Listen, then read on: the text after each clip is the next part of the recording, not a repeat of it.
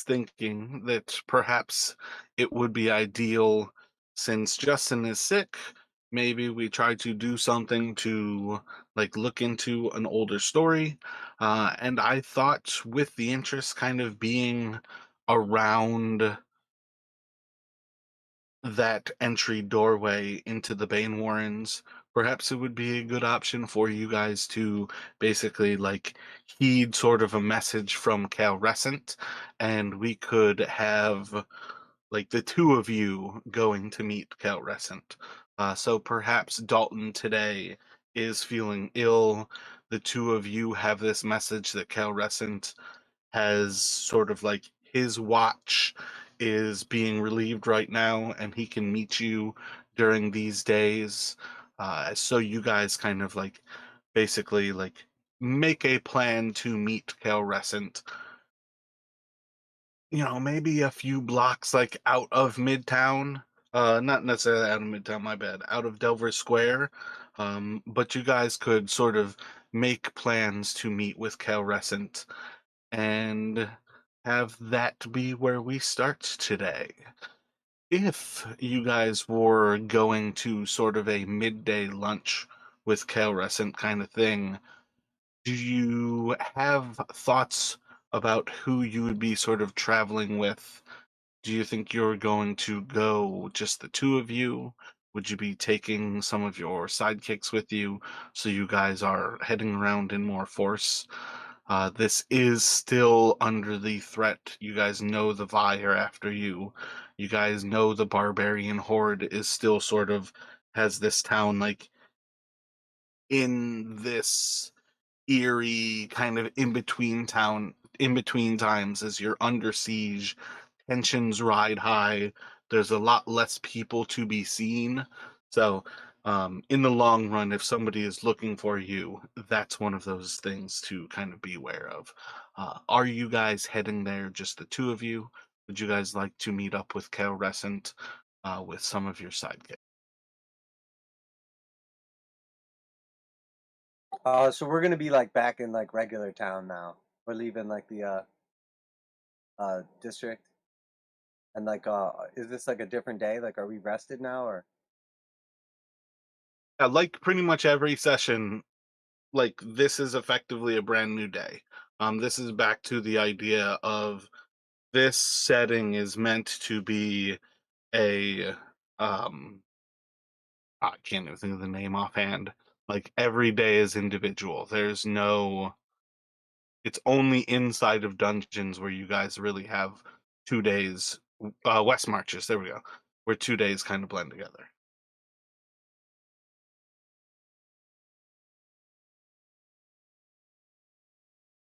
Okay, I'm thinking I'll bring Terry Chin with us. Yeah, I think I'll be bringing Bill the Lizard Man still in the gate. Give Bob a little rest.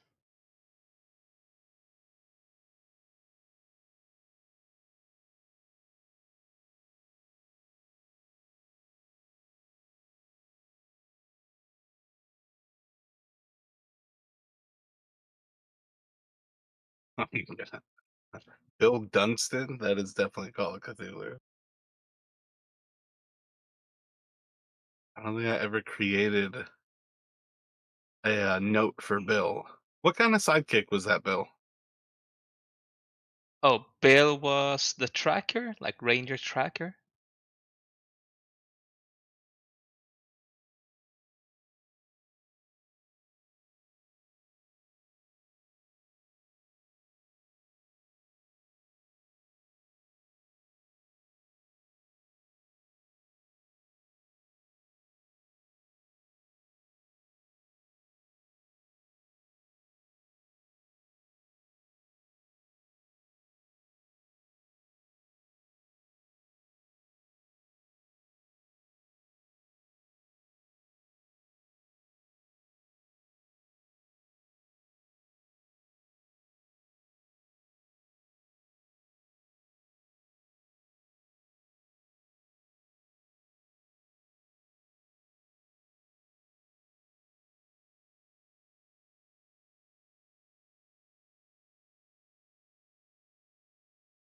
Poor Bill didn't have a place in this world till now.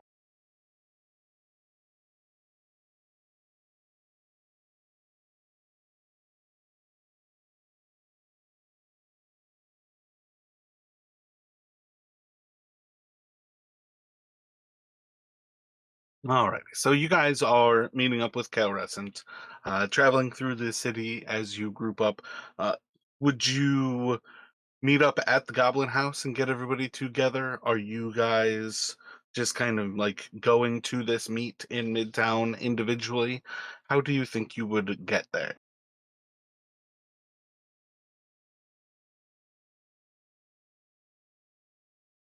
Probably have to go back to the Goblin House and communicate in person, grab the sidekicks, and then just all go together. Yeah, I mean that's fine with me.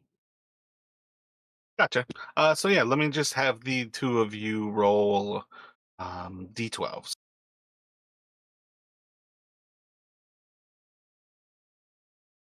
That's a 7.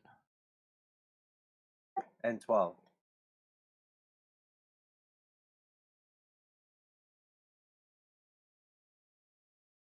Gotcha. So while you all are traveling through the North District and going to the Goblin, or going away from the Goblin House, going to this meeting, you're going to sort of encounter the sort of madness in some of the folk of the North District, some of the merchants kind of recognizing with the recent full encirclement of the barbarians.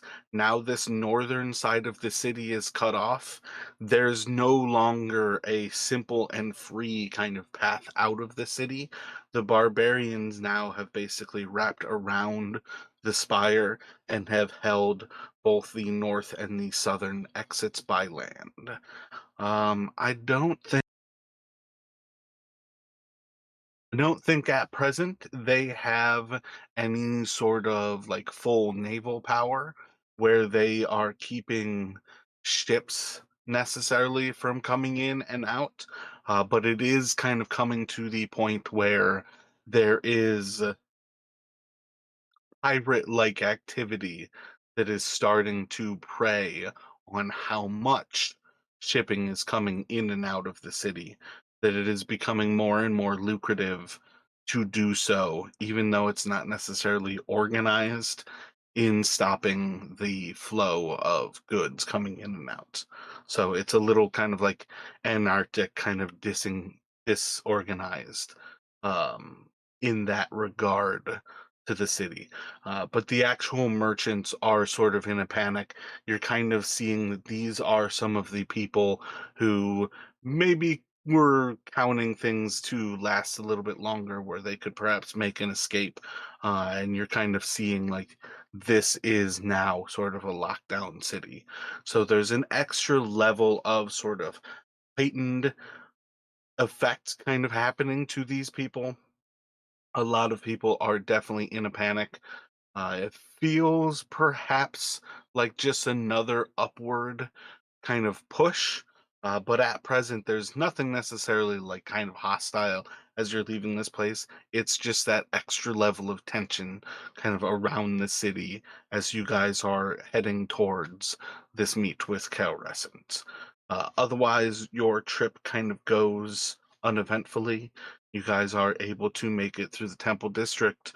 You can head down into Midtown, and you basically are in Midtown, sort of across the way from the St. Gustav's Temple. You guys are maybe a few blocks to the south. And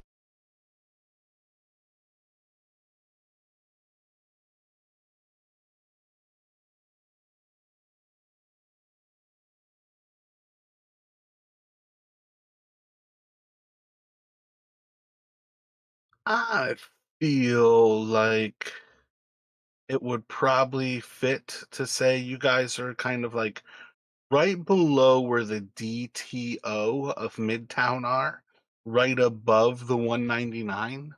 You basically have Kalrescent kind of inviting you guys off to this area and just kind of saying basically like this is a solid place for us to sort of like walk and talk. There's a lot of street vendors who have basically like street foods, different knickknacks and things, and it tends to have an amount of people there who are going about their business that you guys can sort of meet and have your conversation at need, basically. But he basically invites you guys to meet him there. You guys can head over, and in the meantime, basically, the five of you kind of gather together. You're sort of waved over to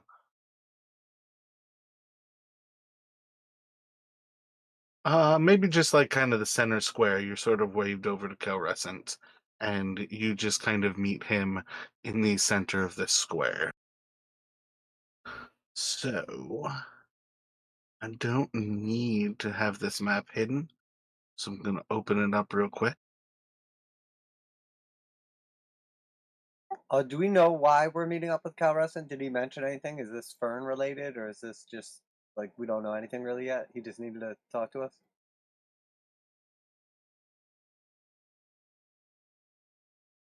Let's put it at he basically said enough that you guys know it's regarding the door because Kalrescent has basically been part of the Church of Lothian's guard on the door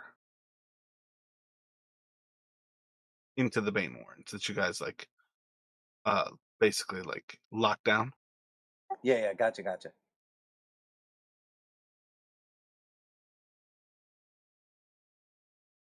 So I've got this populated with a bunch of NPCs right now to try to give you sort of a sense of the actual street.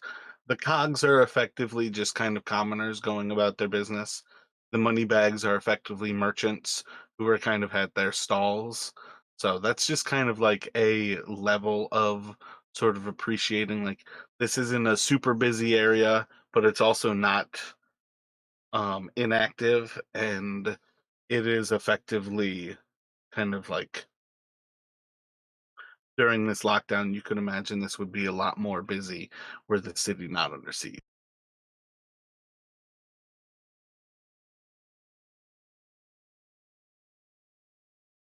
So I've got your tokens there. I did not yet prepare. I want to drop Harry Chin and Bill.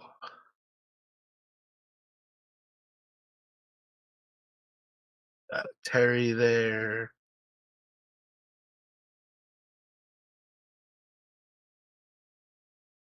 I don't know. Got Bill saved. I feel like I've got Bill saved.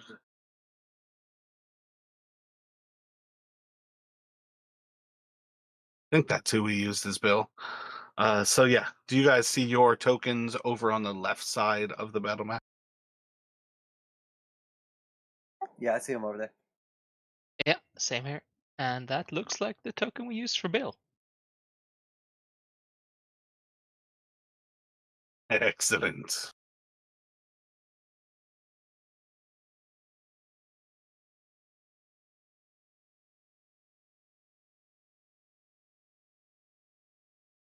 So you guys are probably coming from like the northwest. Trying to think if I can ping in this. I don't think I can do a normal ping. From like the northwest, or simply just one of those like western corners, kind of how things sort of boil down. It would be a little bit more roundabout to be coming from the east or like the northeast. Those would be a little bit more roundabout, at least a little bit like less familiar as sort of Delver Square is the like main familiarity. But effectively, when you guys kind of come here, you see Kalrescent effectively in full garb. As always, like it's not necessarily unforeseen that people are in armor, and it's certainly more common with the actual barbarian siege underway. But you do see that he has like not necessarily robes, not like a poncho, but sort of like a slip, I guess, kind of over his armor. So he's got it's like a just kind of the symbol of Lothian is a golden lion. So it's just kind of like a golden lion on the front, golden lion on the back, and then it's got like a head hole. It's like a very simple tabard. I think tabard might be the right word. Kind of over his armor, so he's largely kind of covered in this cloth, and it's sort of wrapped around him. But when you guys notice him, he would kind of, raise a hand in greeting, sort of with his like open hand, kind of like palm, not necessarily towards you. It's not like a wave, but it's just kind of like that open hand up, kind of like drawing your attention in. Smile comes across his face as he calls to you. Uh, Gale, Jinx, well met, friends. And he just kind of like beckons you over to this stall where you see as he like is grabbing like a few like meats on a stick kind of thing. He like looks back over to the merchant, hands him like a little bit more coin, and the merchant goes to like hand him more, and he's kind of like checking, but he'll basically like as he sees like the four of you coming over, hand each of you like a mystery meat on a stick.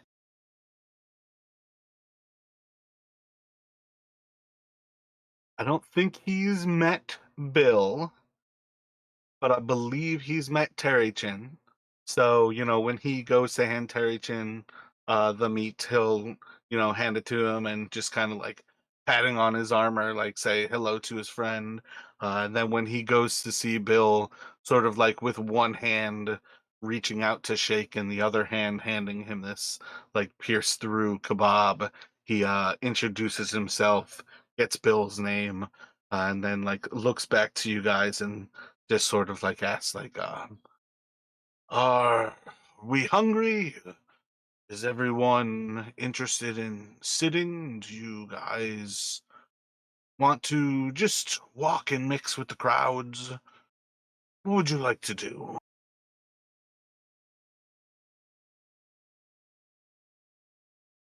I mean, depending on the sensitivity of the information that we're planning on discussing, maybe you'd be the best to make that decision. But I'm open for whatever. As long as you put some street meats in my hand, they make it to my belly, I'm okay.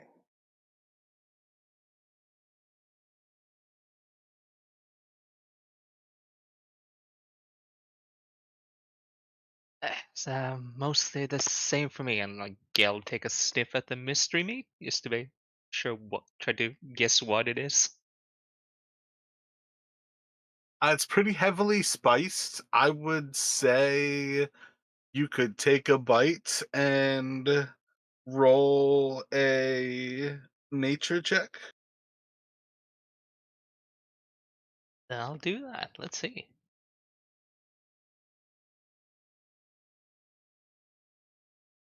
That is 21. Tender, not too fatty. Pretty sure it's probably something that's raised to be meat. It's not like giving off like any like sort of horrible flavors of it was living in places that you wouldn't want to be around. Reasonably sure this is like something like a lamb or like goat meat kind of thing.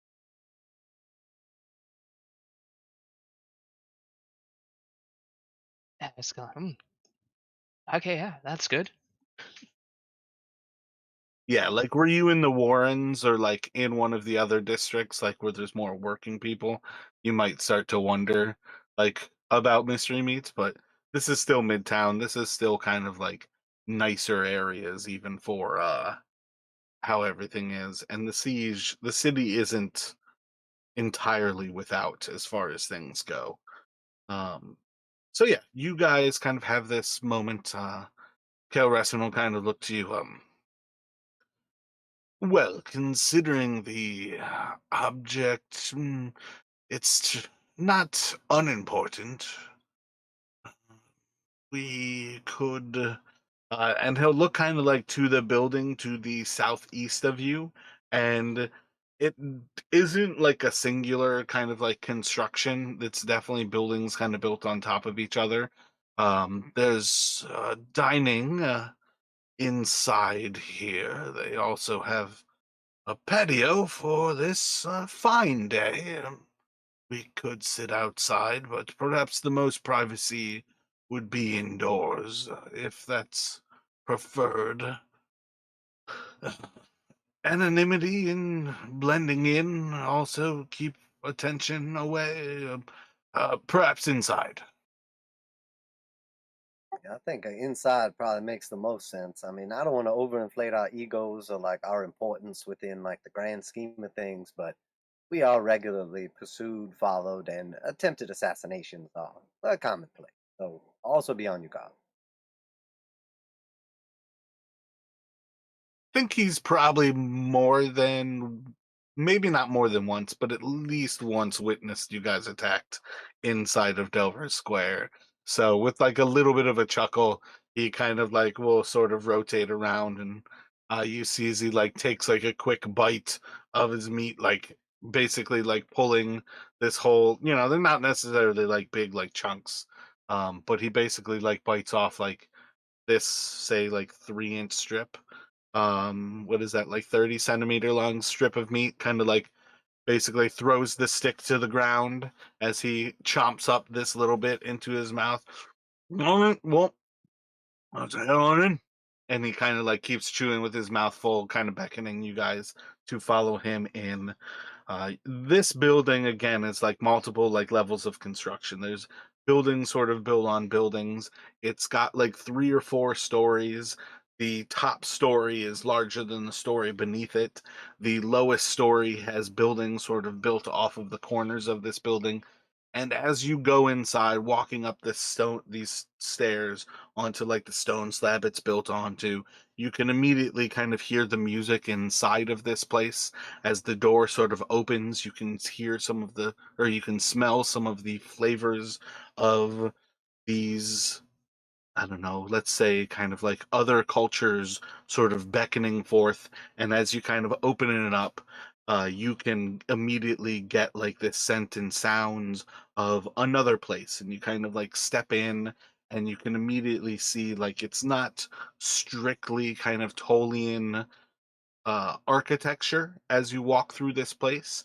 It's kind of beckoning you to sort of like an Eastern culture, like an Eastern area of the Tarsian Empire, where you guys aren't necessarily unknown to this, but we'll just kind of like put it as sort of like one of these smaller kind of maybe like Grail Warden sort of flavors as to like where a lot of this kind of place kind of beckons to.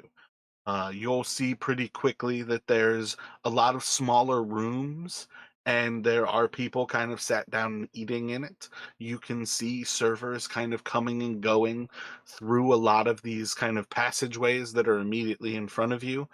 Basically, that this place, all of the different constructions probably serve this same restaurant, all of the different levels on the same idea.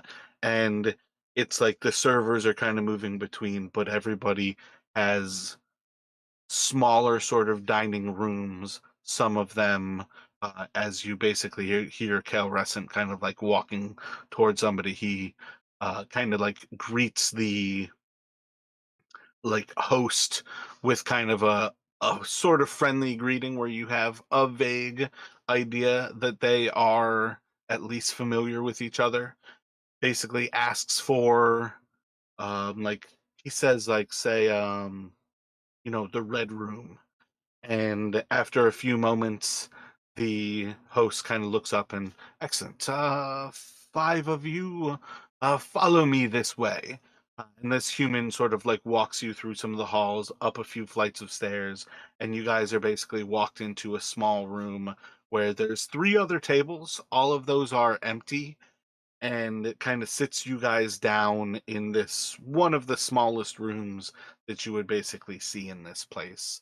On the, I think I didn't say, but we'll say the 3rd level of this place, there's a large window that kind of like opens up, and you guys are basically inside of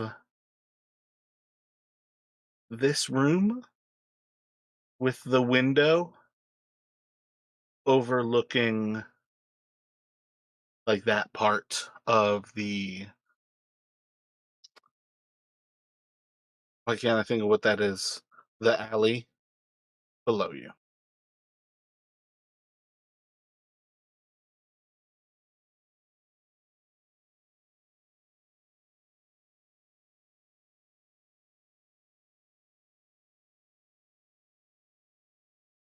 No, not to disappoint, the room is indeed, like, painted red.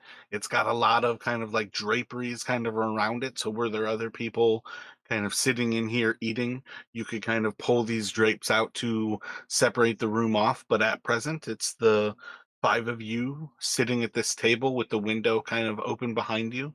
You can feel some of the actual breeze of the day outside kind of coming in and keeping things cool, but otherwise you're kind of surrounded by the sense of this place.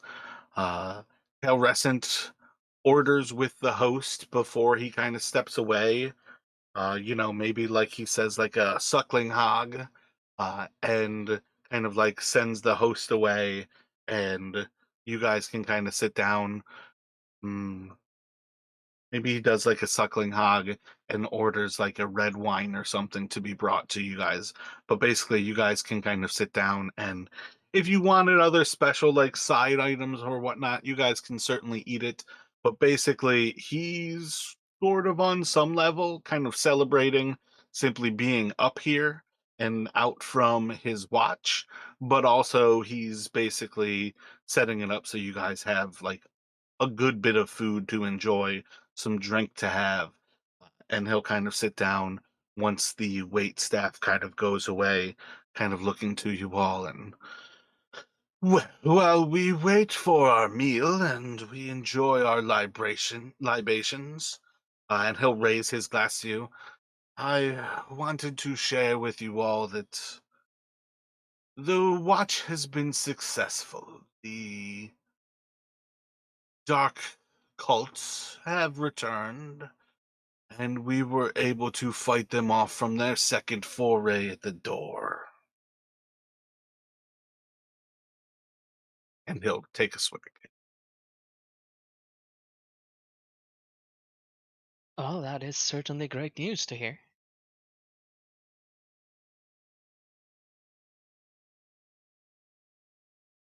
It is indeed.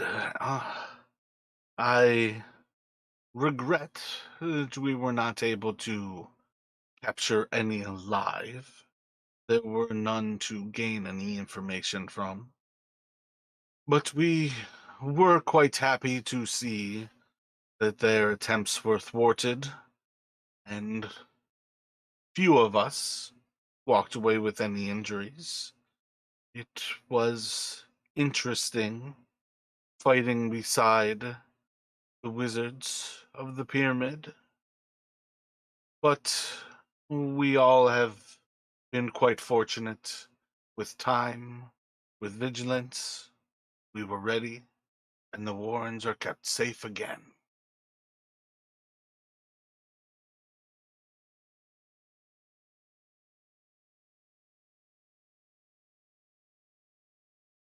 Jinx will like lift up his glass and say, "Here, here, to the Warrens being safe again." I mean, sounds like a success.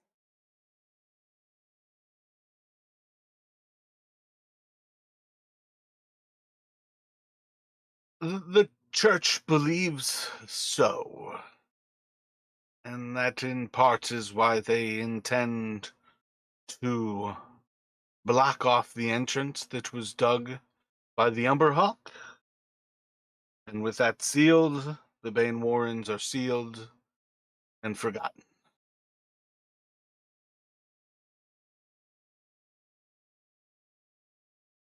And that's why I wanted to meet with you all. So you knew, we all knew, that a decision was being made and things will change. The watch will not continue. This entrance will be forgotten if the church has its way.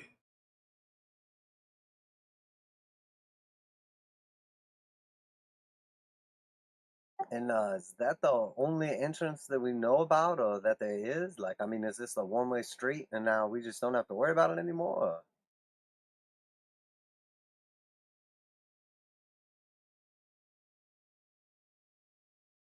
Or? Kind of like looks over towards Gale and with a few moments of thoughts is, well, there's certainly those who hope that there are others who believe the tunnels of the Warrens are as vast as the underground beneath Tullus, that more entrances are certainly known, and those who have investigated them have simply just died. There are those who believe they're simply undiscovered. It's impossible to tell. But those in the church believe that this is.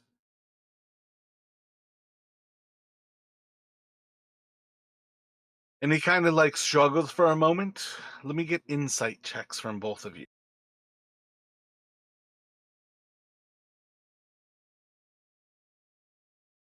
Feel like Gale's probably high enough for the. Oh, yep.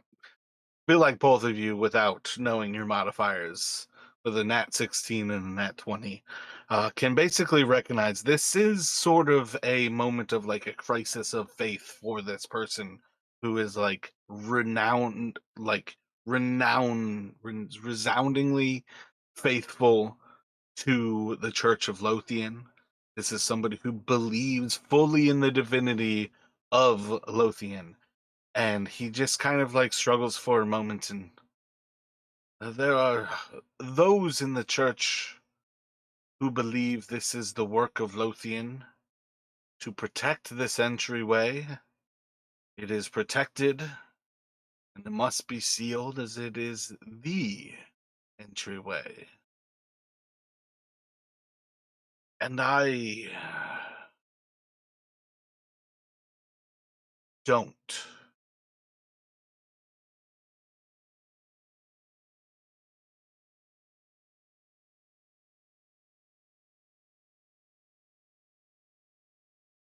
Um, don't what? You don't think it should be sealed? You disagree with the church?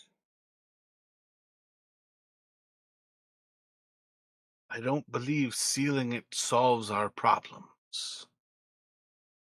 If the cults have come once, they will come again. They've come twice. Why would they not come again? And with sealed tunnels, why would they not search, find another Umber Hulk, and come once again with the same idea, the same preparation to open that gate? I don't believe the threat is solved by dirt. And he just kind of like places a hand over the butt, the hilt of his sword, and just this is again kind of the reference to, unlike maybe a cleric who's purely faithful, this is someone who believes in the blade of Lothian perhaps more than the heart of hope.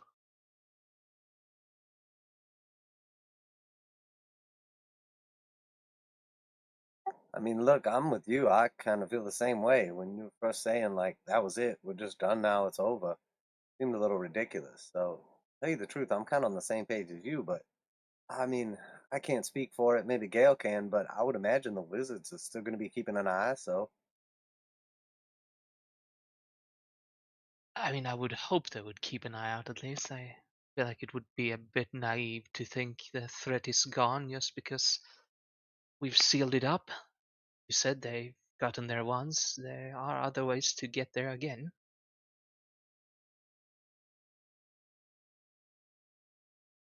It would appear that the pyramid will not entirely abandon the watch, but with the entry sealed, they will not keep wizards in that place. It will be sealed from all life. They said they can simply watch from afar. Do you believe that they can watch every minute of every day? That they would be ready to perceive the moment some ill happens? I don't believe watching is as good as being on guard.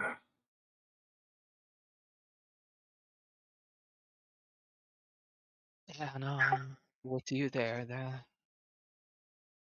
can keep watch as wizards, but probably not all hours of the day and our ways around that as well.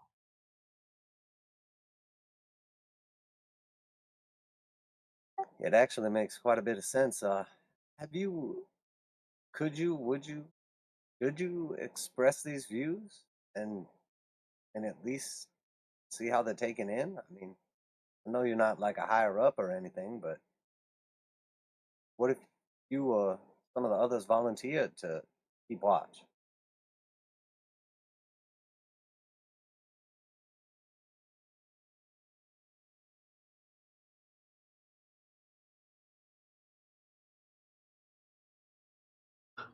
Without the church fathers in line, without the emperor in line,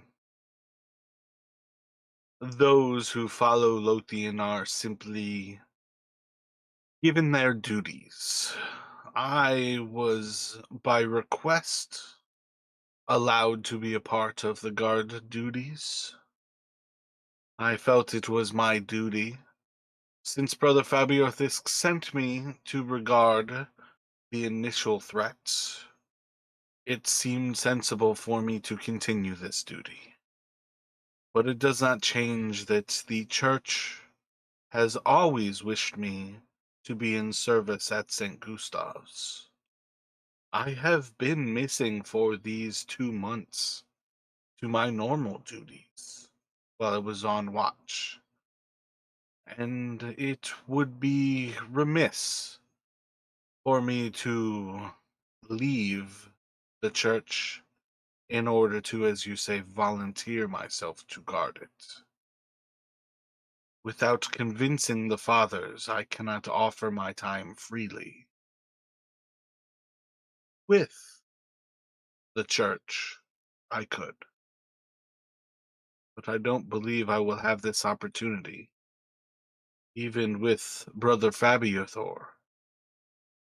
The thought of watching this place indefinitely is minimal, and the two of us are very closely in line with our thinking.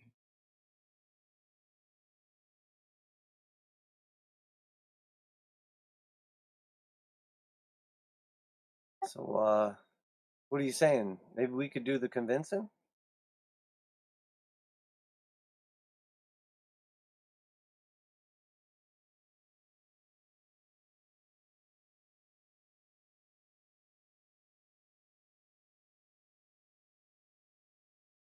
I don't know what route you can go.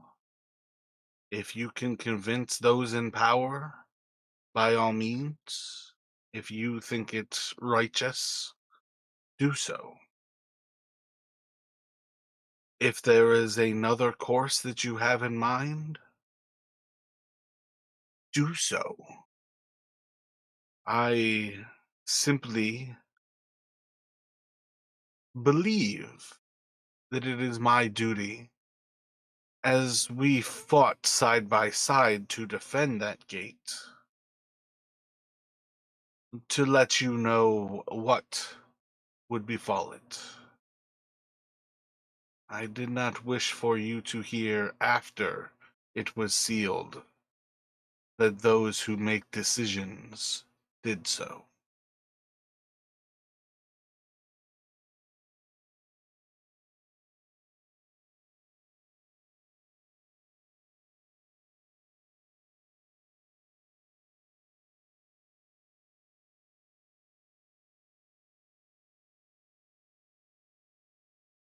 I mean, Definitely seems like a out of sight, out of mind type situation is what the church wants to go with here. And I'm not one to second guess them, but this just seems like obviously a poor decision. So, I mean, if Gail's not opposed, we can do our best, try to sort this out. I think it's idiotic to just seal it off and stop watching it, stop guarding it. I mean, we know it's active, been around for ages, and had problems with it before. So, like you said, I think if they come once, they come twice. They're gonna come three, five, 10, many times as it takes. Have a hard time thinking the cults will ever give up on their night of dissolution.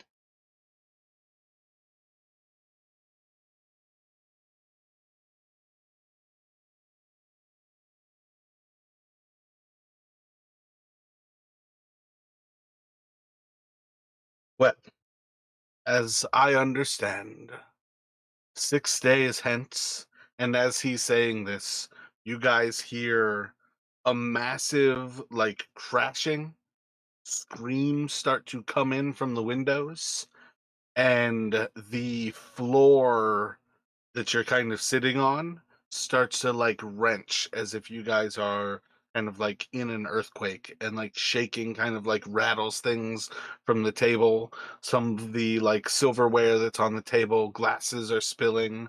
The like remains of like the hog that you guys have been having kind of like shake. Like this whole place starts to shake as you kind of hear this like crashing from outside and screams.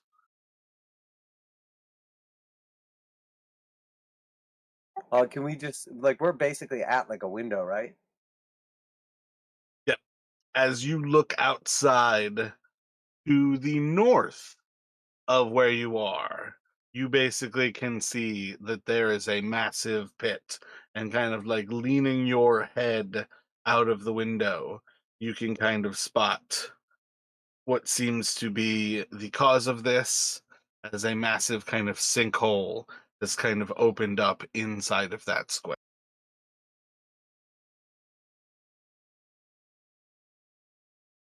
It's gonna delete that poor son of a bitch who's standing right on top of it.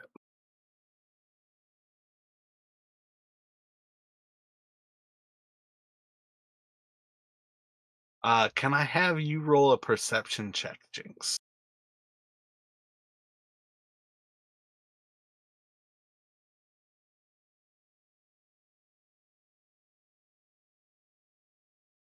It's 10 total.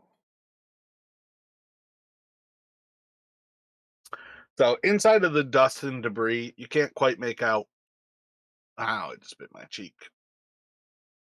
Inside of the dust and debris, you can't quite make out what's going on. You can see movement in there. As far as it kind of goes at this point, I feel like you'll kind of have a recognition that people have fallen into this hole, and perhaps there are people to be saved at this point.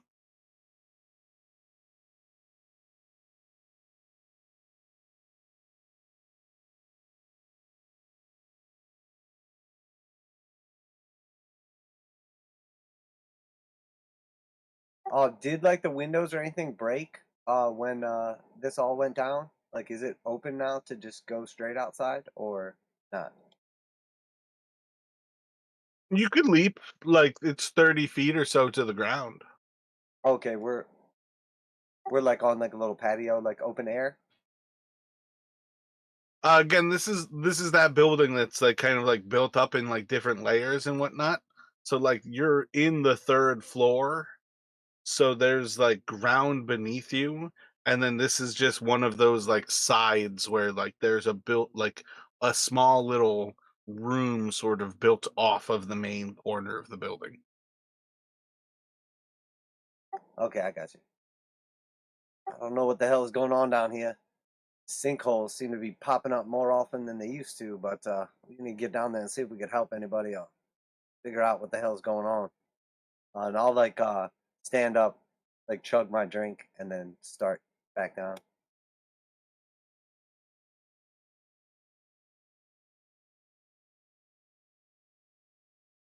Let me have you guys roll initiative here.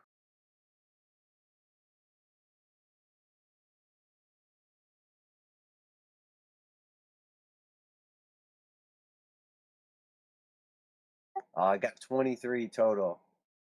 And I got a 15. But I rolled a 7 for my constitution check, chugging my drink. So whatever happens, it was embarrassing that I could like barely finish my drink.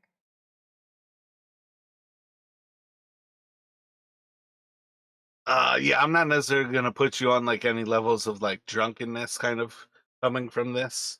But let's say it's the type of thing where like you go to like chug it and you needed to like gasp for air at that same time. So you immediately like tilt back the glass to finish it and just like choke on it and like spit red wine all over yourself. So your chest and everything is just like soaked in red wine to start off this wonderful display of acumen. Oh, went down the wrong pipe. Oh, I rushed it.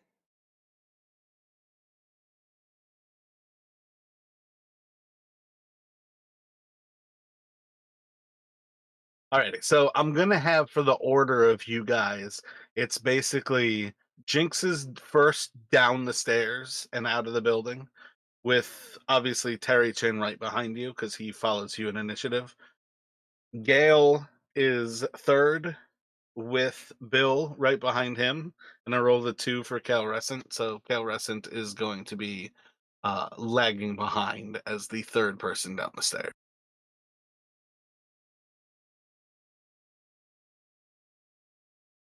And he doesn't even have a dex bonus, so it's staying a 2.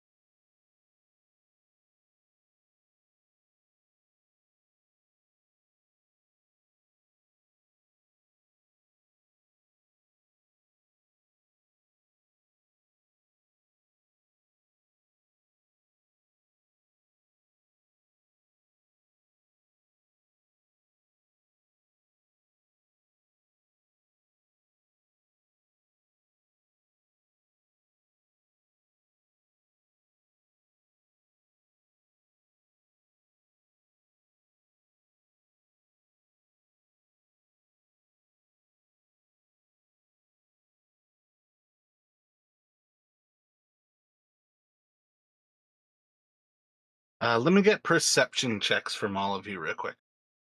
Or my bad. Let me get perception checks from not Jinx. I'm gonna stick to the 10 you rolled before. I think that's the same number anyway. That is a 13 total for Gale.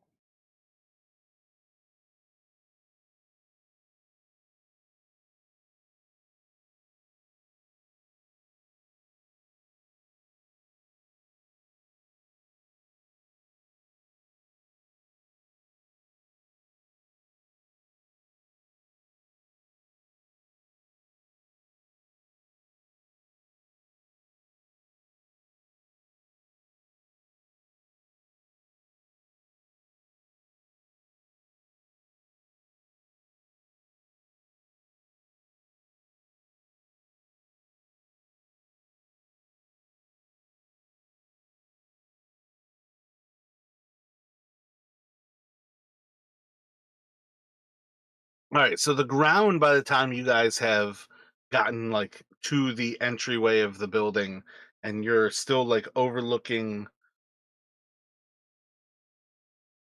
let's see. I'm going to draw an arrow.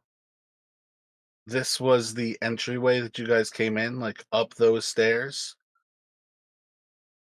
So you're over whoa, whoa, whoa, whoa.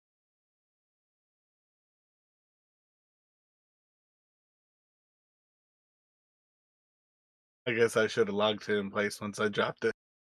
Oh, you're good. I meant to like move the focus of my map and the whole thing moved. Yeah, I was like, why make 2 maps when I can just drop a PNG like on top? So yeah, as you guys are coming out of that route basically, you're overlooking where the sinkhole is. The dust is starting to settle, but you're still basically like looking into something where you can't quite see what's going on.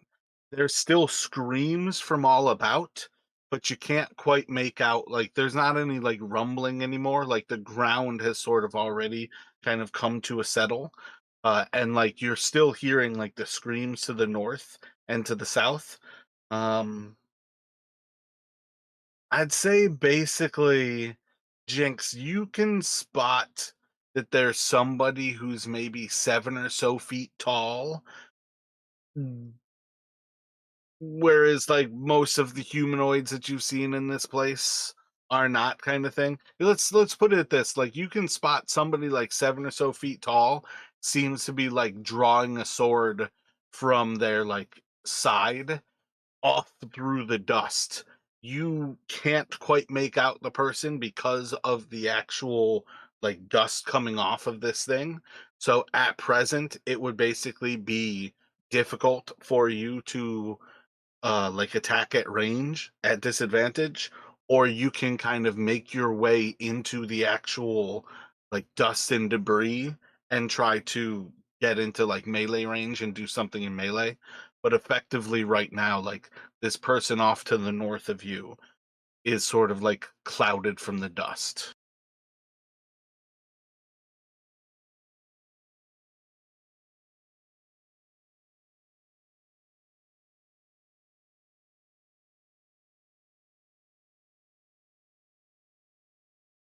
And is it like my turn to act initiative right now, or? Oh yeah, my bad. It is indeed.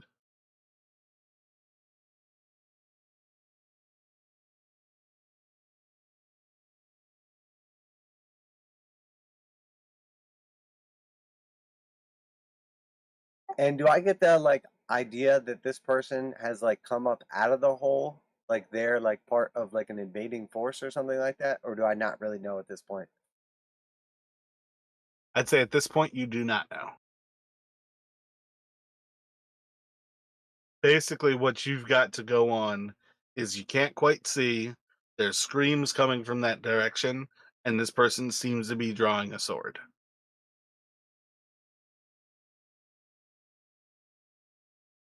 Okay, I got you. And because it's like so dusty right now, do I feel like I need like light, or is it just like more of like a time to settle type thing?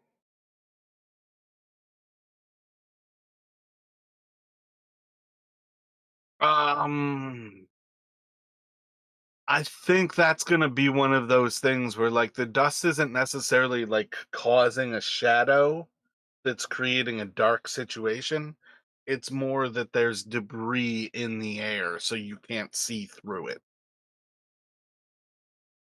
Okay, So okay, I if you got you. had something, I don't think you have like gust, but if you had something that created actual wind, you could use gust to kind of clear the dust a little bit quicker than what would like naturally be allowing it to settle. Okay, okay, that's cool. Yeah, sorry for all the questions. All right, yeah, so I'm just gonna go in there.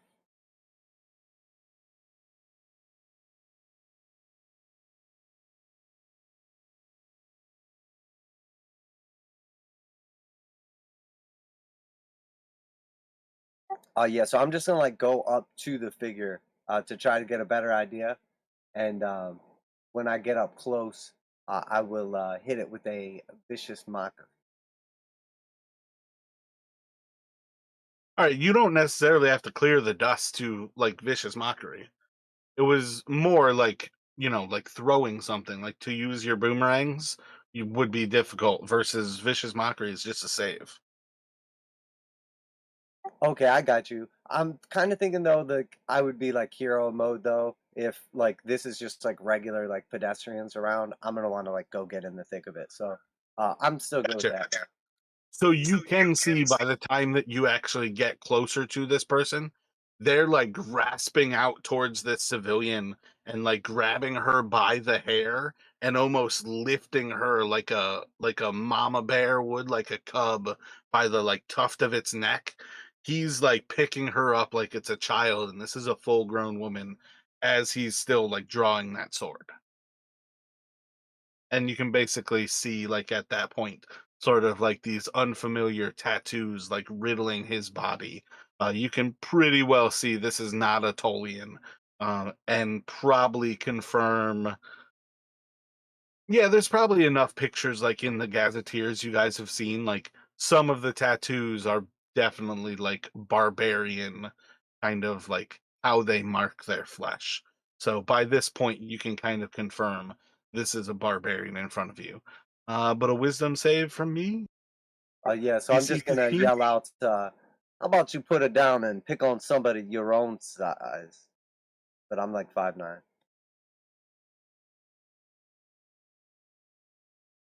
I don't see any reason for him to have a wisdom modifier. So he's gonna fail that with a 12, and that's 2 damage. Yeah, that's 2 damage the hard way. Doesn't even seem to affect him as he like turns around and you just see like this big like dumb face sort of like looking at you while he's still holding this woman as if she doesn't weigh a thing, like lifting her by her hair. Um and we're gonna go to Terry Chin. What is Terry doing? Terry's not gonna play any games at all. He's gonna run up and did we decide, does he have a spear or a double-handed sword? I can't remember. I think he has his spear named Sword. I don't Okay, yeah, believe you or guys sword named gave him one spear. of the Yeah. double hand. Okay, so yeah, he's gonna attack with his sword, just or spear, whatever it is. Well, you know that I said that because purely because I said sword and his profile has a spear, or I said sword, spear, and his profile has a sword. Oh yeah, yeah, for sure, for sure. I just Okay, couldn't keep okay. track of which one. So he rolled a 5. I think that's gonna put him on like a 12, maybe. Yeah, I think five's enough to. No, my bad. That's gonna be a miss.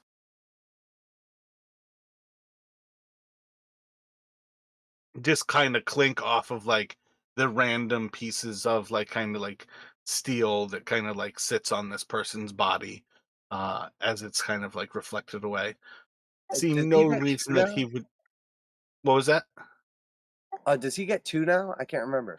I was about to say I see no reason that he would not have multi attack at this point. Because I think you guys are level 7, so they're level 6. Yeah, so it's 8 plus his weapon attack is plus 6.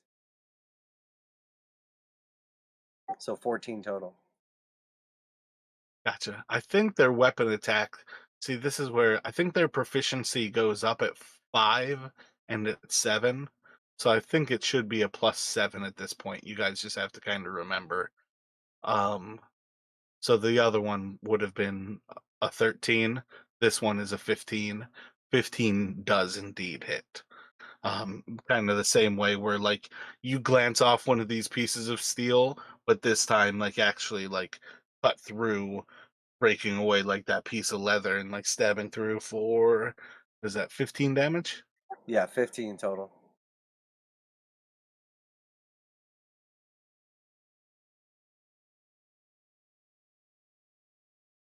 As the like sword like slides into this person's flesh, like you can see it's just like cut right into sort of like the side of like a big meaty part of his thigh, and he just kind of like grabs the spear with his with the hand that was holding the woman, and he like pulls Terry towards him, and you can just hear like the metal of Terry's armor like grinding against the ground as Terry just doesn't weigh enough to not be pulled.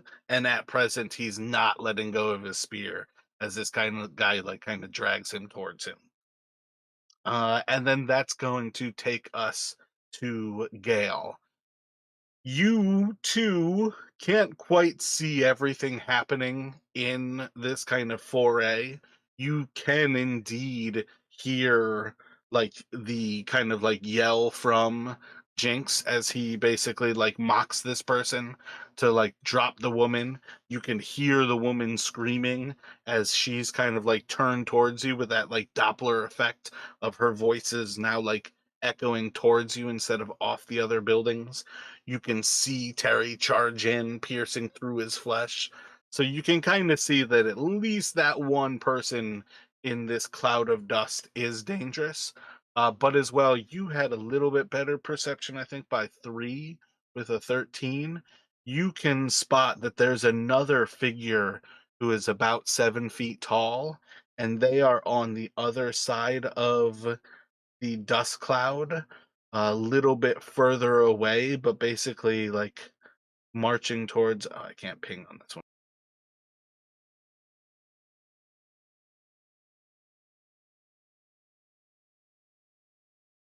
And marching towards this like other area off to the northwest.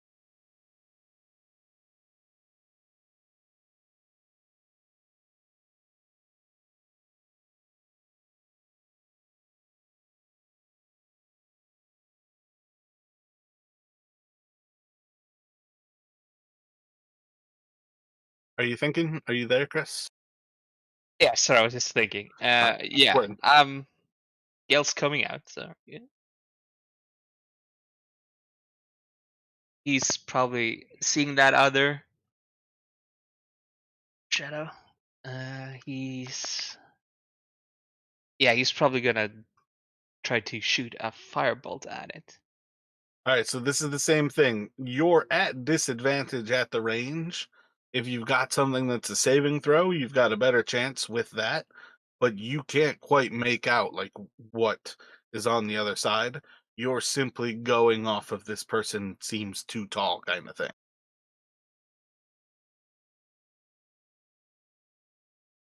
Yeah, but like I can see, but does it count like I can see them for like a spell that say that if target you can see, or Yeah, yeah, yeah.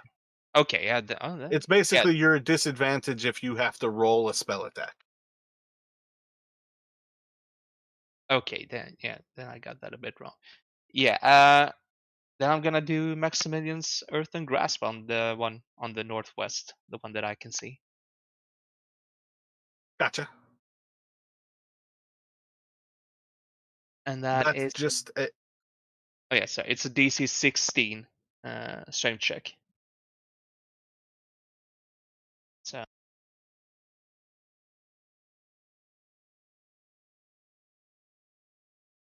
yeah, so like you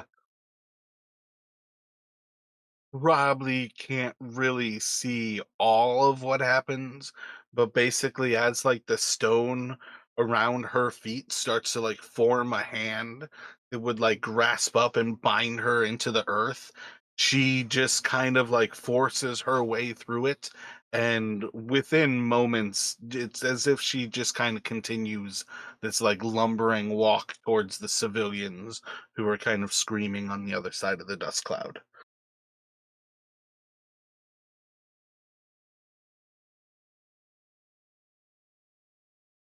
Is that concentration? Can you move it and try again next turn?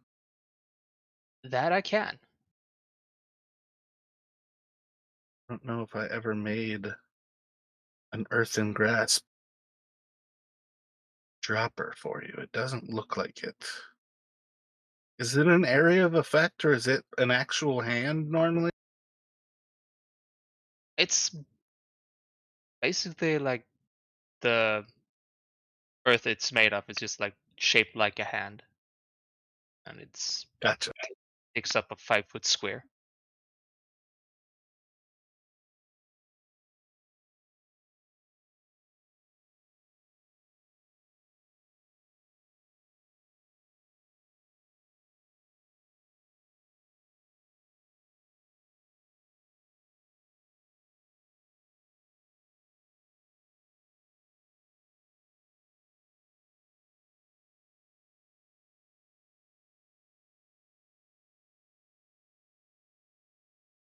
All right. I don't have any instantaneously good hands to drop there. So I'll create something shortly here. What would you like for Bill to be doing?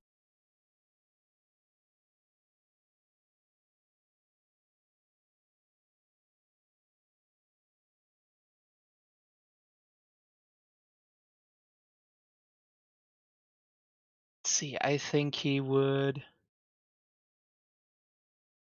Yeah, he would take two shots on the one, like northwest is the one that I try to hit. Gotcha. So his shots will be at disadvantage.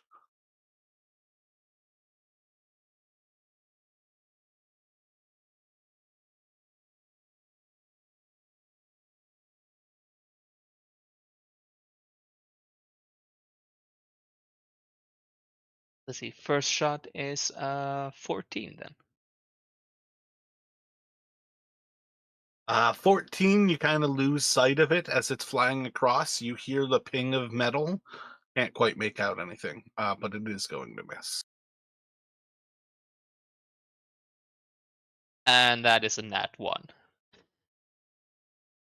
You are going to hear the scream of a human as he lets another arrow fly. God damn.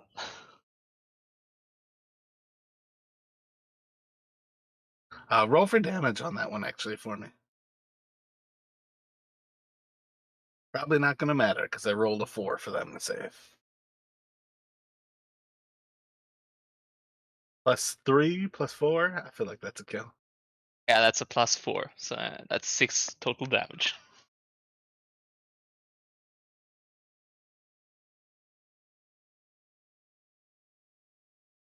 Dun dun dun. Let's see. So this is going to be where both of them are actually going to act. Um, I've already said he's kind of pulling Terry in from the spear as he let the woman go. As he gets Terry closer to him, this barbarian is going to take 2 slashes at Terry, and he is, I believe, gonna go reckless.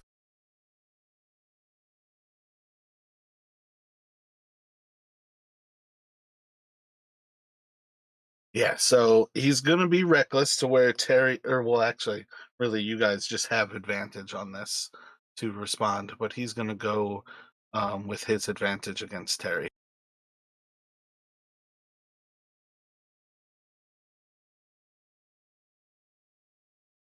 Should hit with a nat 15 against Terry's defense. But Terry's defense is 17, is that right? He's got 18. 18? Yeah. So it's definitely no problem there with the 15, but just for future reference for me. And he's gonna do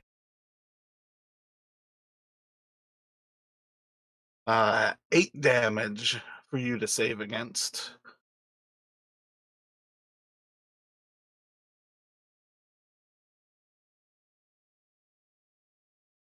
The second strike is going to hit off of your armor.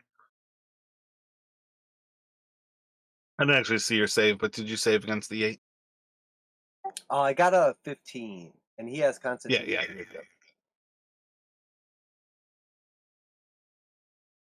yeah. Let's see. Let's see if she noticed. Yeah, the grasp would have been there. Let's see.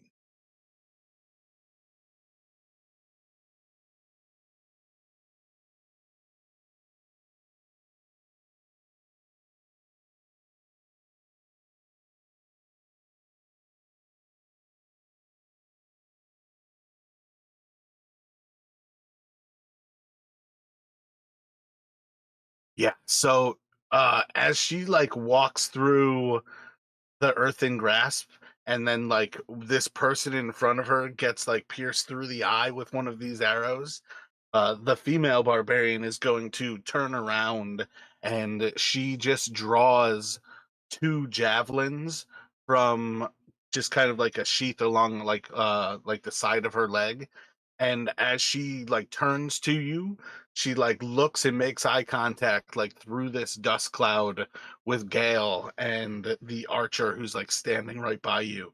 And you see as she starts to pick up speed, she is going to run and jump the pit.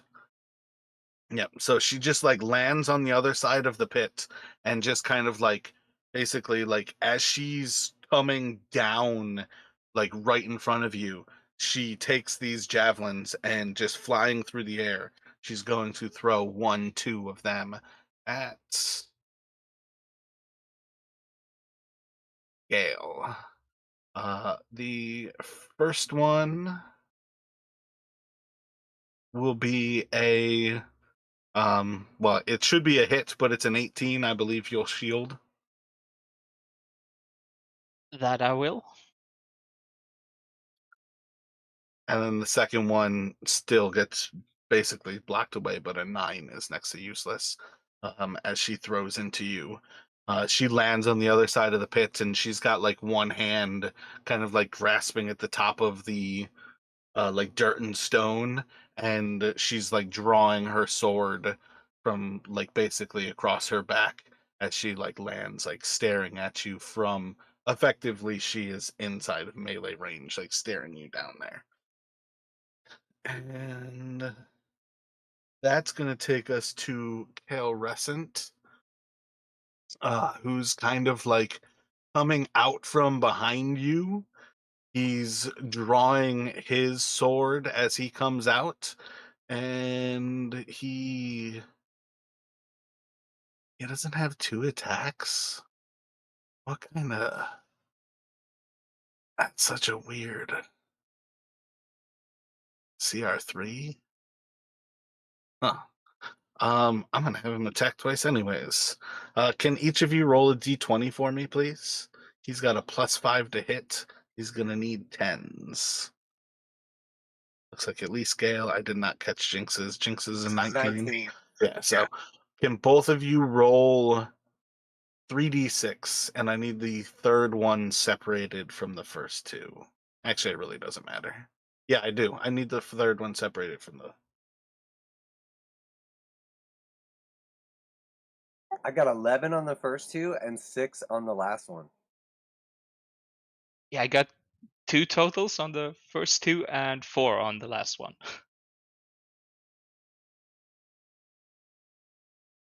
So 2 and 4 were from you, Gale. Yep.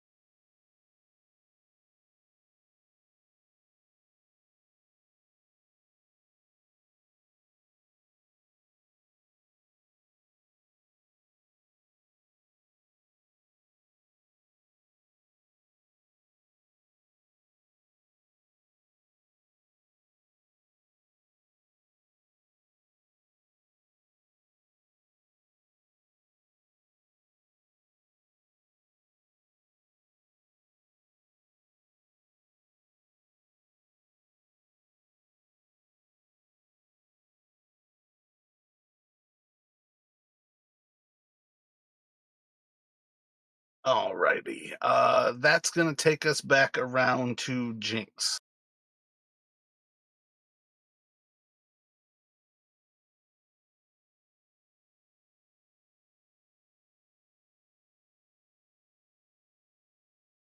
Okay, I'm gonna go ahead and do an upcast on hold person. So I'm gonna target the two barbarians at a third level. Excellent.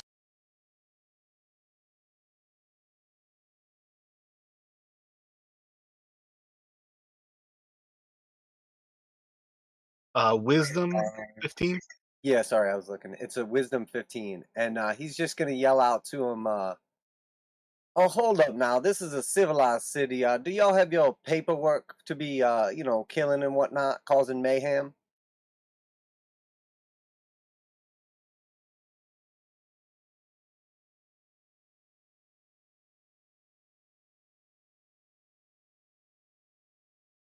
Yeah, the two of them, it just kind of sinks in, and they are held. What is that? What's the actual condition there? They just take no actions? So they are paralyzed for the duration, and then Gotcha, the end paralyzed. of each turn, they can do a new wisdom check to try to break it. The end of each of their turns. Excellent. So Terry has advantage on the one that is being held by. And then I'm actually gonna move away. Hearing like the yell from the arrow or whatever, I'm gonna go over and see if I can like see the person that got like hurt. Make a dexterity saving.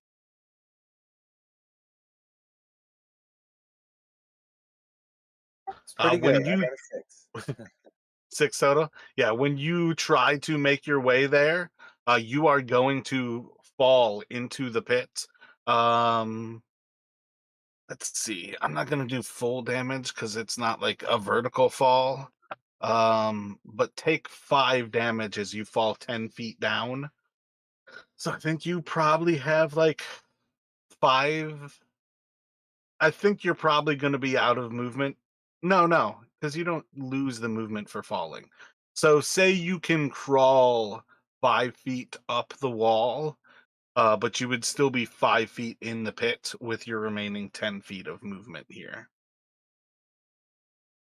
Make a I would perception say check, though. probably. I would say realistically though, like with a 3, that I probably like have to like use movement to stand back up to.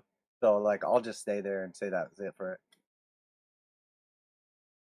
Gotcha, that your movement would be halved. I think that's legit, without forcing you to go prone. I think that makes sense. Um, you can see one, there's already a barbarian who's like about to like peek the crest. He's like right behind you in initiative, who's about to crawl out of this. But you can see that there are two more barbarians who are in this pit. The two who are about to make it out, and then a third. Um, I'm gonna put. I didn't. I've been rolling to see what turn they come in. I'm gonna say there's a third barbarian who's kind of like behind rocks, and you can see that he's like trying to clear the rocks that kind of fell inward so he can get into the actual pit to climb out of. But at this point, basically, you know that there are 5 barbarians in this place. Um, as far as things go, because you're a little bit more of a verbal character, you can be starting to share that, but I would say that's pretty meta for the other characters to know at present. Um, but it would be up to Terry Chin. He can make his attack still as you would like. I'm gonna do a bonus action and yell up to Gale if that's cool. It's not just the two of them. Better make these hits count, Gale. And I'm gonna give him bardic inspiration. Gotcha. That's part of the problem with I feel like bards have too much to do with their voice. Like you're still limited to 6 seconds is part of the problem with how much you can share.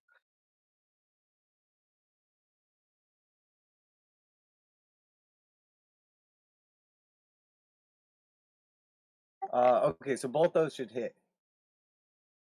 Right. I didn't actually catch the first one, but I think it was two teens. So yeah, I think you're good on both of those.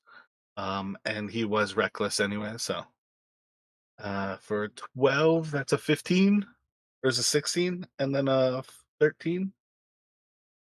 Yeah, so 29 total.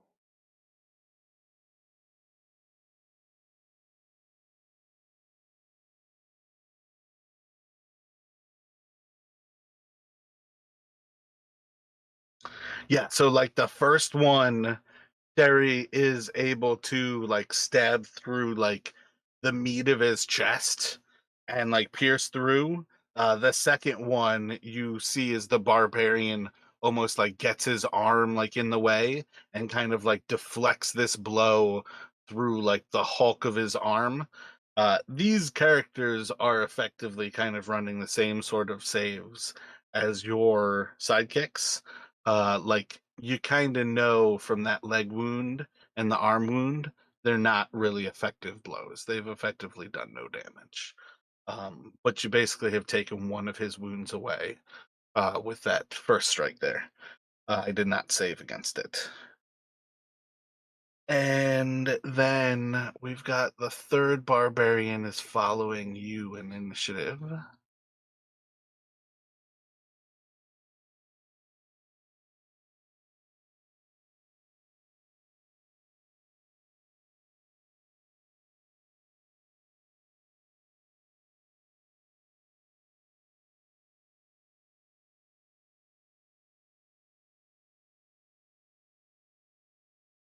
Yeah, he like crawls up to the south, just by Kalrescent and Gale and them.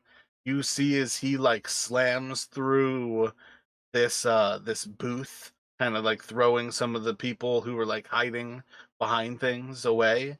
And he's going to go to Bill and make two attacks on Bill here.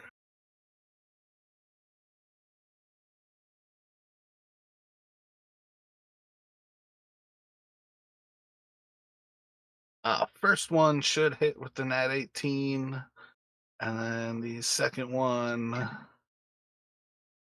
my bad, he is reckless as well. The second one is going to hit with the nat 15.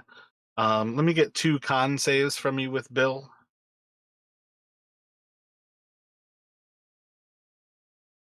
19 and a 3. The 3 is what is he? Is he's a hunter? Does he have constitution? No, he does not. He has strength and dexterity. Gotcha. So he'll lose a wound there from one of the strikes. Oh, you know what? Paralyze is an auto crit. Oh, my bad. I thought it was advantage. So That's that why I was rolling. no. It's advantage, but if you're within 5 feet, it's an auto crit. So it's damn, I rolled a 4 and a 13. The 13 is a 17. I think the 13 still would save, but I think he would take 2 wounds from the 4 that I rolled. Mine was 12 and 9. So depending on how you do that. Yeah, that's what I mean though.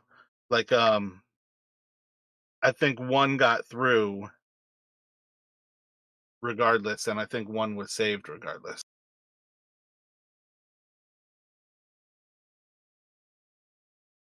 Because the 12 is 24. The 9 is 21. The 13. Oh, yeah, that's a 20. So, yeah, he would lose 4 wounds there.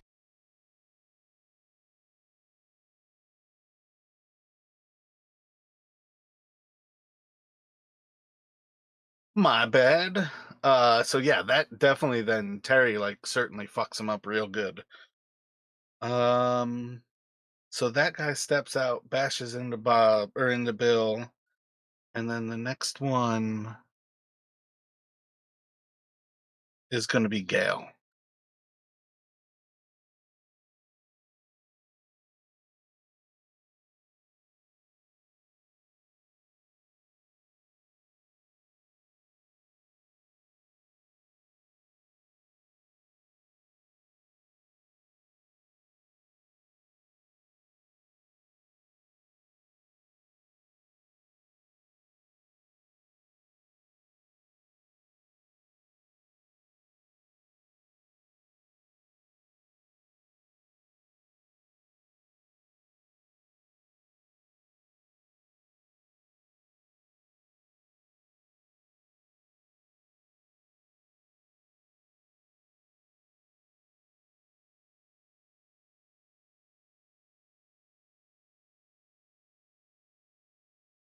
Are you there, Chris?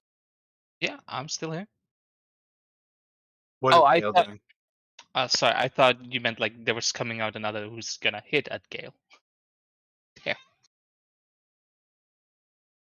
Okay. Yeah. No. Gale is.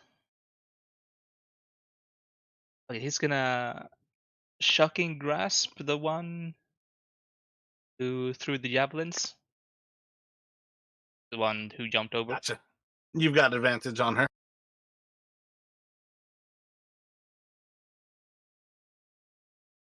And I needed it because that's a dirty 20 with the advantage. Excellent. Um, I think it's a crit. So, yeah, roll damage. How many damage? How many dice is it? I feel like it's a kill because Shocking Grasp is many damage dice. Oh, not too many yet. It's just 2d8. Okay, okay. Yeah, so 16, 24.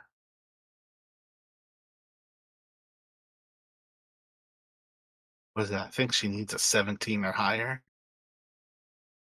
Yeah, so you just like grab, like you just touch like her face, like the closest thing to you. And as you like put this lightning into her, you just see as she starts like frothing at the mouth. And by the time you let go, her body just like slumps down and it's going to fall back into this pit. She is fried as if she was just put in the electric chair.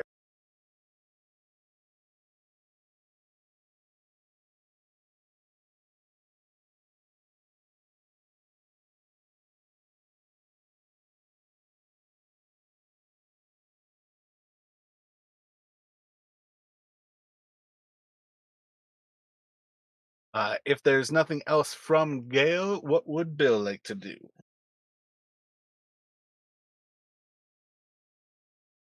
Think Bill will.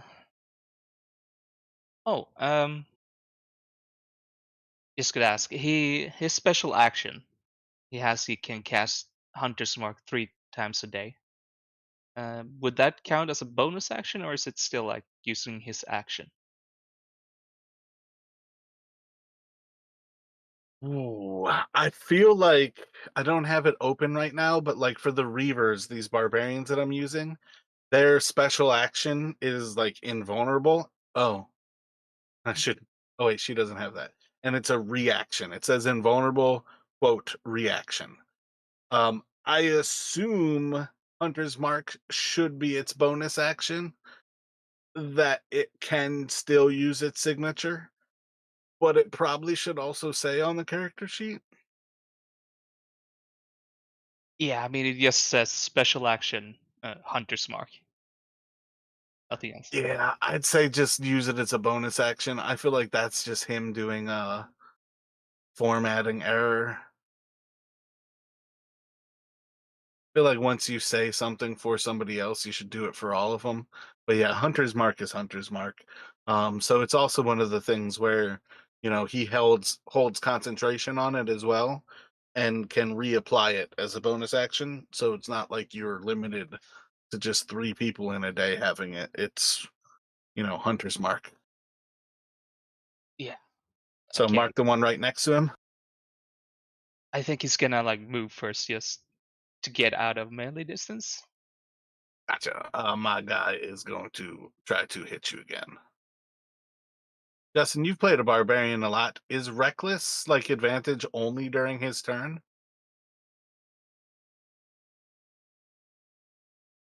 No, I think it goes until you're like following round. All right. I think the 17, even if it didn't count, is enough to hit Bill. But I think a 19 definitely hits him because I Oh yeah. think heavy is 17. Oh wait, no, you said uh 18 was heavy. Just do a con save with Bill as he steps away.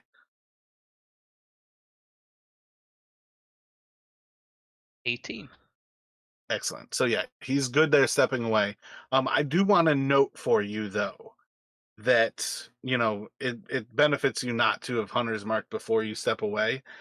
If you hunter's mark and kill the one who Jinx already did hold person on, you have advantage to shoot at it, disadvantage to shoot at it because of the dust. So you've got a straight shot.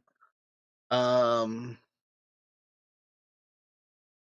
yeah, I guess it doesn't really matter because I don't think that's dust wise. I'm gonna give him a little bit different of a save for the dust. Maybe +1 AC if you shoot at the one that's like immediately next to you. You know what I mean? Shooting at the one that's got hold person on it is a better shot right now. Yeah, I think he will go for the one with the whole person. So Gotcha. Hunter's Mark it and then shoot at it. And that would just be a straight roll then. Yeah, straight roll.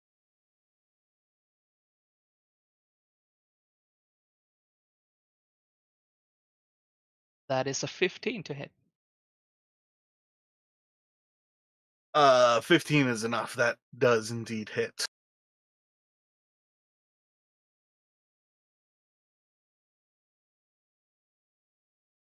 So that is 14 damage.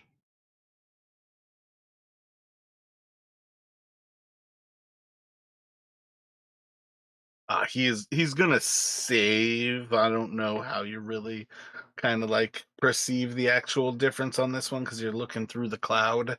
You don't really know where you're shooting him. But Terry might be able to see it almost like just pierces through like the top of his arm, very much just like a flesh shot. All right, then let's see. Second shot. Should hit.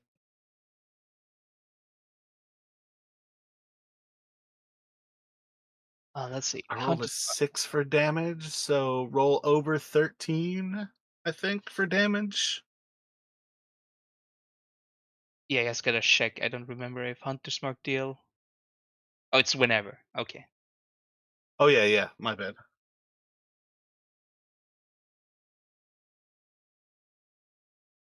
Okay, so that's 13 total damage. 13 meets beat, so he's gonna save against that one. So same type of thing. You like put two arrows just like into his arms. They almost like go through like piercings.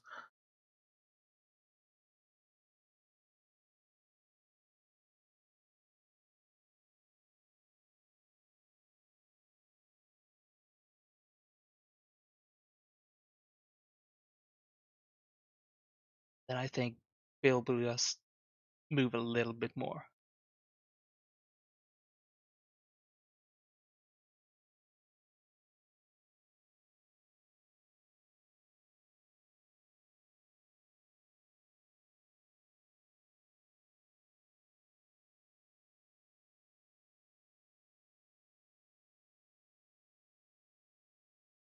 Yeah, this other one is coming up, also going towards Bill.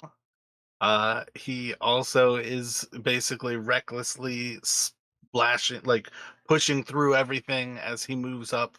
And his first attack is going to hit with a nat 19. Second attack is going to miss with a nat 2. And yeah, do your save. That's a That 10. will save. So yeah, he just kind of like pushes into you, slashing into you with your sword, with his sword, and it's just one of those things where like it's slamming into you, like giving you cuts and bruises, not enough that it's like giving you a harsh wound. Really, a lot closer to what wounds are meant to be. You're getting cut, you're just not getting like changed by it. Kalrescent, with the removal of the female, is going to spin his sword. Ooh, let me see if he know. Yeah, he should know about the whole person. Nat 20 wasted on that. He's going to one, two, three. Yeah, no problem at all. Get over here to the wounded one who's being held. Two attacks at advantage. Damn. Second one's going to hit. It will crit for him being there. What is it? Oh, my bad. I had you guys roll those before. 6 dice. So let me roll his save instead of the damage to see. Yeah, a nat one is going to be a death as this guy gets smashed by damage dice. And then Kalrescent brings it back to the top of the turn on Jinx. So can I? Is it like pretty freaking dark down here right now, or is there like a decent amount of light coming in from above? The dust is probably worse down there, but it's settling pretty good above to where you have about like half light. It's kind of dim light down there. Okay, so can I get a decent idea without doing like a light spell if there's like a lot more or like where they're kind of coming from? You know what? No. I'm doing light. I definitely would do light. Yeah, you can basically see the moment you actually bring up the light spell, you can pretty much see that the other female barbarian has basically freed herself enough that she's entering the initiative this turn. Um, you can see that she was kind of in between two rock falls. The one like happened behind her, blocked her in from like leaving, and like the one of the actual sinkhole here. So you've got a pretty solid confirmation like this is the rest of the barbarian.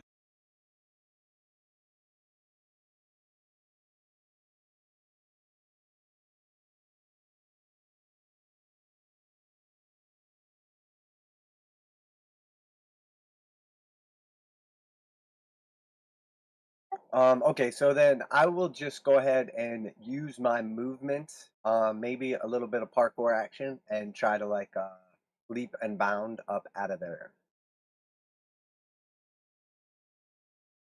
Excellent. Yeah, just do a acrobatics. At that, I'm just going to put it at difficult terrain, so you can make it up and out, but you've got 10 feet of movement left.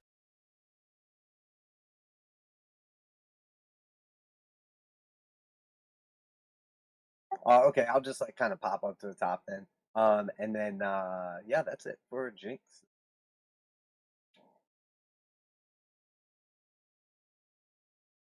On to Terry then. He's got the one to the east of Jinx on Bill, or to the south of Gale.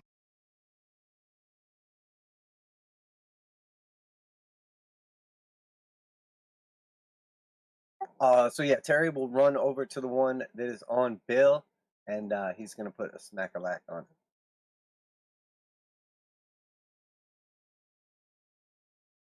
Gotcha. You can have +2 for flanking. I don't remember what we said. It would be. He's gonna use one of his special attacks also. Gotcha. Also, he's got advantage. That guy is reckless. Okay, so they have the fifth level ability right now, or only the third level one? What's that? For the Oh, they're level 6. okay, so when they're level 6 though, they have like the fifth level, like that's based on their level. It's not like spell levels, right? Yeah, yeah. It's based on their level. It is one level behind you. So when you guys are level 8, they will gain the 7th level ability. Okay, so he's gonna do his fifth level special called Charge. And the warlord takes a signature attack and selects an ally who can immediately move up to 30 feet and make an attack or cast a spell. Gotcha. So that ally is going to be one of the barbarians that you bring out of the pit to help the barbarians. I wish I could, but I'm not sure if they're allies. So I will pick Understood. so I will pick let's see. So there's three barbarians. I'll have him do Gale instead. So Gale, you can move up to 30 feet however you want and then make an attack or cast a spell. And then he's going to just do his signature attack against the guy in front of him.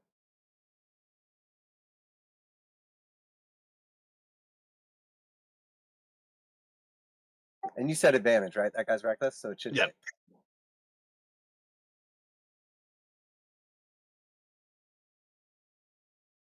For 11 total from Terry. Gotcha.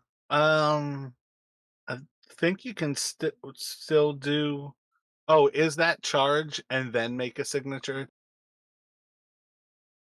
Yeah, yeah, you do like the charge and then you make the signature. So I kind of Gotcha. felt like he gave up his second attack to let Gale do like a second one. I feel like that sounds about right.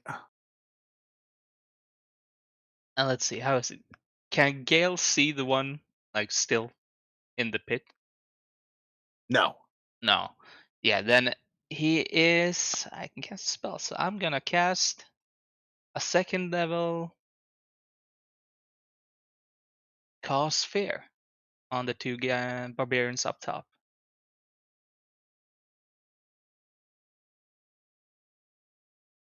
Do you want to move?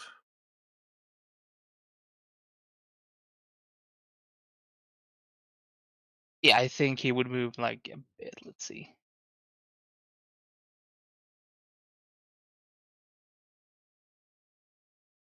Maybe like around there, just to not be immediate contact with a barbarian. Cause fear. I know I looked it up, but I feel like that was a charisma save. That is a wisdom saving throw, or become Okay, it frightened. was. And that's a DC 16. Oh yeah, rolling an 8 and a 4. They're foobar.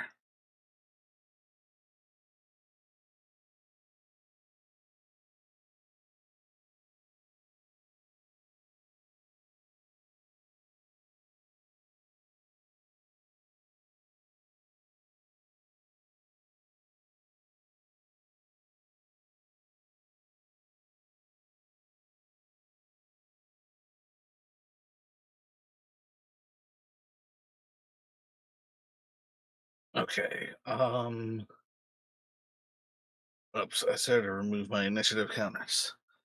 Let's see. I think next is the southern barbarian who is now frightened. They're frightened of Gale.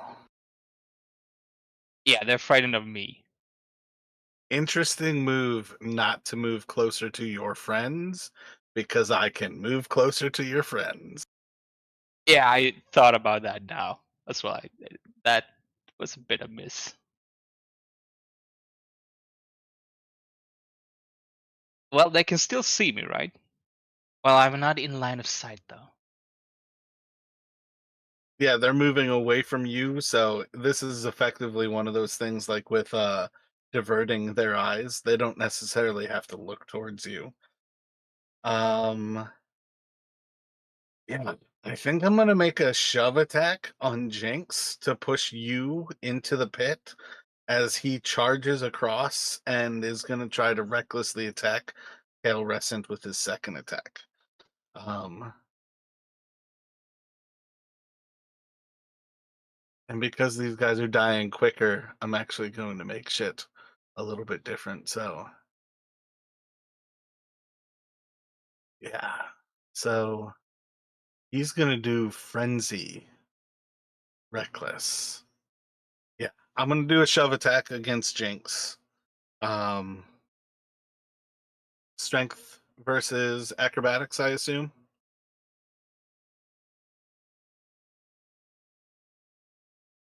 All 13s. Oh, I did pretty good. I got a natural one, so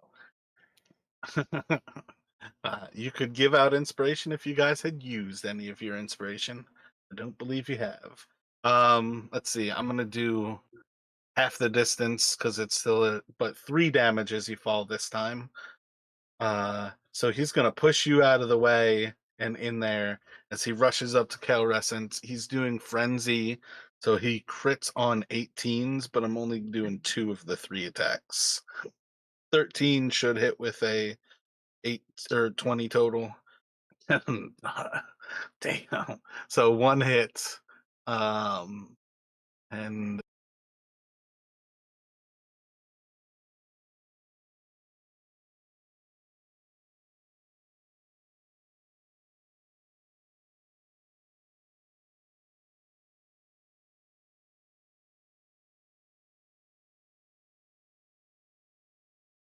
then the one is crawling out of the pit. I wonder if she notices Jinx falling down for the second time. A 3. 3 is Gale. So she's gonna charge out and she's going for Gale. So she like comes up and she sees like the other barbarians over there and Gale like kind of like wiping the sweat from his brow as he realizes he's in safety. And she just like yells as she starts to barrel down on you. Uh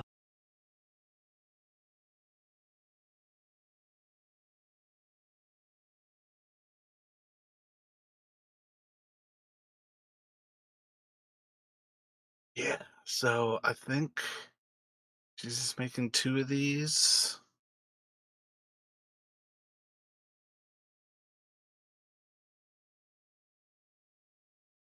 The 9 might hit. No, you're just gonna have to shield it. The 9 is a 16 to hit. That misses. Mage armor. 17. Your mage armor has you up to 17 right now? Yeah, I've actually had this one because I got the braces of defense and the plus. Yeah, that sounds right.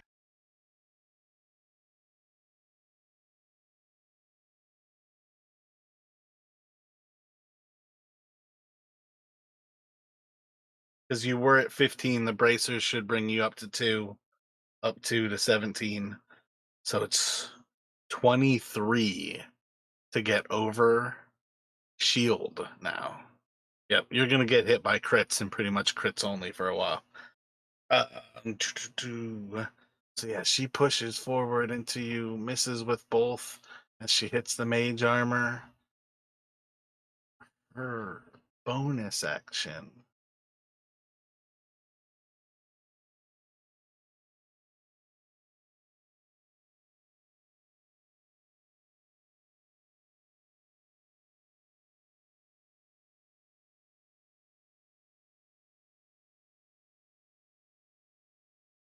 Yeah, she is going to basically like look towards the other two, and the more, yeah, you're gonna see basically she looks towards the other two. She is going to yell out in like kind of, I don't know, unknown language to you. This is not like horrific like the demonic languages are, but it definitely just kind of sounds like gibberish as she kind of like yells out, and all of them are going to basically like, in almost like response to the words, you can kind of recognize like the magic of these words on some level. All of them almost start to grow like hair, almost starts to just sprout from their flesh as they become hairy, and they start to kind of like turn into slightly larger, gigantic humans. And you're going to see as they all take on almost like kind of like muzzle like faces as their mouths kind of like shape change a little bit. But all of these kind of take a kind of bear like form as she kind of calls out these words. And, you know, she's kind of like striking down against Gale's armor as she kind of like looks back at you. And you see this like ferocious bear like woman kind of standing over you. That's going to bring us to you, Gale. What would you like to do?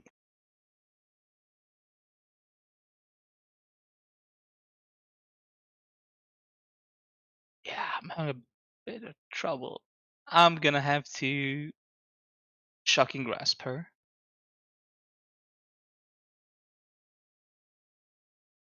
This is just a normal attack. She is not reckless. And Another one. that one.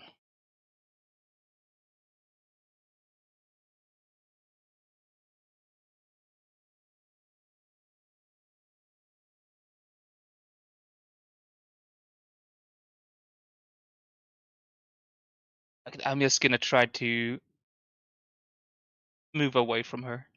Take the opportunity attack.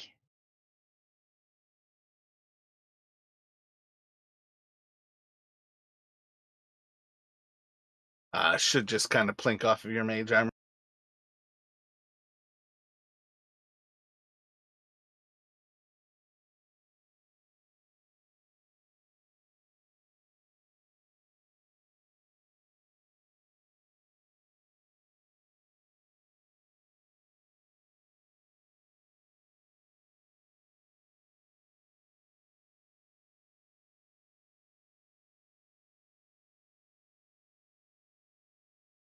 That would be it for Gale. Bill though.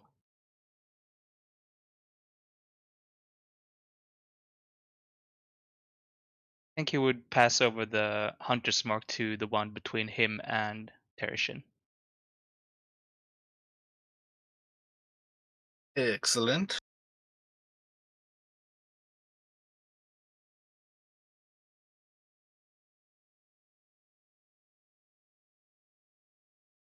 Then I guess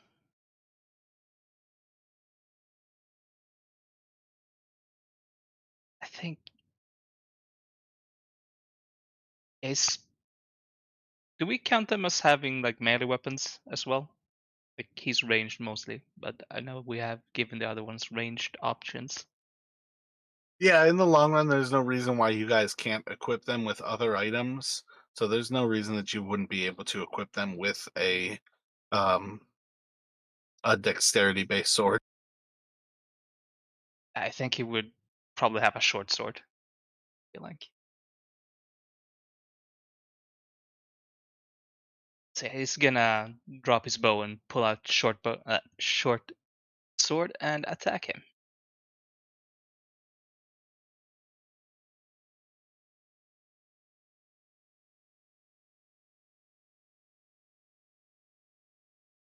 That would be 17, I think.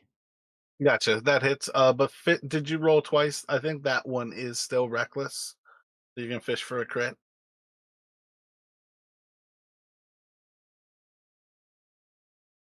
Not a crit. Word.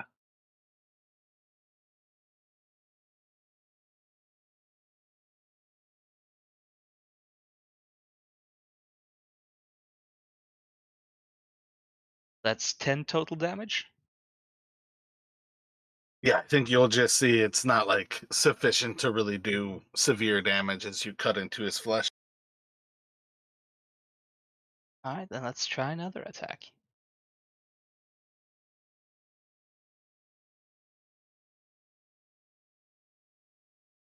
Ooh, that's a miss though. Yeah, 13, I think. 13 would be a 15 with the flanking from Terry. That can hit. Okay, all right, 15 is their AC. I'll take it.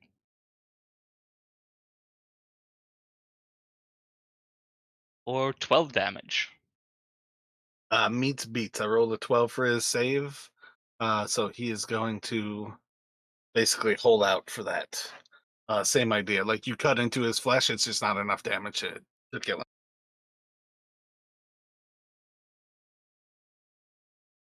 They'll need to grow some muscles.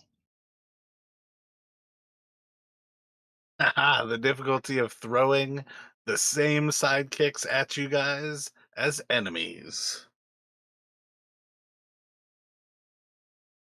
Let's see. And then that was Gale's. This is I think it is that guy who was actually yeah. It was 9.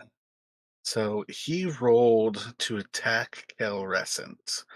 Um, I think he's gonna do the same thing, going reckless and frenzy, only instead of pushing somebody out of the way, his first frenzy attack is going to be into the civilian there. It's an 8 and a 12 should hit. So he just like cuts that civilian into two, essentially, as he destroys this person. And their body just slinks to the side as he's going to step away from Bill. You can make an attack of opportunity if you would like. And his next two frenzy attacks are going into Kalrescent.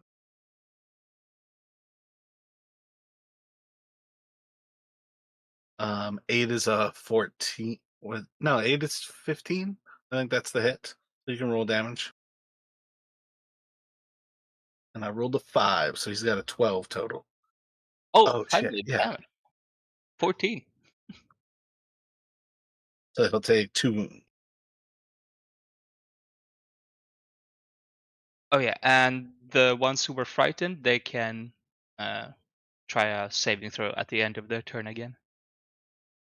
Oh shit, yeah, I didn't do them last turn, so let me check as if they rolled last turn.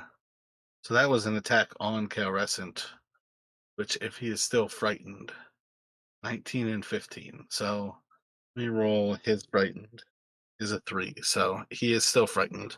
And then the other one is a 1. But he also is still frightened. So I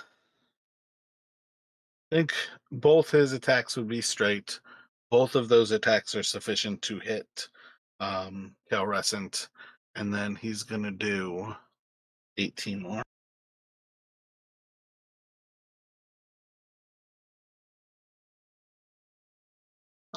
It's gonna go to Kalrescent.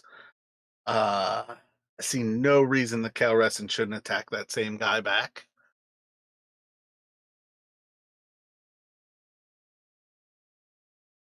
Yeah, he's the most wounded of your targets. So advantage attack back from Kalrescent should hit with the 12 is a 17 and the 5 is a 10. Um Roll an 11 to save is 18. 2d6 plus 3 and then a third d6. There's a chance. And 17 and I need an 18. Yeah, it's going to be the same thing where he takes the hit. Oh, they also have resistance too from that bitch. Yeah, so he takes the hit. It doesn't seem effective as Calrescent cuts into him. Um it's not specifically magical. It's gonna go back to top of the order on Jinx.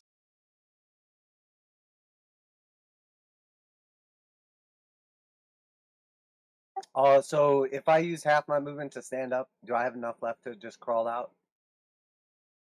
Yeah, yeah. Effectively get you to the top edge. You can pick which edge you want. At this point, the dust is effectively settled.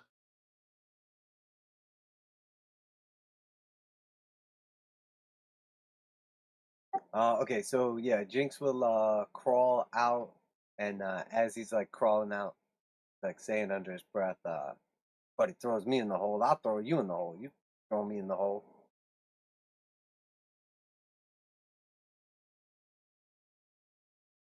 And I'll crawl out, and then I'm gonna go ahead and level my rifle at the barbarian that's to the south of me, and pop a shot. And I'll go ahead and use my inspiration for advantage on this if I can.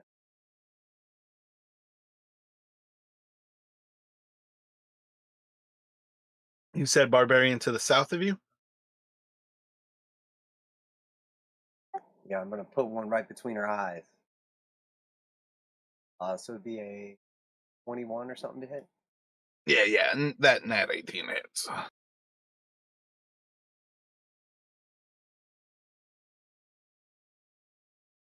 What was the damage plus on the rifles?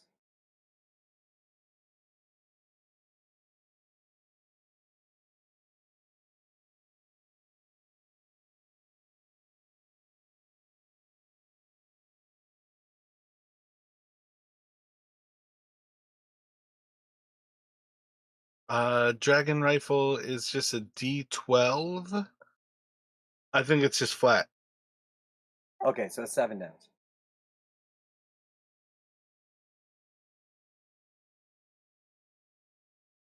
Just like pierces like into I don't know, one of her titties.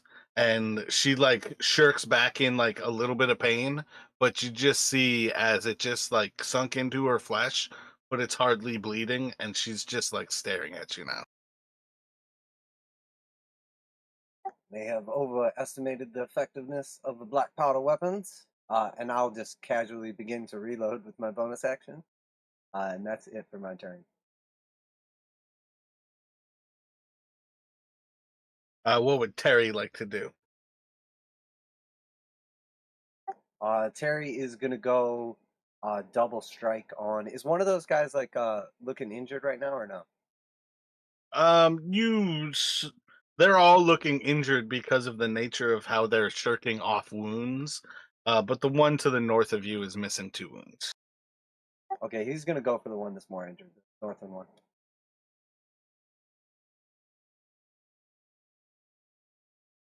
My bad. You would have advantage. Yeah, yeah. So 17 is a hit. Oh, okay. So that'll be my first two, and then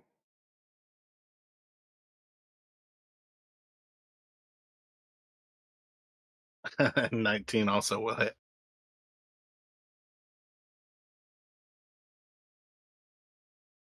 so 12 and 16. Damn, I've rolled like max damage with Terry like almost every time. I actually rolled with the flat dice enough to save each of those with this one. You just kind of like are slashing into like the more like bear formed parts of this guy, and he seems to just shirk off the damage as you like cut into it, and his flesh just seems tougher and more like apt to be cut right now, even though it doesn't seem to wound him.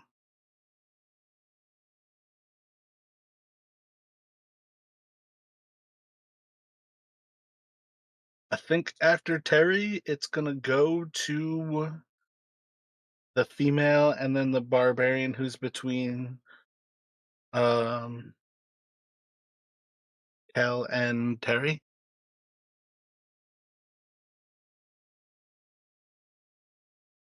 So I think it's the one between Kalrescent and Terry who goes first. Let's see who he's attacking. Three is Gale. He is afraid of Gale. Um, yeah, he's gonna turn to Gale, throw two javelins at you at disadvantage. He's gonna go reckless for straight shots. And see if he can pierce your face. So these are just both attacks straight. And that one's the big ol' miss. The 17 should hit you with a 20. Oh, he's not going to have his strength because it's a javelin.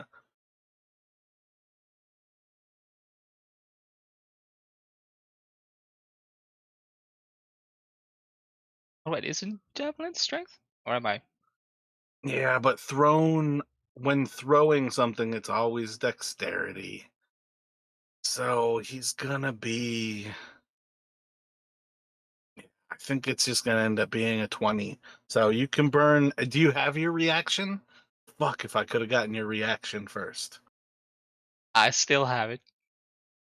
Yeah, that one time. What? I need to like provoke you to cast a spell on the reaction. It's really hard to get rid of your shield without having the shield already up. So yeah, you can shield that if you want to prevent a spear from piercing into you. Yeah, I'll do that.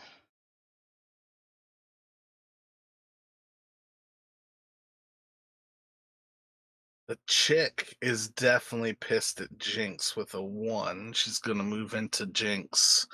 And she's just gonna do 2 attacks at you.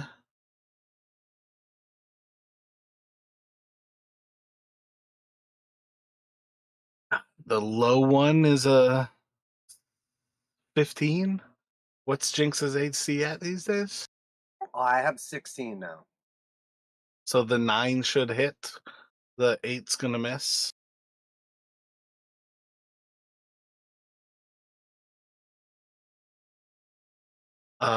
For 9 damage. As she basically like smashes into you with a slashing weapon, so a big ass sword. Affirmative.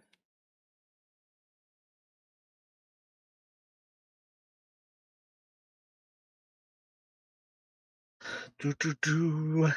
And that takes us to Gale.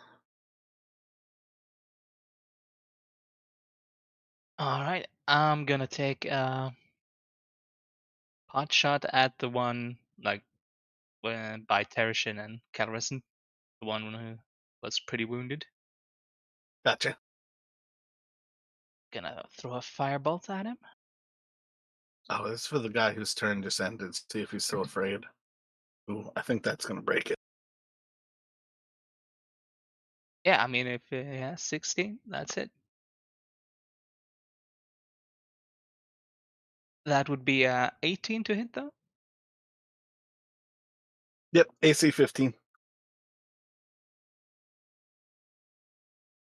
If it was an attack, did you roll twice for advantage? Because he is reckless. All right, forgot that. Let's see. No crit. Or 14 damage.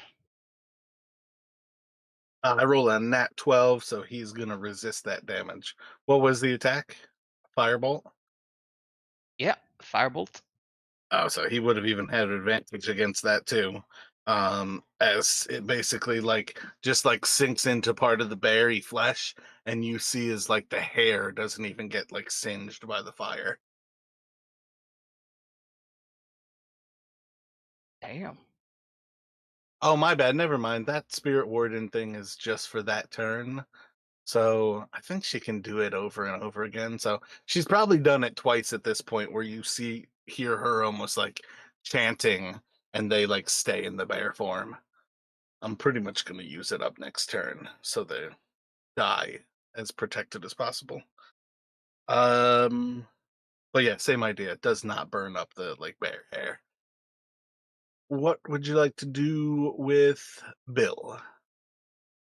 I think Bill will go back to his boa and drop the short sword, pick up his bow, and try to shoot 2 shots in the bear guy.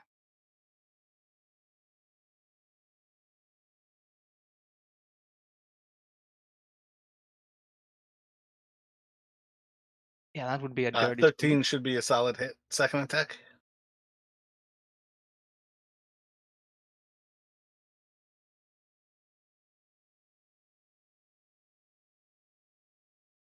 What would the six be? Was seven is 13? That's gonna miss. So the first one hits, and sadly, the first save I rolled would be a three. So it's pretty much guaranteed you're doing 2 wounds to him.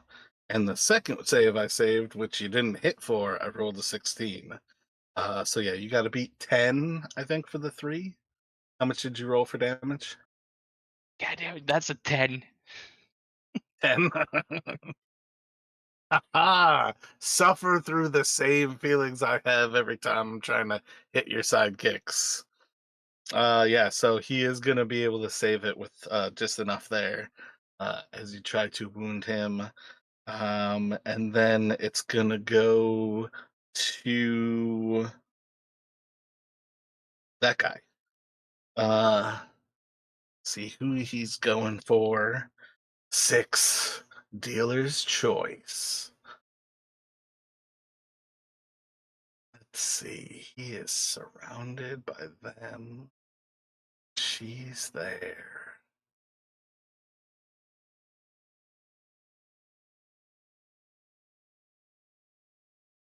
Yeah, I think he is going to follow his attacks into Kalrescent from last turn. Still frenzied. He can't figure out that if he attacks. Yeah.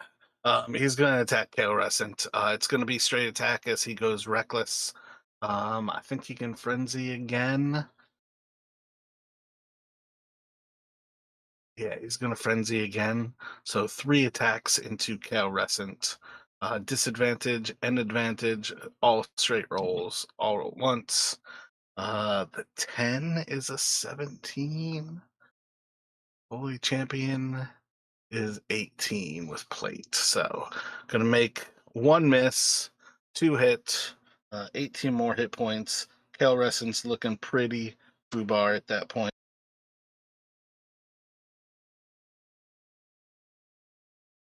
He could not weather another of those storms as that barbarian just like 3 massive smashing hits from above, just like slamming down into Kalrescent, like one into his shield, the second one like into his shoulder, and then just like once more into his shoulder. You can basically see like Kalrescent's like shield arm is pretty much like dislocated at this point, and he can't actually raise it to guard himself.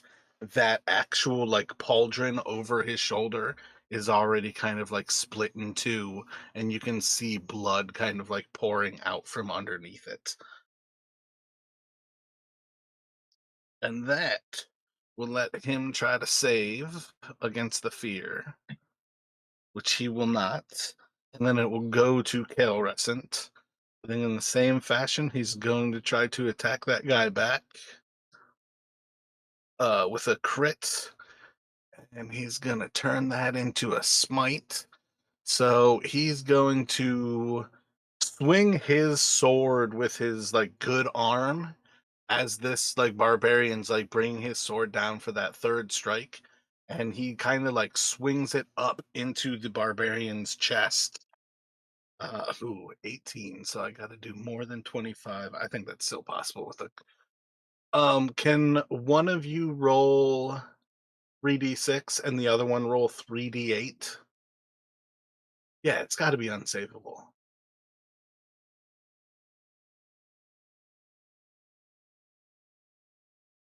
The 3d6 is 9. And the 3d8 is 12. Yeah, it's 30 from the actual sword alone, and then 12 more from the smite. So 42. Yeah. 'Cause the 18 is 25. Yeah. So you just see is like Kalrescent, like basically when this guy is like sword up highest, brings his sword up, stabbing into the barbarian, and while his sword is inside of him, you just hear him like chant the name of Lothian. And as he kind of finishes off this like very slow, like Lothian! His sword just like lights up with this white fire, and from the insides out, the barbarian just starts to sizzle before you just see as his flesh like starts to burn away from the sword, and the body just kind of falls down to the ground in like four charred sections that have all kind of like fallen away from where this wound was in like his lower abdomen, and that guy is dead.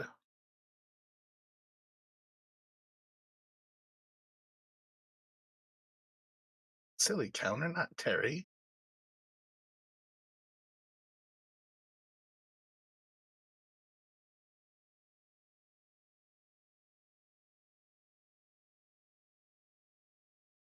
After it's going to be on Jinx again.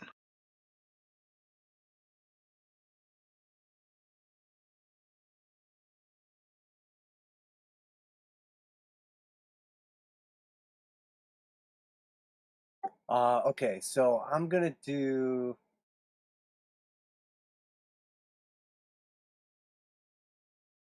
I'm in the middle of a pretty big battle over here, so I'll just like stay in combat, and then I'm gonna do.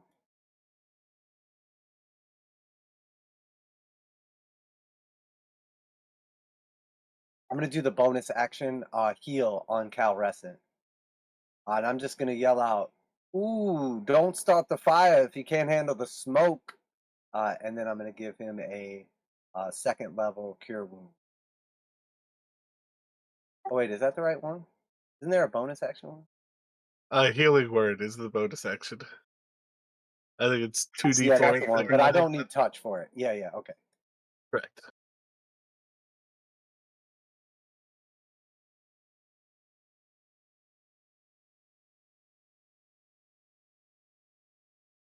But it's also like a spell, not from your staff. Okay, so he'll get 16 total. Wait. No, healing word though is d4. So it would be 4 and 2 instead of 8 and 4. Okay, yeah, so 10 total. I think you'd have to look at your actual spell because I think it's plus your charisma. I feel like Yeah, so that that's sounds split. right. So I just have the 12, right? So 10 total. Yeah.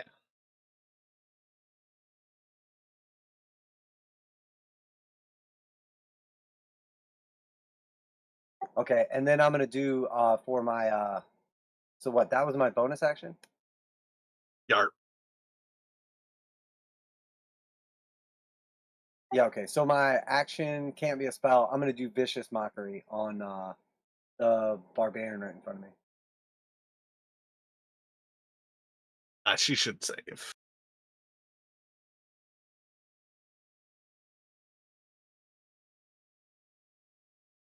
Oh, she also has advantage, but I don't think that matters. Um, After you should be on to Terry. He's got the barbarian between him and the pit.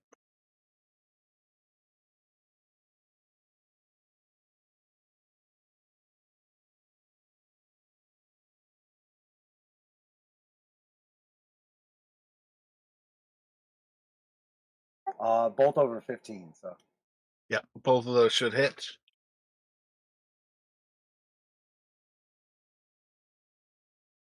and it's 15 and excuse me, 15 and 7.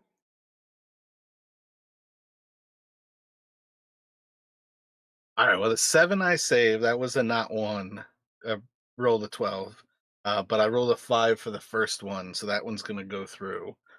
Um, I think that's just one wound from Terry.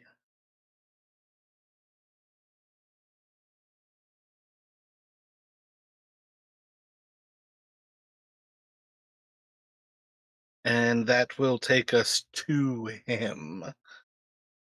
He's reckless but not afraid this time. Excellent. Ooh, that means 3. 3 is Gale. Excellent. Um,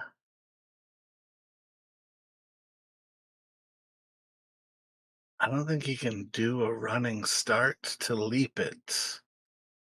Damn. 1, 2, 3, 6. So let's see if he falls. No. Yeah, he's gonna run around and two Gale, so he'll proc an opportunity attack. I think Jinx is kind of in the thing. I don't know how often you guys like fall outside of squares, but Jinx is outside of a square, as is the barbarian below him. So I feel like it was more or less like this right now. So I would say Jinx, Perry, and Kalrescent get an opportunity attack as he runs around.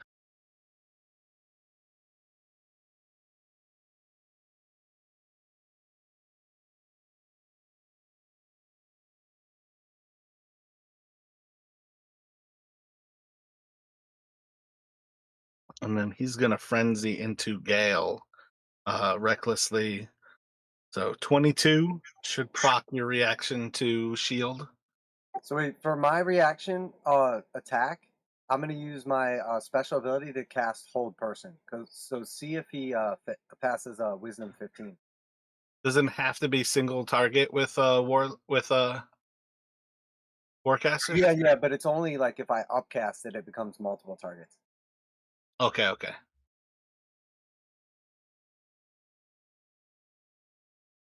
He does indeed pass it. Okay, so I want to use my reaction and use Silvery Barbs to make him reroll it. Wait, that is your reaction though, to use Warcaster there.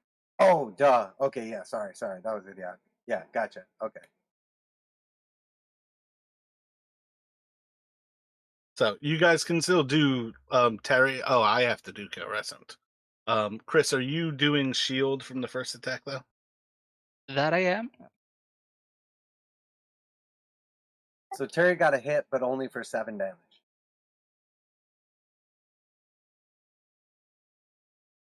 Gotcha. I rolled a 17, so he will pass it there. You didn't roll advantage and well, I guess it doesn't matter even if you did because I saved. 8. And then a 17 would save any of the damage. So 8 is plus 5 is 13. Yeah, so it was a miss anyways. So yeah, back to his actual attacks on Gale. 7 doesn't matter. And 17 is okay, that's one that will hit, even with the shield. So he's gonna deal. Oh, and frenzy crits on an 18, son of a bitch. D12 plus 3. 10 damage to you, Gale. Nobody's actually afraid, so there's no reason for you to make a con check here. I don't think you have any reason to have concentration. It's gonna go to the woman. One is Jinx. She's already facing down with Jinx. Quite happy to attack him. 2 attacks on Jinx. First one, well, one of them misses. One of them's gonna hit, and she does.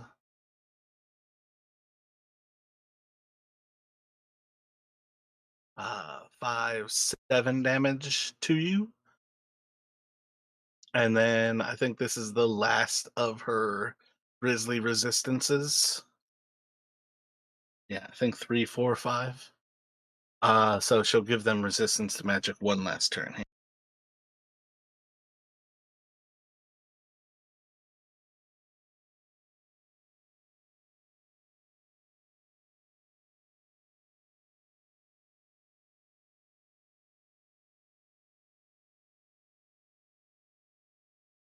That should take us to Gale. All right, I have a question. Um, the wand I got, the Numenara of the War Mage, say I can overcharge the wand to get either like +2 spell attacks or +1 to save DC. I'm just thinking, is it a bonus action or an action to do that? Like the actual overcharging is just something that you can do while you are doing other stuff. It has no action economy. It is purely at a risk of destroying the wand. Okay, yeah, I'm gonna take that risk because I'm Chanceteer. I'm gonna give myself a +1 to the DC and cast Phantasmal Killer on the bear lady.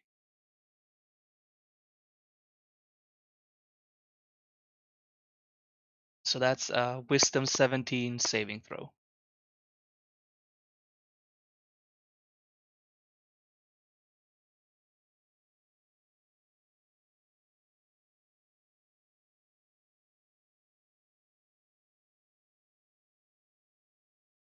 I rolled a 17. She will still pass. Damn, and that's the savers suck. Okay, that's Wait, can I? So I have my reaction back now, right? Or no? No, no. This Okay, so is I'm right still after. at it. Okay, okay, sorry. damn. I was hoping for that. Get that 4d10 on her.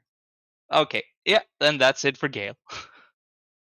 But you do now have to roll to see if it loses its power, because that's what the overcharge is.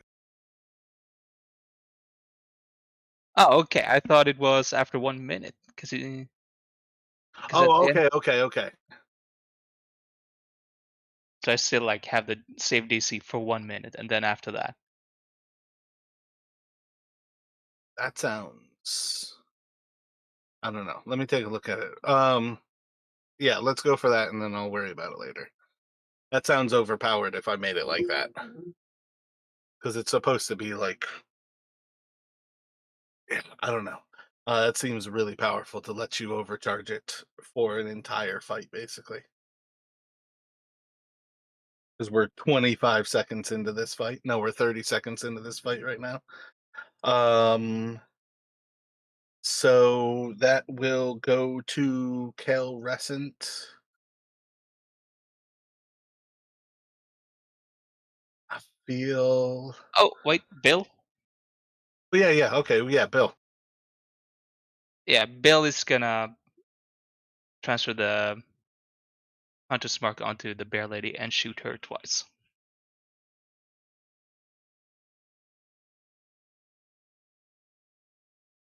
So the first is gonna miss, I guess, with the that's what 12, 12 will miss.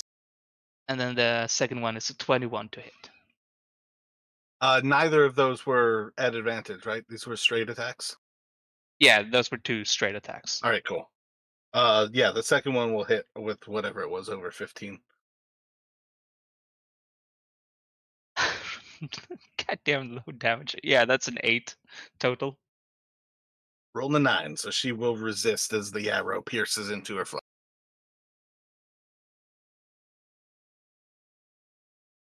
Kalrescent's gonna go for that same combat.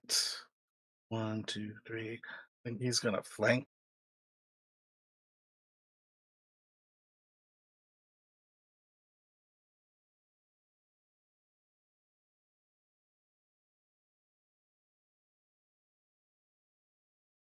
God damn it. The third of those doesn't matter. 19 will hit, the 2 will miss. And he does 3d6. I'll take half of the two. So, yeah, see, I forgot about this. Their saves are actually a lot better off if they're barbarians.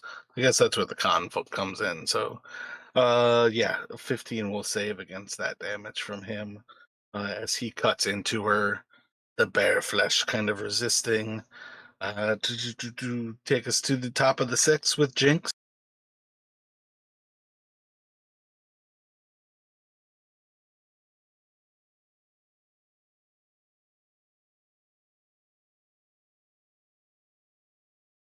Guess I could roll it more publicly, but there is a roll at the top of every turn that has been failing this entire time. Just so you guys know. So what is it? Just two of them left right now? Yep, you got the one immediately south of Jinx and one immediately north of Gale. All right, I'll upcast hold person again.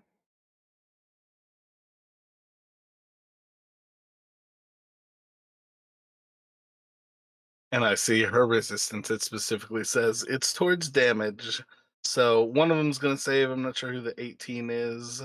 It's the first one. The first one is her. And he seems to stop as he's attacking Gale. Okay, and then I want to use my reaction to make her like retest that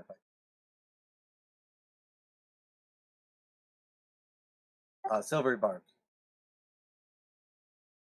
She will fail.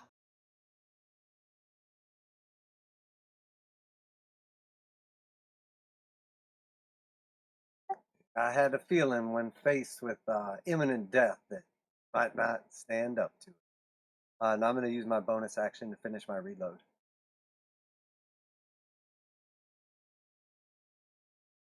On to Terry.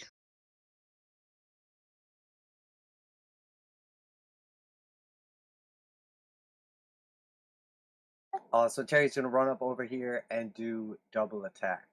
So with just auto crits, is that what it is? No, you have advantage on the attack, and then it's an auto crit if you hit.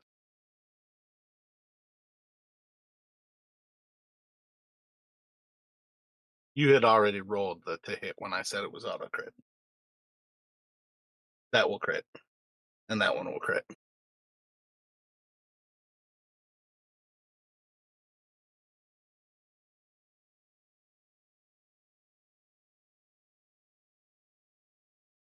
So 21 on the first one and 26 on the second one.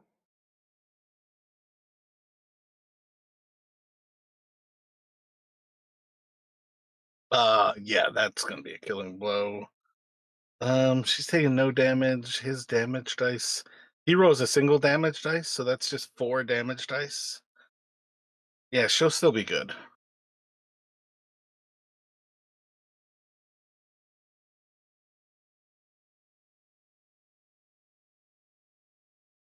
And that's all for Terry.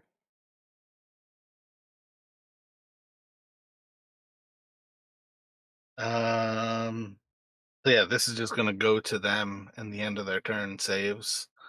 So first is him, second is her. So he is gonna save and be good. And then it goes to Gale. And he is not reckless because he didn't do anything.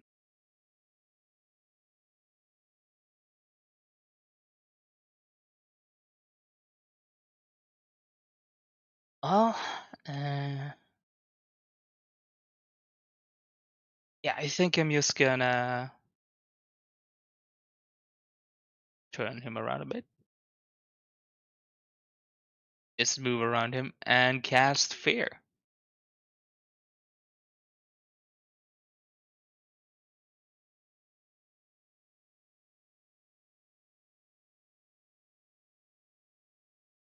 Gonna fail.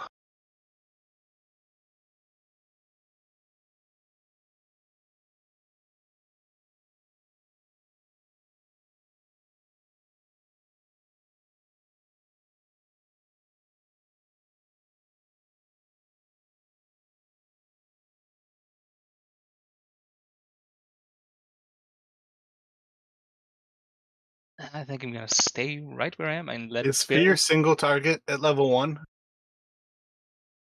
Oh, that wasn't cost fair. I have to like change up my spell slots a bit because I've been using quite a lot. So I'm using the fair spell. It's a 30-foot cone.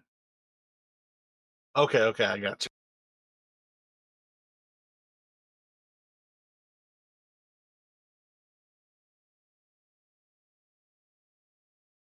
Yes, didn't want to hit any civilians.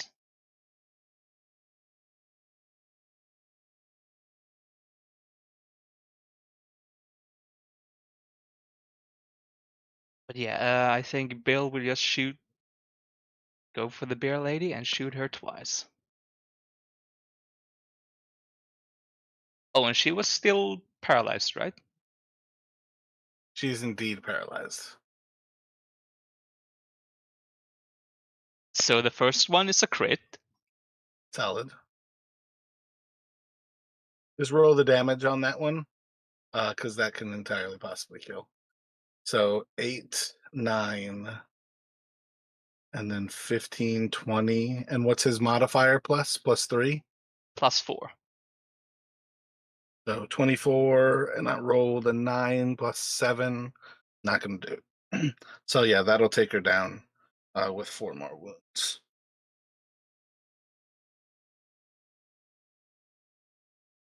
Yeah, then I think we just transfer the hunting mark onto the last barbarian and shoot his shot there.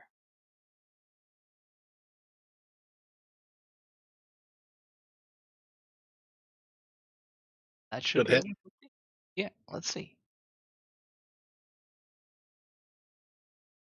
For 12 total damage.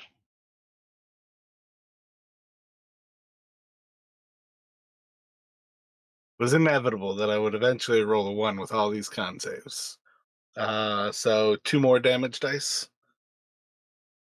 Because you transferred the hunter's mark, right? That I did.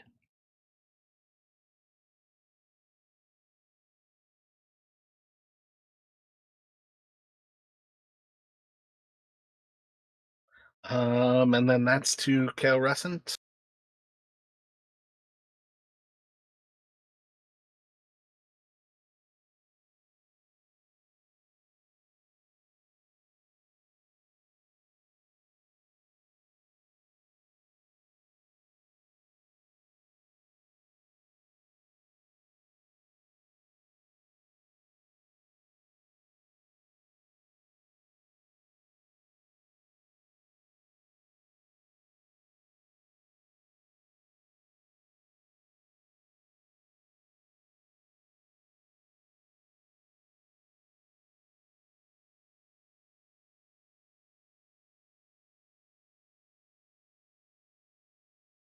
Yeah, he's gonna try a jump.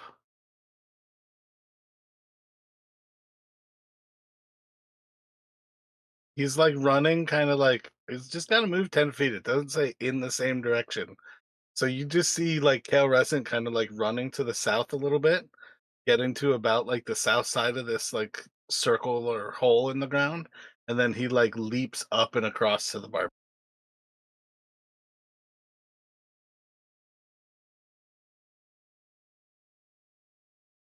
Sword held high as he comes down. This guy's not reckless. He's going to make 2 attacks, so they will both be straight against the barbarian. Uh, the 9 might hit with a 14. Nope, it's going to miss. So he smashes down at the barbarian, but not to any effect. Like I said, I've been doing a roll at the top of the initiative, and it's been failing. It's going to go to Jinx. This is turn 7.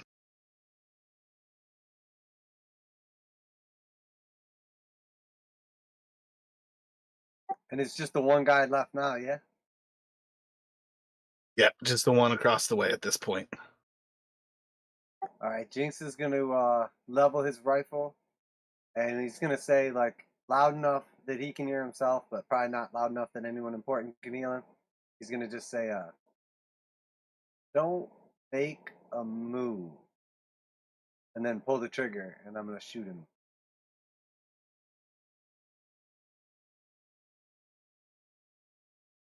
and it's a 4. So completely misses.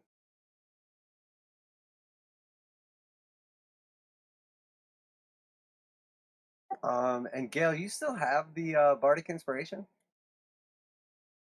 He does indeed. Okay, yeah. So I'm not gonna bardic inspire you again. I'll just start my reload again. God damn, suck with this rifle. I wish I could have just. No matter how hard I can't even get the passengers.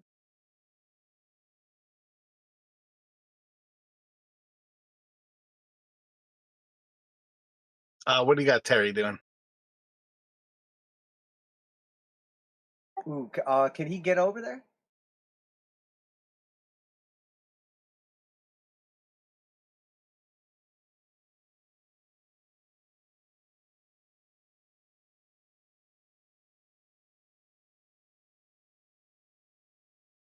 I don't know. It's kind of sketchy. Depends on like if I can kind of like move in the crater area. Raid is going to be difficult terrain at best. I'd basically say you're probably best off. I think he still would have the warlord like thing to make Kale or Kalrescent attack, and throw a javelin. I think at best he's got a throw a javelin kind of thing. Okay, yeah, yeah. So well, I think for the warlord thing, it's and then make a signature attack. So could I do the signature attack with the javelin then? That's what I mean. Like you guys can equip them with other things. Signature attacks are meant to be like that's their classic attack, like what they would do.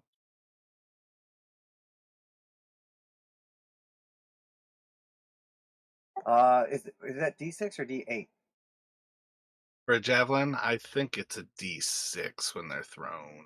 Okay, so just make it 6. I rolled 8. So yeah, it'll hit. It'll do max damage, whatever the javelin is, and then I will do. I'll let Gale do either cast a spell or make an attack.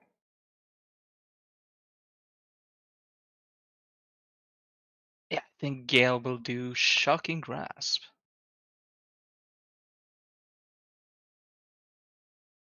I rolled a 19 for his save on the javelin, so it doesn't seem effective. And Shocking Grasp is going to miss. Yeah, I was gonna try to use the bardic inspiration for that, but I still think, yeah, His 3 Bardic plus 8. Inspiration die is a D8 now. So roll a D8. Is I what mean, you roll the 2. What's your spell modifier? uh, it's plus 8, but I mean, I rolled the d6 and I got a 1. I mean, I would have gotten that on d8 as well. Gotcha. So 3 is plus 8 with the overcharged modifier as well. Yeah, it's too far No. away. So The it'll be a overcharge. plus 9. So you've got 12. Yeah. Yeah, don't think that hits.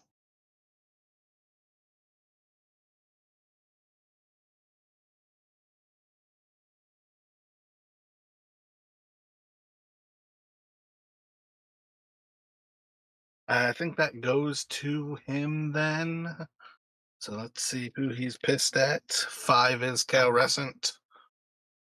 Uh, I've got one more frenzy with him. He's gonna go reckless and frenzy against Kalrescent. Not looking at Gale, so the fear doesn't matter. Um. Oh, why did I roll 3? Damn. All right. So let me see. 12 and 18 is a crit. 16 and 11 is a hit, and then another crit with with the 20. So So wait, one might of those. Can I do the? Oh wait, I already used my reaction, didn't I? no, it was just the end of your turn. Okay, okay. So I have reaction here. Okay, so I'm gonna do a silvery barbs on one of the crits. Yeah, you use your reaction on your turn last turn when the female barbarian was still alive. So yeah. So just make a reroll on one of the crits. Um I'm gonna go for it. It's a hit regardless, but no, gonna crit again still anyways. Well, wait, you still have to use the lowest roll though. Oh, okay. So it will still be a hit, but it wouldn't be a crit, right? I hate that spell so much. I mean, I'm just trying to stop you from killing Kalrescent. That's what NPCs are there for, to die.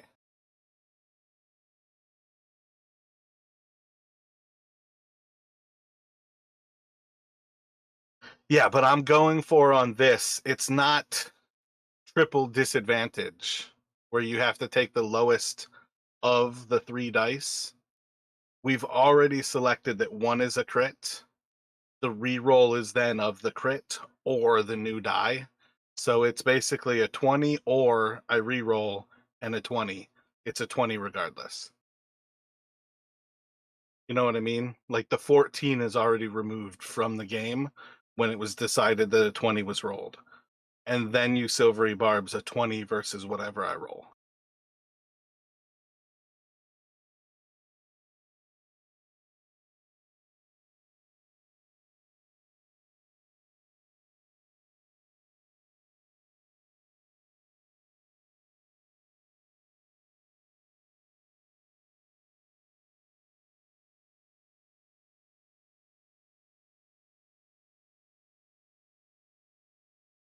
Yeah. One of the crits drops Kalrescent.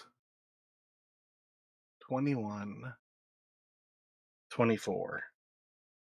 Yeah, so it's just straight 3 attacks. He's going to be unconscious for the second one too, which would be a crit anyways. So if we do it against the first one to see if you can even keep Kalrescent basically alive, it's gonna fail. That's where it still is a crit. The second two are auto crits once he's unconscious on the ground and are killing blows at that point because the first one's going to be 2 death saves. The second one's going to be a third. Kalrescent's going to be basically decapitated on the ground before you guys.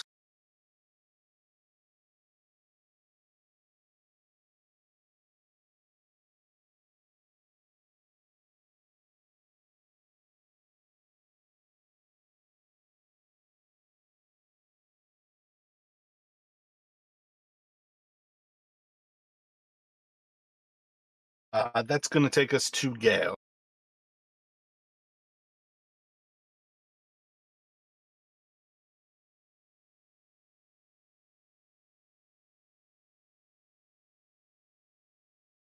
Oh, yeah.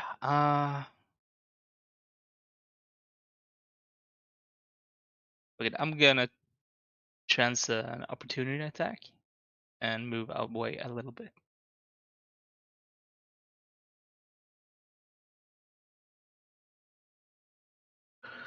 12's going to be a miss.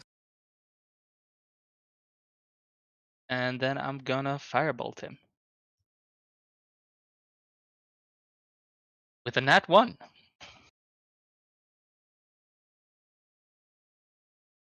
Feel like you still have inspiration, but I think Jinx used his. Yeah, I still have mine. If Jinx one can have it, then he's welcome. Yep, sounds good to me. And then was it Bill? Yeah, let's see. 2 shots. Oh, and he didn't reckless, right? Or did he? Oh yeah, you would have had advantage. So it probably means you won't be inspired, but yeah, you can have advantage. Yeah, that's an Yeah. 18. So sorry, Jinx. No inspiration, but that will hit with the firebolt. Roll for the damage. 11 damage. A 10 and a 1. He's gonna save with a. Wait, you should have more than that. Oh, okay. The one. I got you. Yeah, he rolled a 5, so it's a 12. Yeah, then let's go for Bill. First shot. That is a 19 Yeah, he'll hit. for 11. damage. Not going to be enough. I've saved higher than that. Last shot, nat 17 It'll shooting. hit. Roll really high on this one. God Not damn. going to be enough. I don't think I rolled over a 5 on the D8. I think it's the highest rolled is a 4 on the D8 with his bow. I definitely feel like Bill has been rolling really, really low damage. Yeah, I mean, it's always been like if I get high damage on the Hunter's Mark, I get really low damage on the regular die.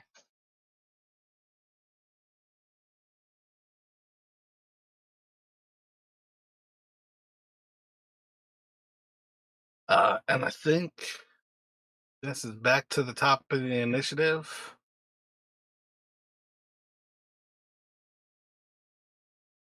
Ooh, yeah, I think that's going to be the call.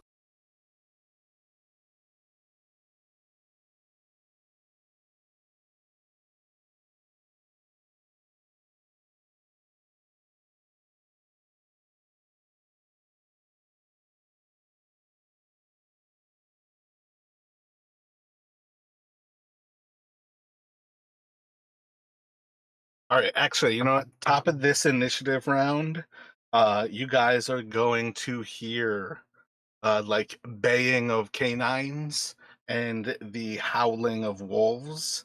And I think we should take a break here as you guys hear something is happening.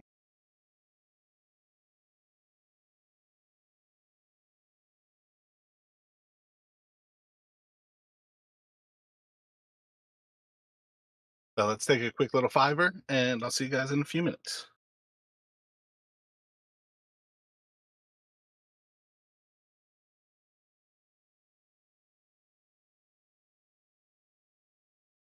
Alrighty. I'm back as well. I heard both of you guys are back. You guys are going to hear that baying of wolves, kind of the howl of canines, kind of hearing that there's another wrench in the mix kind of situation, and it's on Jinx to react. What would you like to do?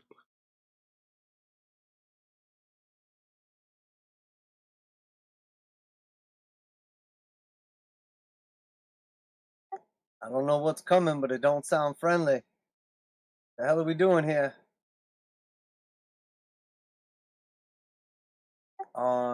And can I just purvey the area and see like how effed up the party looks right now?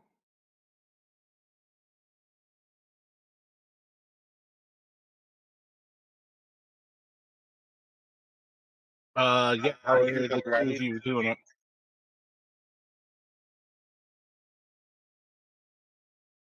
My bad. What were you saying there?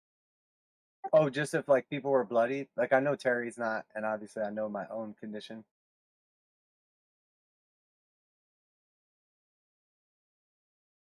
What about Gail and Tom? Gale is looking. I mean, he's hurt, but not looking too bad. And Bill is also has like small scratches. I don't think the party is missing much other than abilities that you've used to fight your way through those barbarians.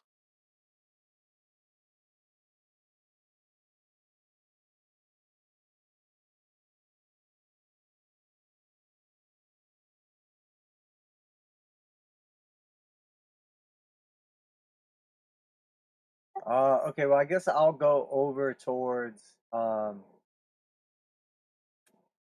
yeah, I mean even whether we're gonna stay and fight or leave or whatever, we got to do something with the body here. So you guys still have one of the barbarians. Like, keep that in mind. Oh, my bad. I didn't realize he was still alive. Okay, yeah, yeah. So, I'll come over here and try to finish him off with something. I'll do my second bonus action as I'm like walking over to him, and then I will fire the rifle again. Excellent. Should hit.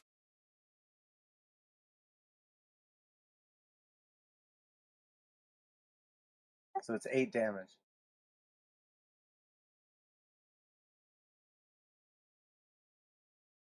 Yeah, he's gonna get hit by it. Same kind of thing. It's kind of a weird level of effectively that weapon is really not effective against these guys.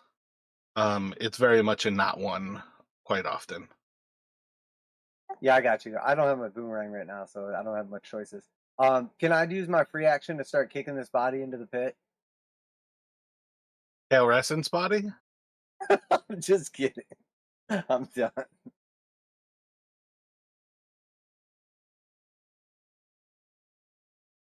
You could definitely free action kick his head into the pit. Harry's gonna run up behind him because he loved Kalrescent. They had a very tight bond that most people don't know about, but they were bestest of friends. And Terry is gonna go rage on him, try to get the kill.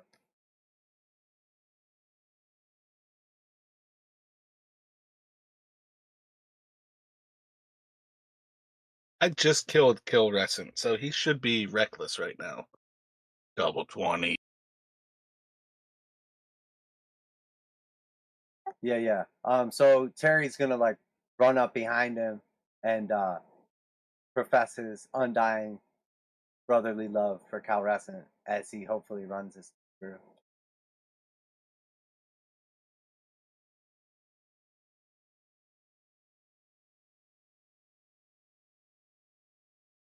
Oh, the second one is literally the crit damage and it's max. Max So crit. it's 28 damage from Terry. He obviously was like brothers with All Kalrescent. right. So Well, I yeah. rolled a 5 on the second save, which is the crit. So that's a 12. Definitely not a save.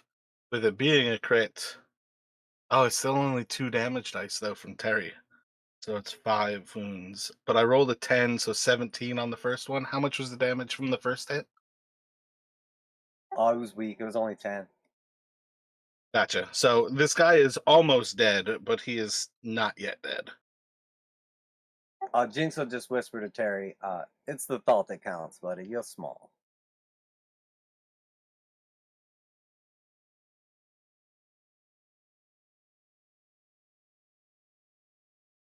He goes after you.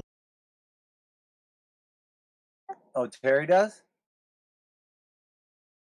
No, no, the barbarian. I know, just kidding. So 6 is dealer's choice. Hmm.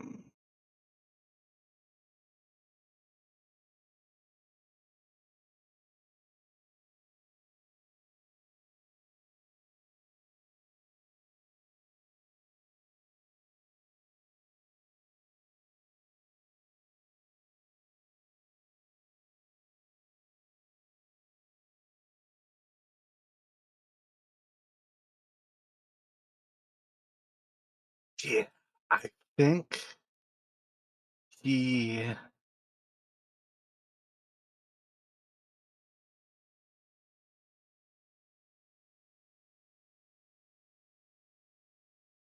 I think he's gonna flail. Reckless, frenzy. Got one more frenzy for him, and he's gonna attack 2 on Jinx, 1 on Terry, and it's just kind of spinning between you. So we're gonna go. The first attack is on Jinx.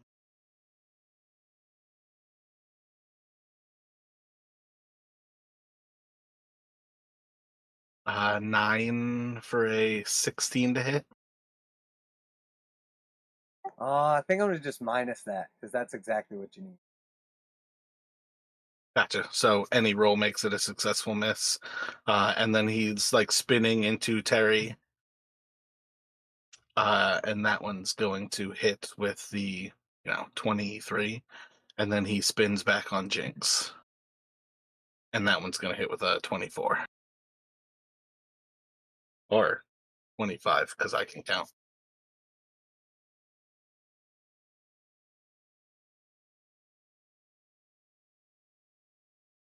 So, well, my bad. Terry has to save against 9, and he'll do 11 damage to you.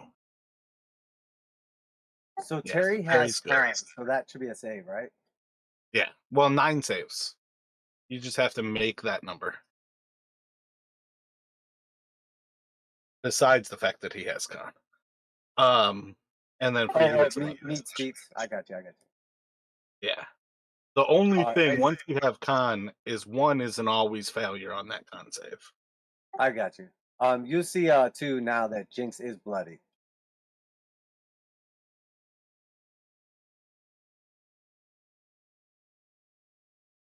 And then that'll take us to Gale.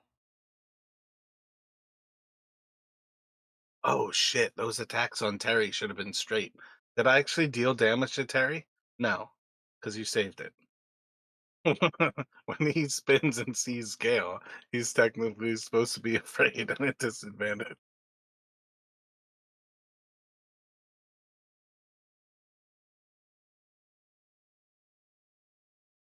Yeah, I think Gale will just throw another firebolt at him. Let's see.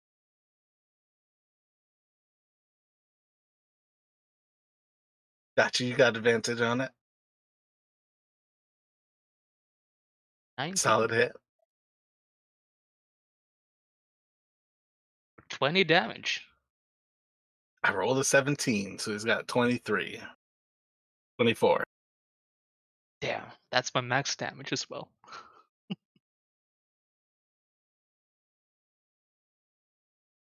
So Bill does what? And then Bill.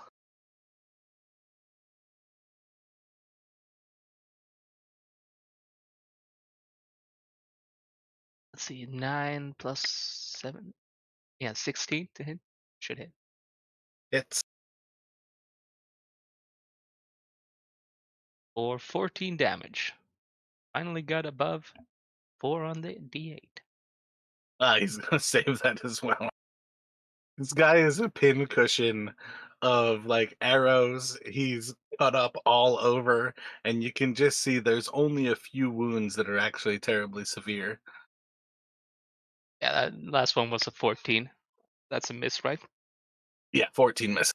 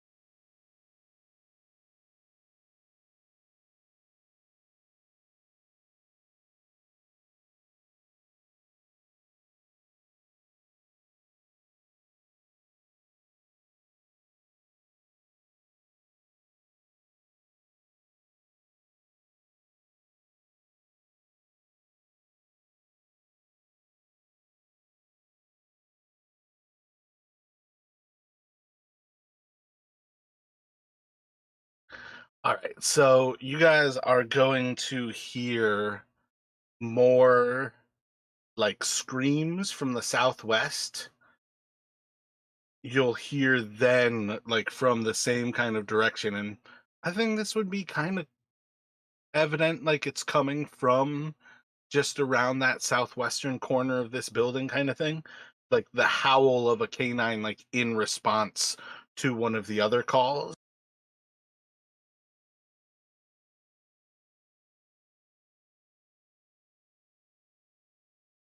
And then from up above, oh yeah, and he's gonna attack.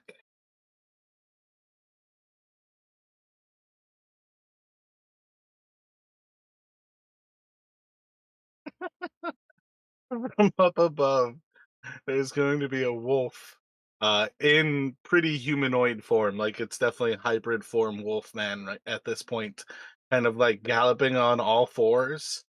Like as you're slinging this firebolt at the guy, as the arrows are like leaping into him, and it is going to leap off of the roof and tackle the barbarian.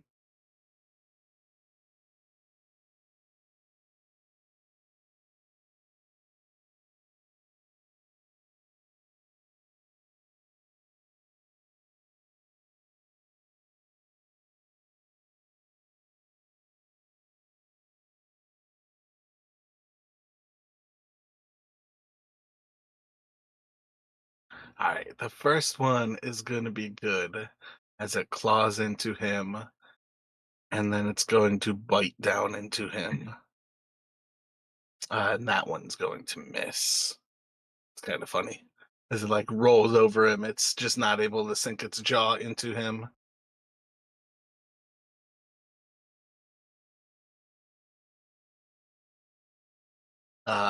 Does not seem effective as it claws into him.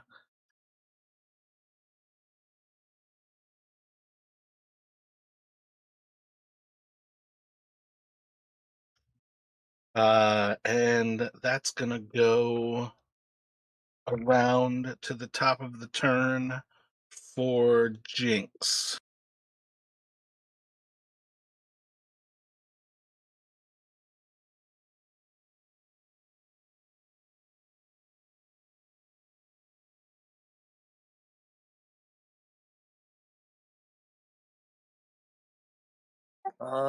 Okay, I will do.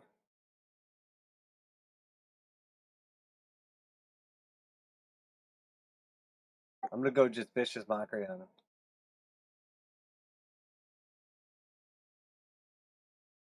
Wisdom 15.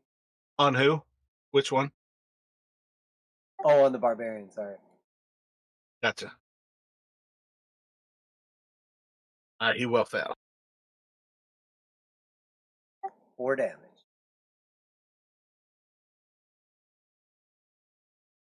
It does not kill him. Hey, I'm not really surprised or anything. Terry, why don't you go ahead and finish this off here? Come on. Kalrescent.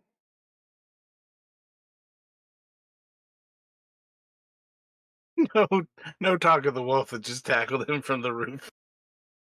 I'm assuming the wolf's on our team, obviously.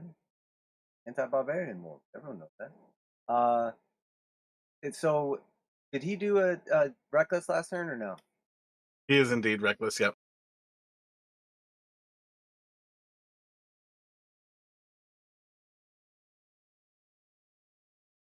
Oh, I forgot I get to save against the feet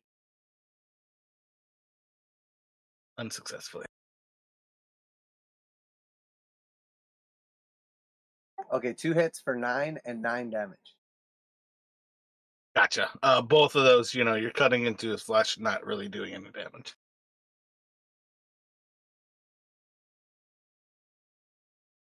On to Gale and then Bill. Gale will shoot another firebolt at the barbarian while being very confused about the wolf thing.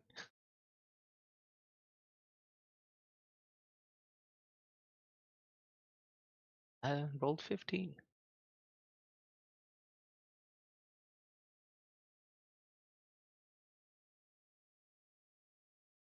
For 10 total damage.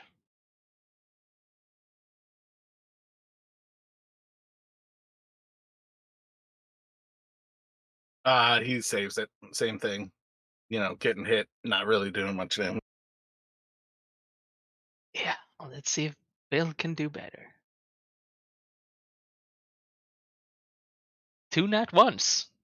All of the nat ones. I think now Jinx can gain the inspiration.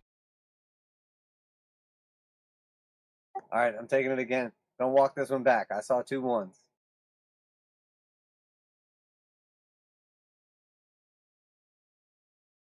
And then 22. Yeah. That'll hit. Yep. And we're back to rolling once on the d8. 9 damage. Not gonna do it. Same thing. More pincushion.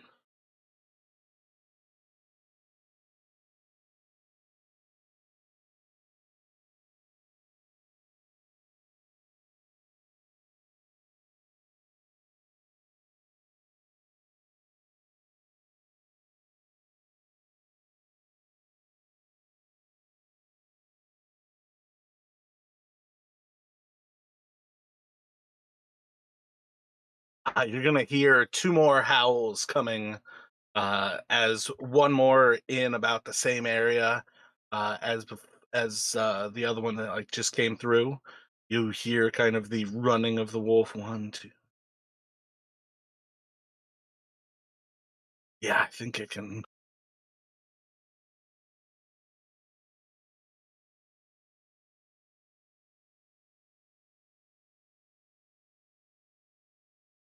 Yeah, it can just make it where Jinx is its only target, and it is going to do a pretty similar thing where it's going to leap down, slashing at Jinx, and then trying to bite into you.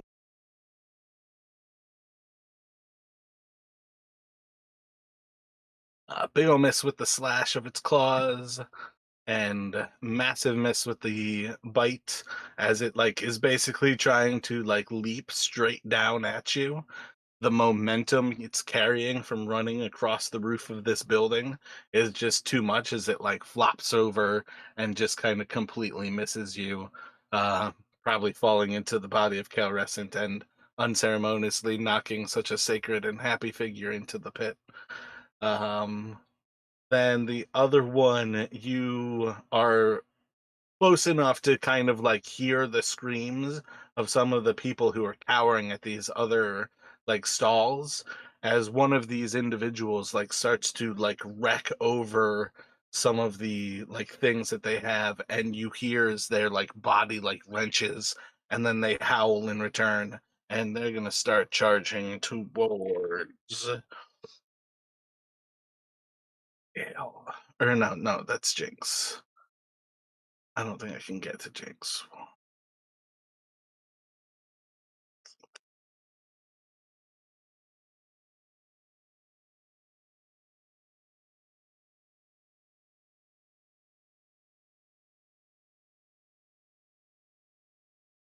Yeah, I'm just gonna go for.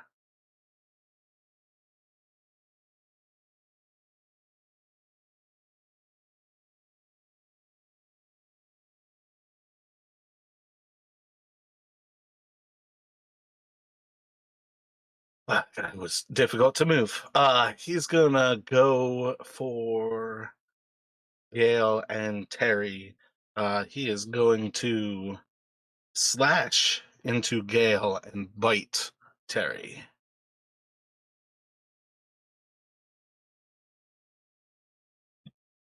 Gale first, big old two, super threatening. And then to Terry, oh, the bite is a crit.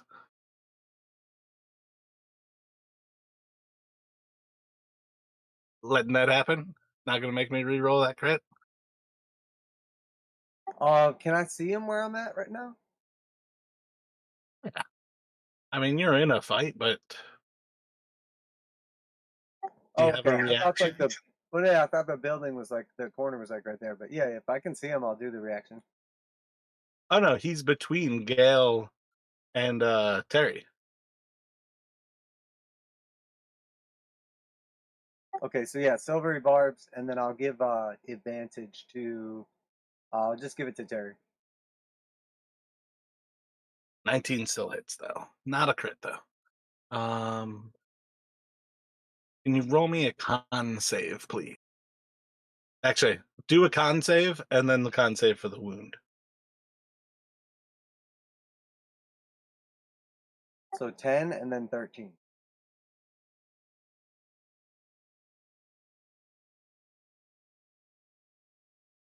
All right, so you save the wound. You won't actually take damage from that. Um, but yeah, at this point, I want you to mark down like in your paperwork as a meta knowledge.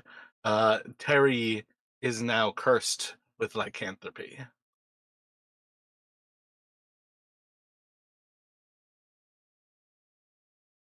But he won't actually know this yet until I think the next full moon is the 27th.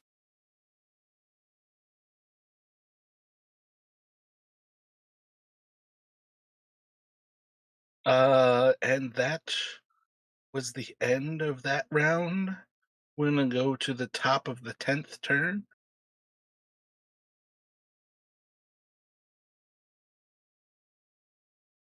This is still Jinx leading initiative.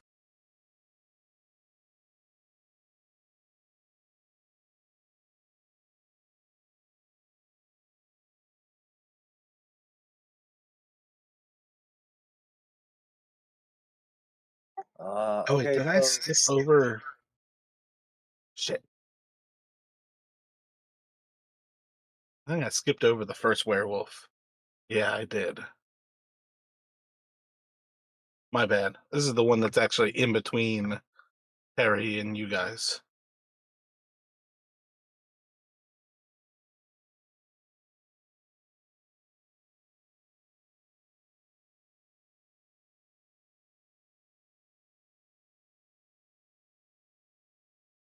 Yeah, I think it's gonna keep trying to shred the barbarian.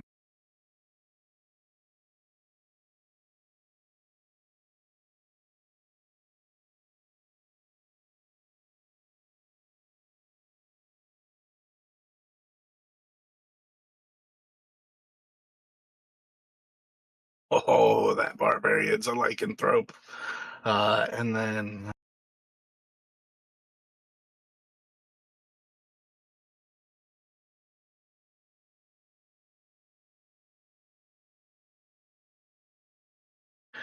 yeah, so it cuts into him, bites down on him.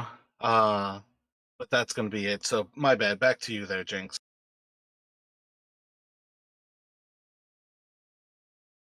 yeah, so Jinx gonna just like wave out his hands in front of him and start making like a circular motion, and he's just gonna say, "Hold up, everybody needs to just slow down a bit here." And I'm gonna cast slow on all of the werewolves and the barbarian. So it's Wisdom 15 saving throw.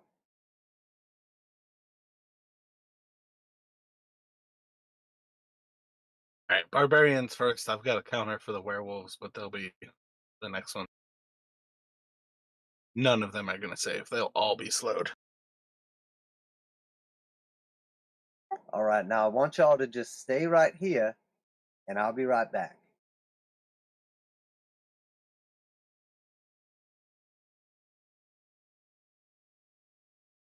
And then I'm going to proceed to move my maximum speed, the F, out of there.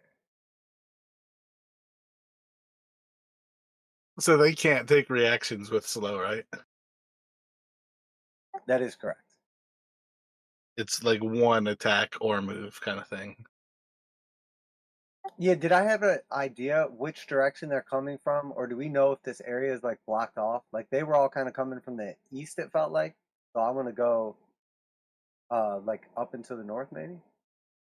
Effectively, you guys are surrounded by the howls. I've been rolling d8s to see where they come in from, and at present, two have come southwest, one have come from like north of you.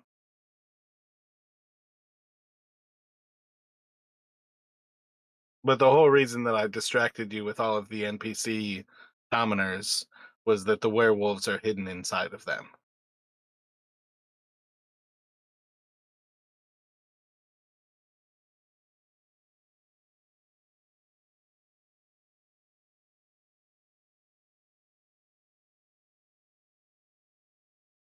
It was always a trap.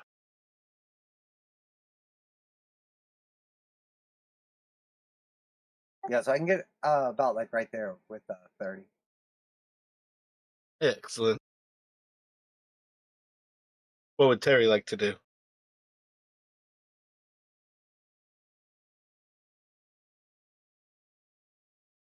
Terry's about to go ape on that werewolf that's like right next to him right there.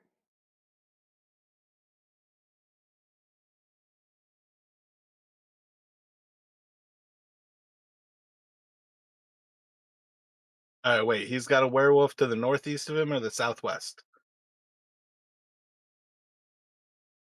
Oh, I Might was not have gonna go mattered with the if you one. just missed. Yeah, I was gonna go with the one that was to the south, but actually I'll go for the one that's like on Gale.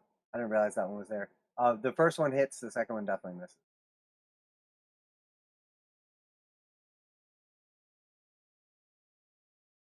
And it's 14 on the hit for damage.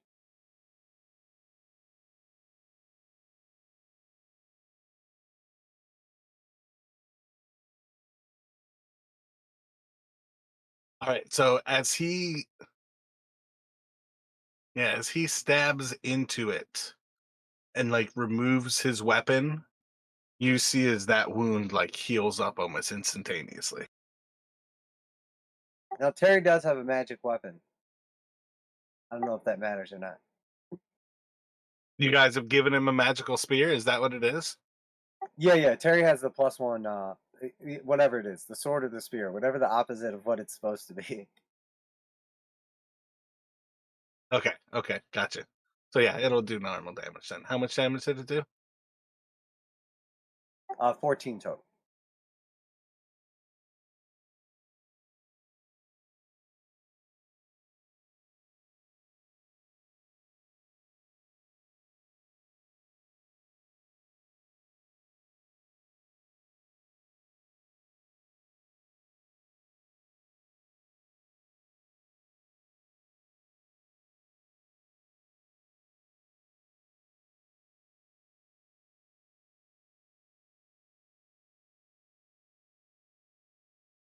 And then he's going to move as well, and he's going to like call out to everybody. Jinx is leaving. We should get out of here.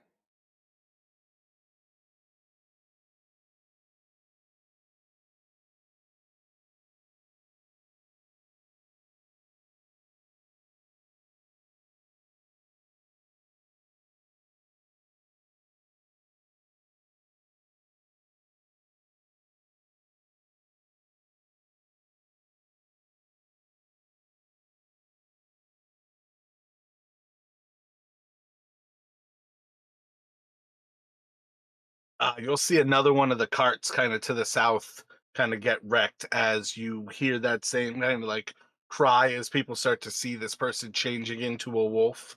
The cart kind of gets wrecked. They are running across the ground, leaping over the pit, and immediately clawing and biting into Gale.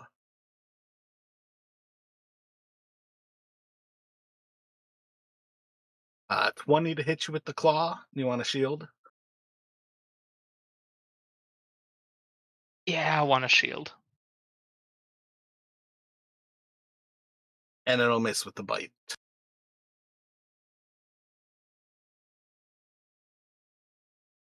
Then it will be on you, Gale. What would you like to do? This bad because now that guy can take reaction. Yeah.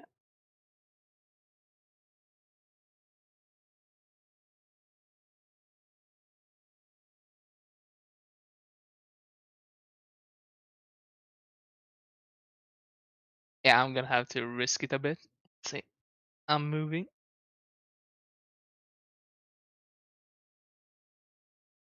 It's going to try again to bite at you, and it will fail. All right, then I will use Rhymes Binding Ice and try to hit like everyone in a 30-foot cone down. Try to hit like all the werewolves and the barbarian guy, and not hit the. I'm not sure if I can angle it so I don't hit the merchant guy.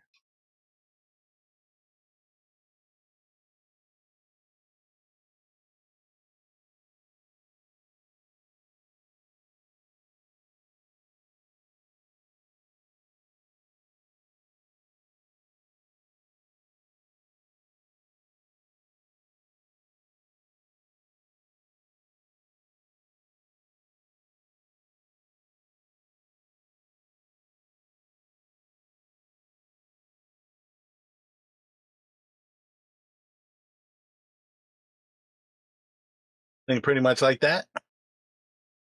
Yeah, that's the idea. 30-foot cone. I think that's a 30-footer. Yeah, and it will be con save 17. Oh my bad. That's a little bit.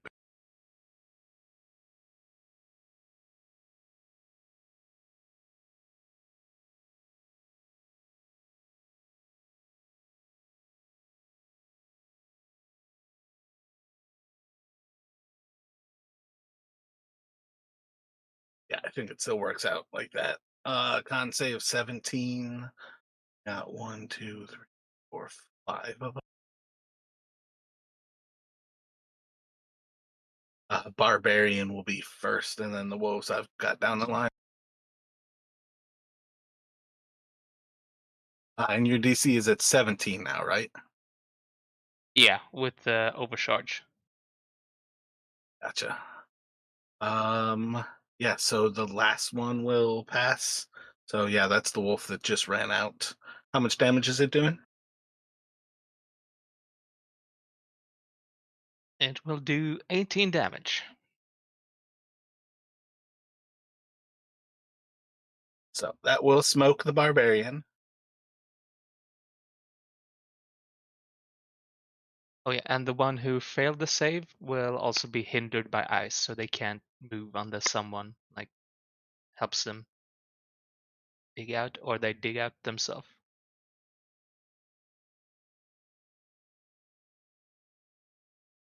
So like they're restrained right now, or are they grappled? I Does mean, it it actually? doesn't say anything like it. Just say they're hindered by the ice and have their speed reduced to 0, but they have to like either Gotcha. itself That or sounds more another like grapple. creature have to use an action to chip away at the ice.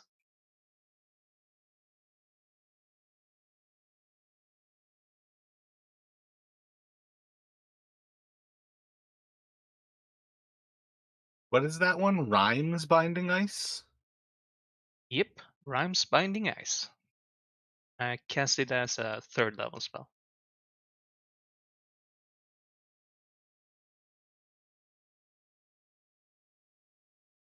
And what is Bill doing? Bill, seeing as the barbarian died, will yeah, I think he'll go for the one who is no, I think he'll go for the one just left of the barbarian. So one affected by the slow. Hunter's Mark and try to attack that.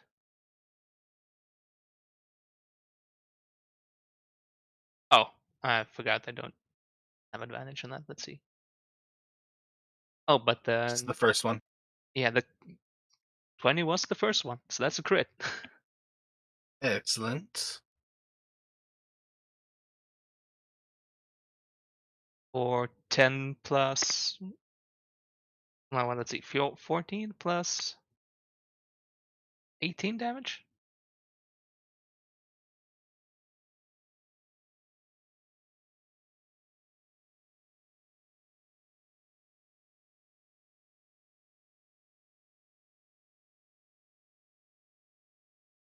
What is the wording on Hunter's Mark?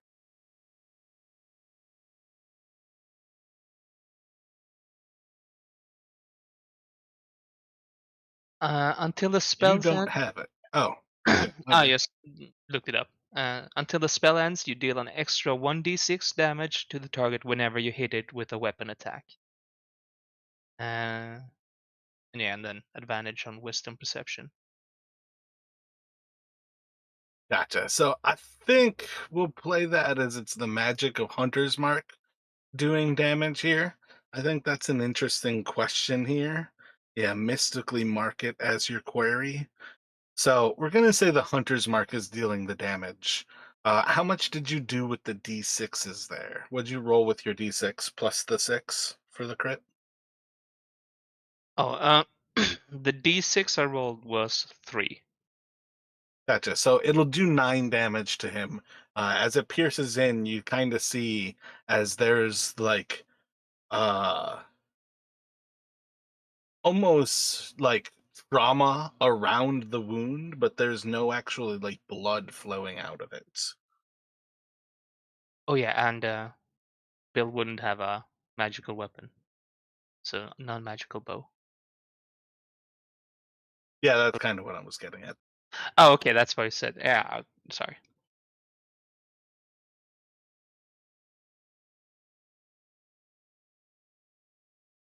Does that feel like it probably makes more sense if Hunter's Mark is just dealing damage as if the weapon were more effective? In the same way, like sneak attack is the rogue is more effective. I think that's part of the expertise class. But I think we'll treat with that in the future versus right now because I think it makes more sense if like a werewolf is immune to all damage unless it's silvered. That's part of what you guys kind of learned from talking to Lord Zavir. So that's kind of what I was getting at. Right. I mean, that makes sense with the hunter's mark, because I feel like that would be like sussing out weak spots with the hunter's mark and shooting at that. Yeah, so I think in the future we'll do it like that, but I just wanted to allow at least some of that damage through right now. My bad. Do you remember what you did with the binding ice? How much damage that was? Oh, no clue. What was it? I don't think it was too much, because it's just. My bad. I thought it was in the teens, like 15 or something like that.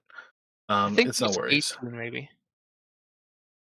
'Cause it Excellent. wasn't above 20, so 18. Yeah, I think that's it.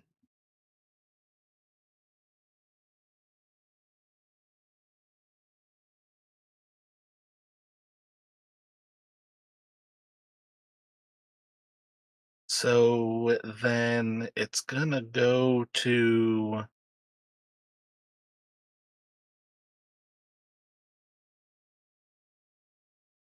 I think the two werewolves. So with binding ice, what is it? They can attack it.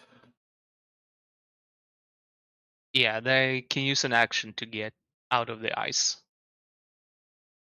Gotcha. So yeah, they're just going to break their way from the ice. Um, and then they'll start to charge you guys down. So their speed is all halved if they're affected by slow.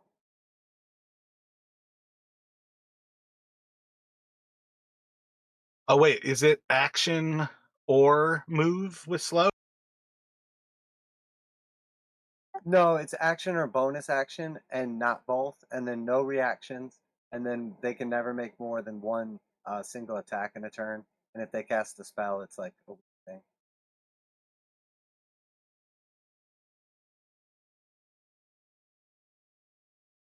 But it's the same save at the end of your turn, Wisdom 15.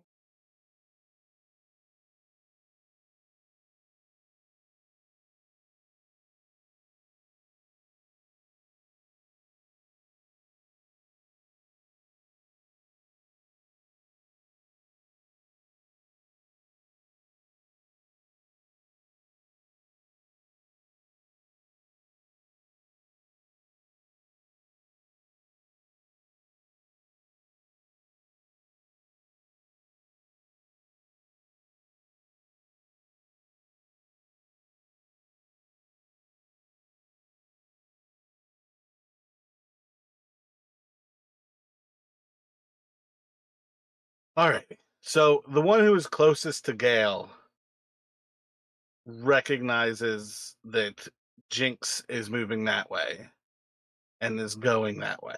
He breaks the ice from himself, and starts like galloping in slow motion towards you. Um, make Arcana or Perception check with Jinx, whichever's better for you. 13. While he's slow, their movement speed is still pretty fast. So you can kind of gain the understanding that if you were in a foot race with a wolf is going to catch you.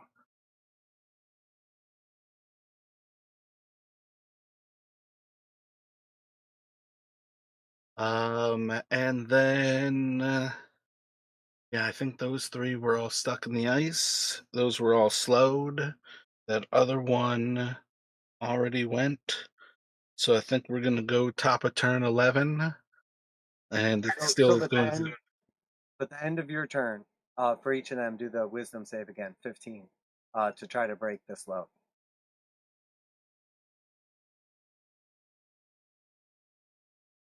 None will be well, actually, let me check that. I knew the barbarians didn't have wisdom. Yeah, yeah, they're all fail still.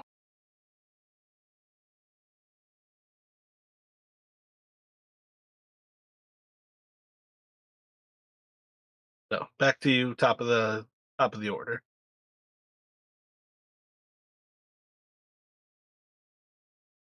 Okay, so I'm gonna hold concentration on that.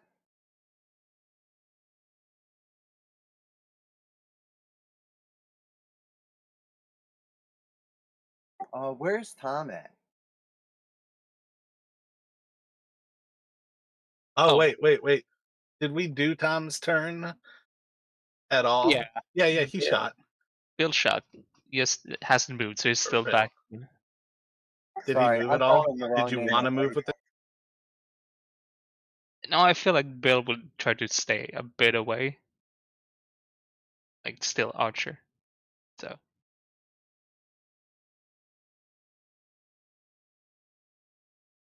I mean, if he was Okay, gonna I run, see him way over there.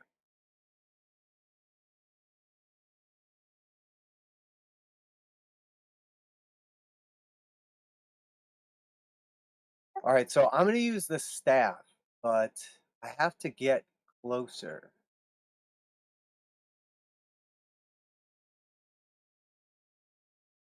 To Gale, because I don't know if Bill has any injury. 6 creatures in a 30-foot radius, so that's really like 60. So yeah, actually, I should be able to hit everybody right now.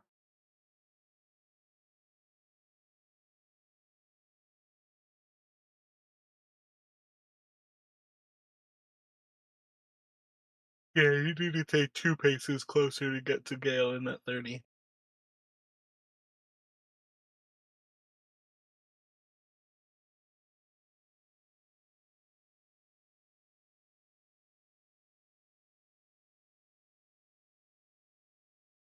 All right, so each gain 16, so that will put Terry back to full. Are you moving close enough to get Gale into that though? Oh yeah, yeah, definitely.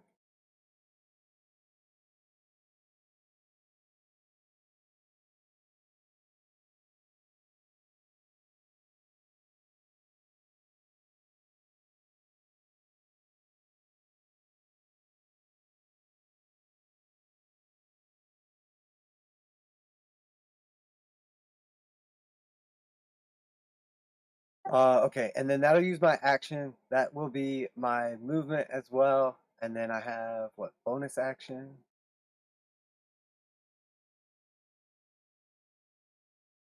I'll finish my reload. I guess it's pretty pointless on these guys, but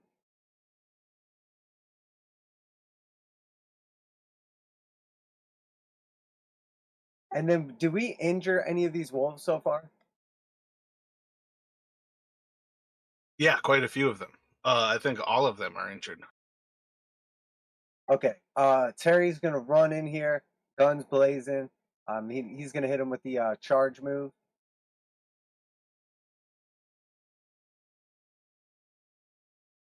And then he's gonna make Jinx run 30 extra feet also.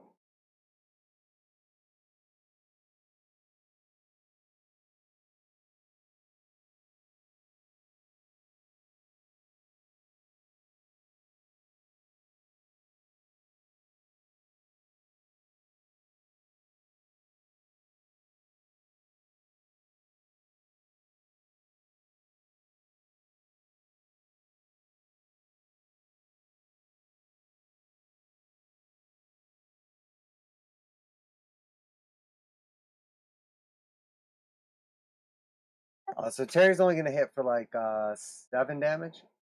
But I'm trying to line up. Can I get like a lightning bolt off from like right here and hit either 2 or 3 of them?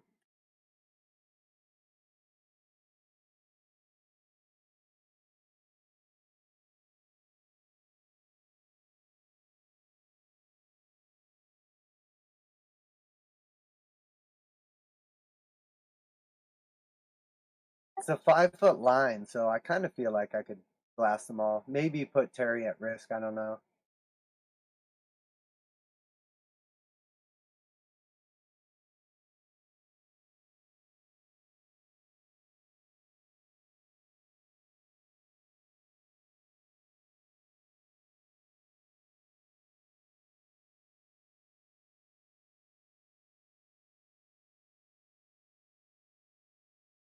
Does that look okay like that?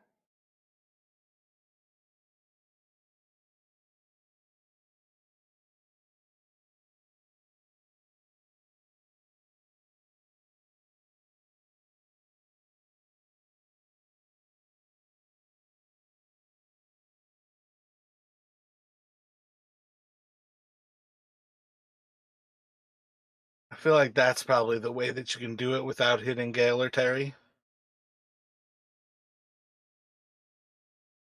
Okay, and it's going to No, be a that's kind third. of rough, just because I think that's probably the one. Okay, cool. It's going to be a third level lightning bolt.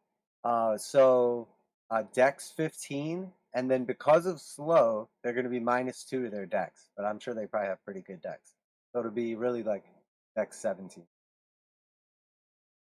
They, in fact, do not have good dexterity.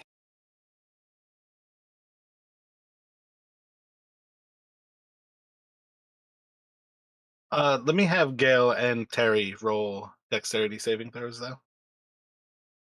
Don't roll ones.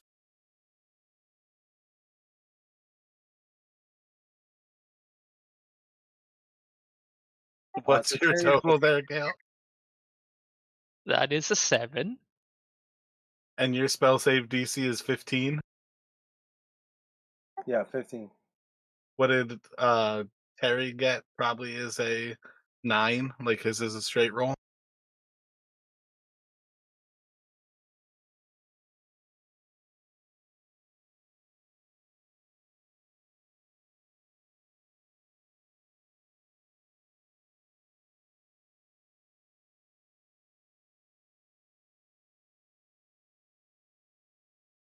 All save, even with Warlord the putting mind strength blaster. and time.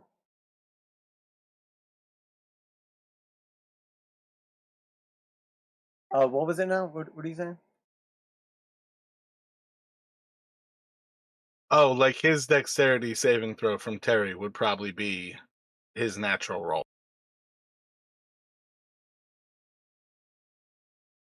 I was just thinking that if they failed your dexterity by more than half, they would take half damage. So they'd take like quarter damage basically by. I just think that line's too much, but we're just gonna roll forward with it as is. They're going to pass and take half damage. What did you roll for damage? Well, I think I'm gonna do my reaction on one of them to try to make them fail it. Because 31 damage is what I rolled. I guess I'll just go with it how it is. That's fine. I would have still passed anyways. It's a lot of fucking high rolls.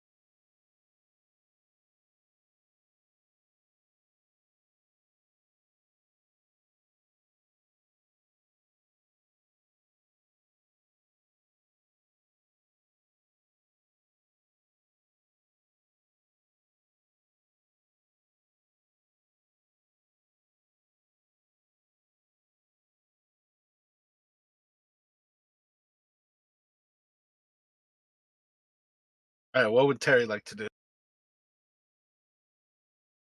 That was Terry's turn. He's done. Oh, that was his command on you.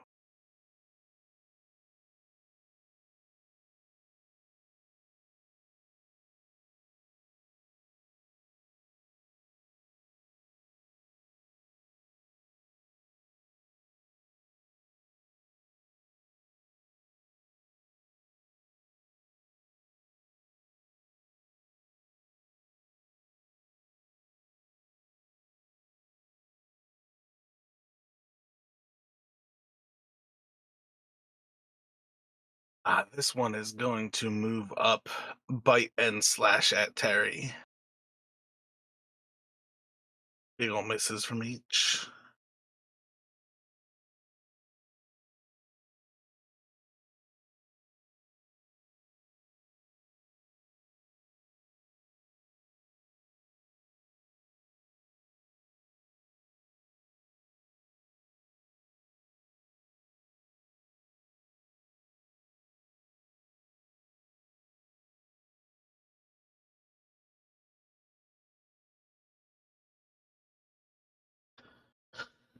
You guys hear another scream from below.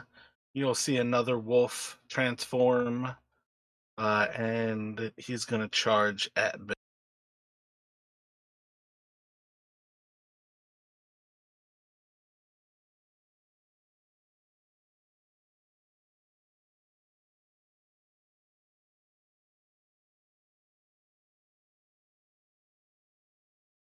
bite and a slash, or slash and a bite. Slash is first. The slash is gonna hit. I feel like the bite's gonna hit. Yeah, because Bill's probably medium armor. Yeah, medium, 15. So make a lycanthropy con save first. That's a 12. That's the DC, so he's not infected. And then it's two different saves here, one for 6, one for 7. He does not have con, so these are just roll a 6 or a 7 and above, and you're good. So you'll take, which one was first? The first was 13 and the second was 3. Gotcha. The second one is for 2 damage. So he loses 2 more wounds.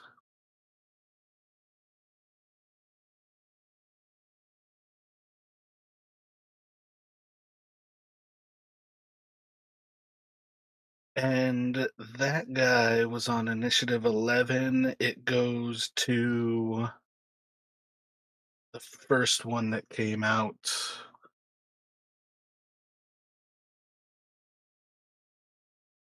is southwest of Gale.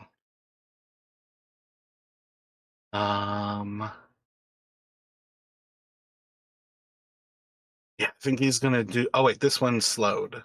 Um, he's going to bite at Gale, and it will miss. And then to see if he's still slowed end of his turn, he is. And then it will go to Gale. Oh, I try to retaliate with a shocking grasp.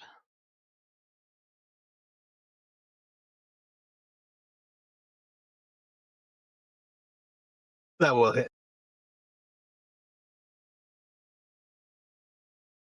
Or 12 damage.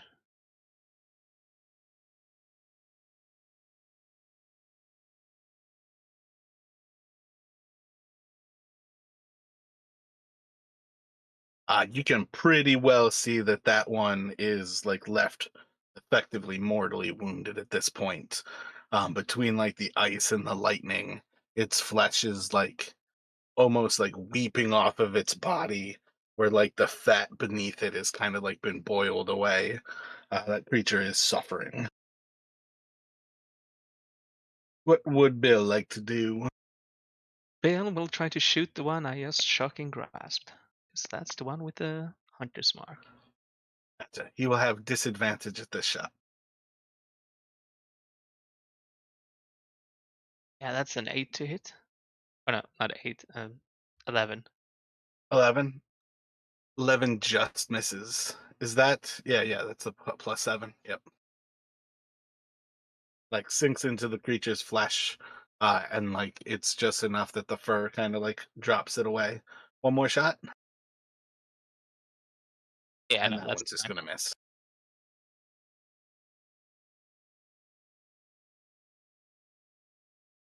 Then I guess he will chance an opportunity attack blow and run a bit. Let's see. Gotcha. It'll bite at him. 12, probably gonna miss. Yeah, that misses.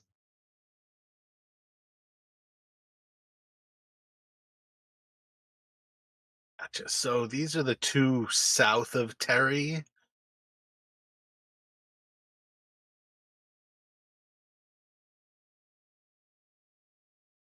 Both of them just gonna. They don't even try to bite at Terry. And their bite is better at killing him. Yeah, they don't even. Oh wait, no, their bite does more damage. It's the claws. Yeah, they're gonna try to claw at Terry. Um, Let me have the two of you make insight checks here.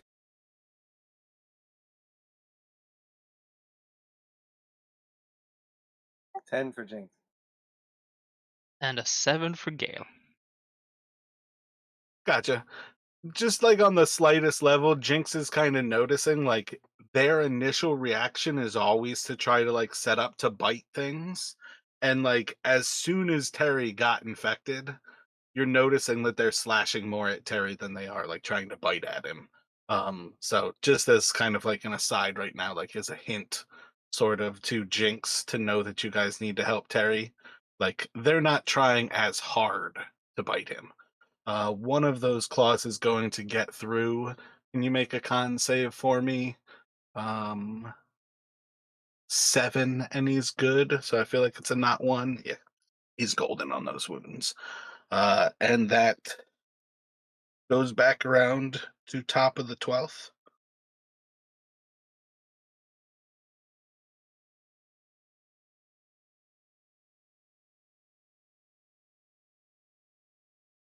Oh, and I need to do their slow saves. Both of them are still slow. So which one was the one that got shocking graph? That was like the most northern, or like I guess like the one that's just East of sideways. Surrey, yep. Okay. Most northern. Those three, though, by Terry, are all the ones who are more messed up. But yeah, specifically that one, like between you and Terry or Ubar.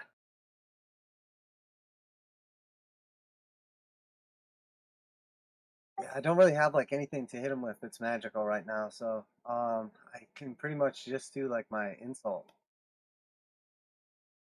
You know what? I did that wrong. The like human hybrid was the third one.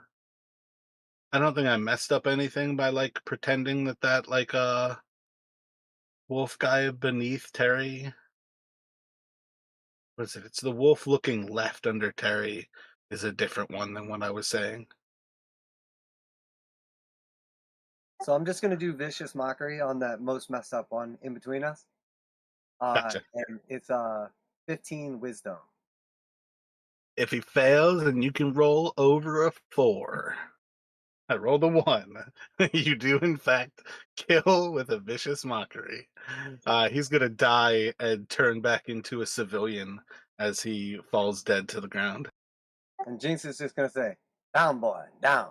This is men fun." And then I'm gonna go over and how much like bonus action slash like free action do I have to use to like start gathering up one or more pieces of our fallen friend? I mean, you can pick up his head with your free action kind of thing. His actual body's going to be like a grapple. Yeah, right. I'll take his head for now. That's funny. Oh, sorry, buddy. And I'll just like kind of like I don't think it'll fit in my like pouch or whatever, but maybe I have like a backpack or something I can kind of put it in.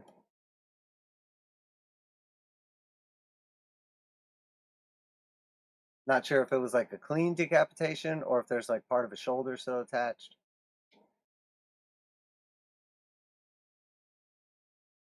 I can roll dice for that.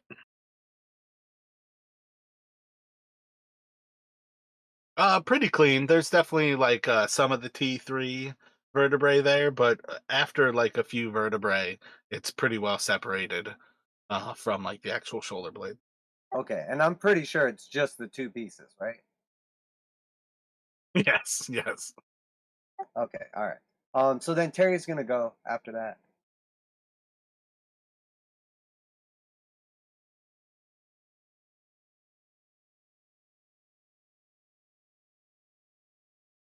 So did you say one of them was already pretty messed up then?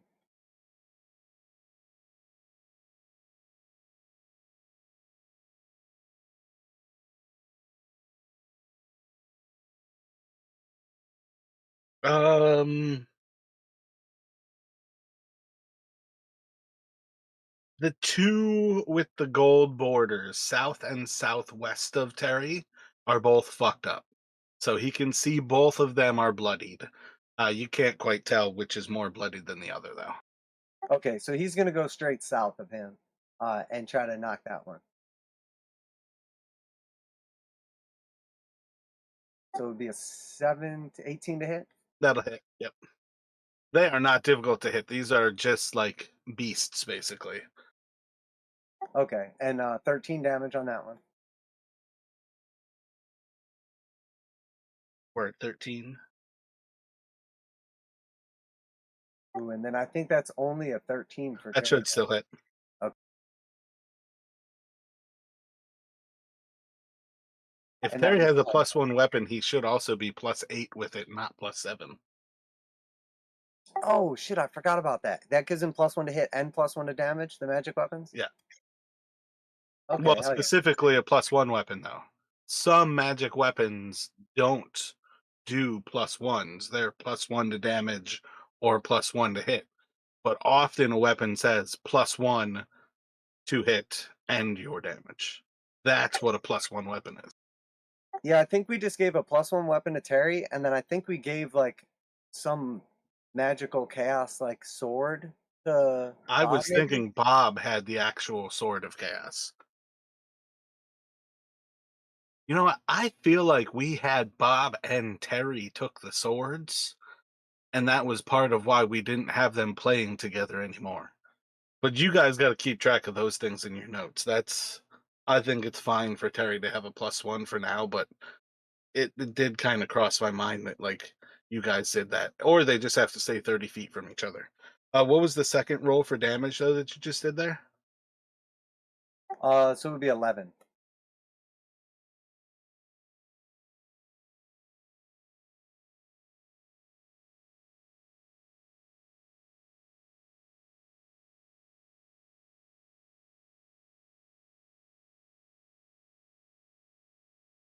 Gotcha. So that one is looking severely wounded at this point. Do, do, do, do. So after Terry, we're gonna have the newcomer. You hear another howl. This one's coming in from the northeast. Um, yeah, as far as things go here, Bill, you like hear kind of like movement behind you as there's like a growling dog, and you just like look over your shoulder. You see this person. You like look back at the fighting. You hear the growl again as you like feel something grasping at your shoulder, and as you're like wrenched backward, you see the person's like still wearing kind of some of the same clothing as that merchant is now fully in wolf form, going to like bite down into your shoulder blade. So a claw into Bill and then a bite. The claw is going to be successful. The bite is most certainly a failure. And the claw is for it's a 7 save. So just roll 7 or better, and it's for 2 wounds. So he's going to lose 2 more. Does that put him at 1 wound remaining, or is he down? I think he had. He has one more wound. That's what I was thinking. He took a single wound from the barbarians. Took 2 a turn or so ago. Um, so after him is the 17. The 17 is the left facing wolf there, right by Terry.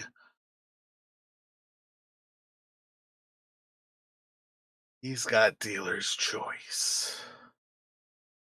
Um, hmm. Does Terry's got lycanthropy? I feel like he is not going to be dealer's choice anymore. Uh, Yeah, I think he's gonna go and leave Terry and charge at Tom.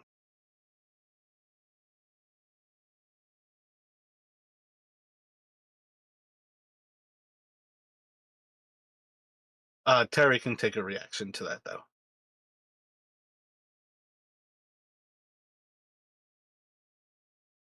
That's like Fortunately, eleven, I think. so this one, the claw will miss. The bite or the yeah, claw will miss. The bite should hit.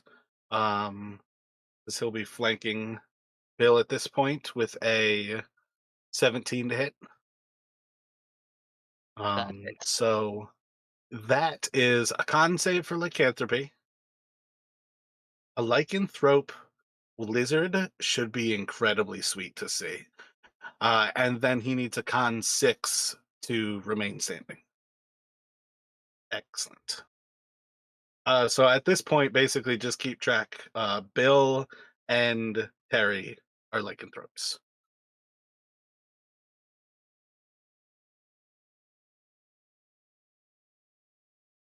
So that was 17. Now it goes to Gale.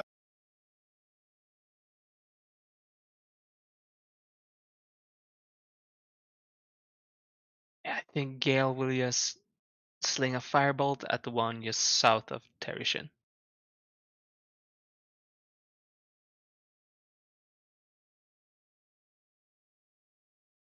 For a nat 20.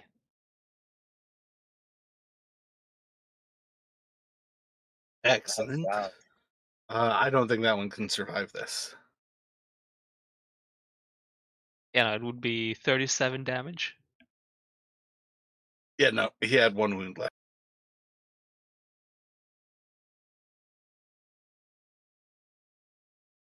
Same thing. It just reverts back into a humanoid as it falls to the ground dead.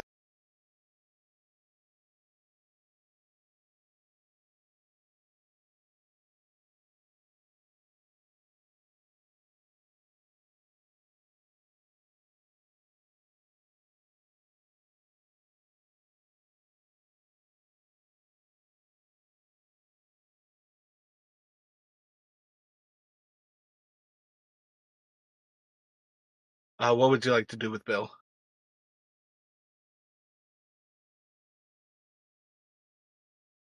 I think Bill will use his action to disengage. Excellent. Justin, do you remember at the bottom of the order if I rolled slow for those last two guys? Uh, you have rolled it so far. I've been keeping up with Okay. it. I felt like I did it. Because last time I remembered to do it, so it wasn't just like the three of them rolling at once, but I felt like I did it for the two of them at the very end. So only one of the slowed creatures has remained alive here. Yeah, and I think Bill will move his hunter's mark, seeing as that guy's dead, to the one left with slow. Gotcha. That is the one southwest of Terry there.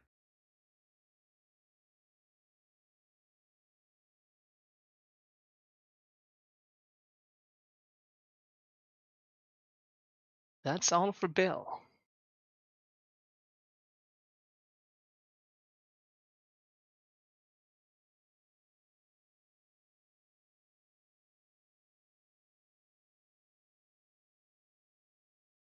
Alrighty, so this one.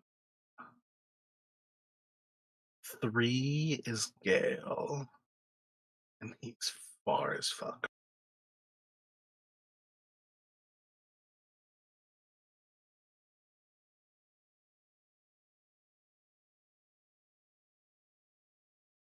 Yeah, I don't think he can get to anybody. I feel like I must have forgotten this one.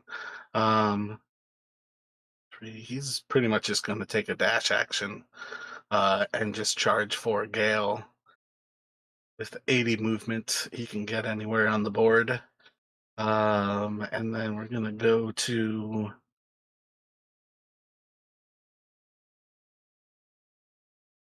is a slow guy. He's gonna go for Jinx. And bite you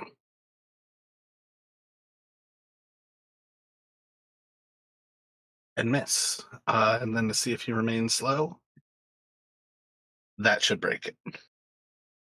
Yeah, yeah, it's 15.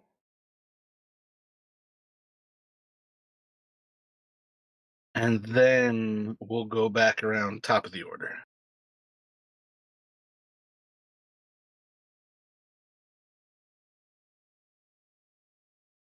Okay, so I pretty much have to use my action to pick up the body. Is that what's going on?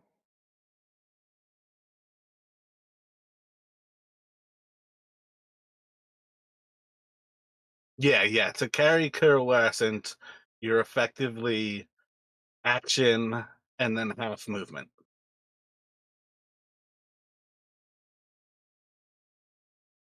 Okay, and what kind of shape? The one on my left there is pretty messed up, right? Like slightly above me. Yeah, yeah, that one's bloodied. Yeah. So I guess Jinx is just gonna whip a little insult at that one.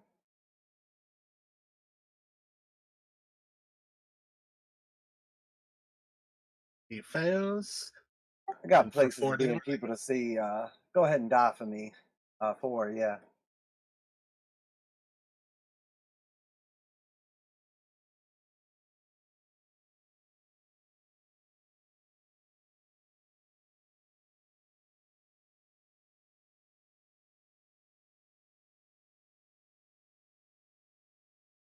And then I'm gonna do my bonus action. I'm gonna give Terry Bardic Inspiration.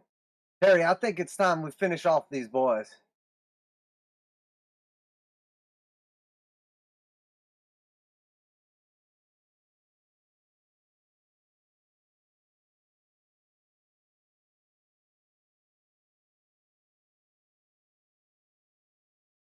All right, so then he's gonna run down here and do a attack, and then he's gonna use his third charge ability to have Gale either cast a spell or do an attack and move up to 30 feet.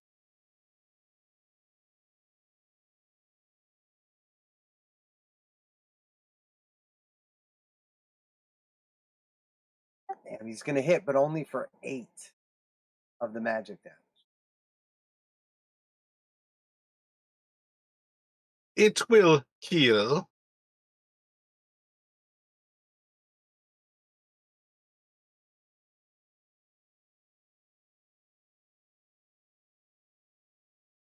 All right, and Gale, you can do either cast a spell or do a attack. I think I'm gonna use Maximilian's Earthen Grasp on the one just next to me. So that's a DC 17 Strength saving throw. Can't help a 3.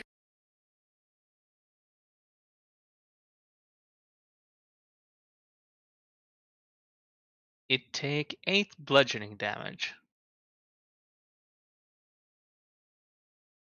and is restrained.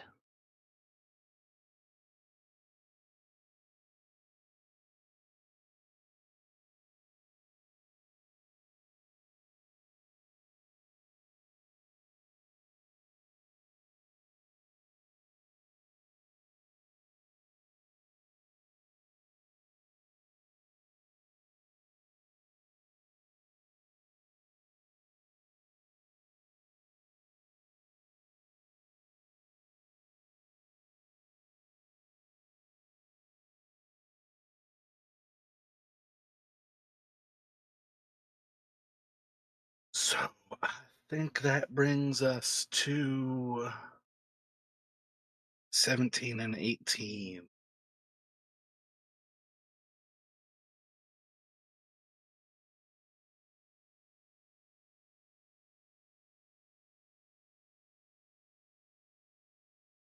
All right, one's going for Gale, one's going for Jinx. So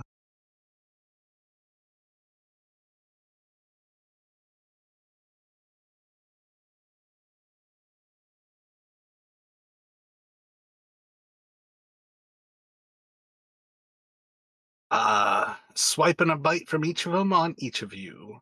Against Jinx first. 15 is the miss from the swipe. The bite should be successful with a 21. Yeah, sounds good to me.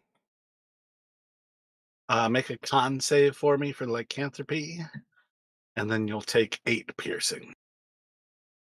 You're good on being a lycanthrope.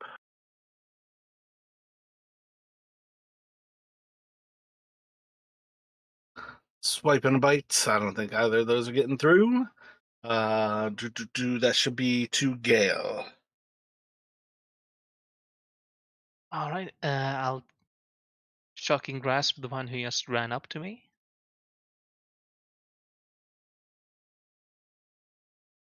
Or 16 to hit.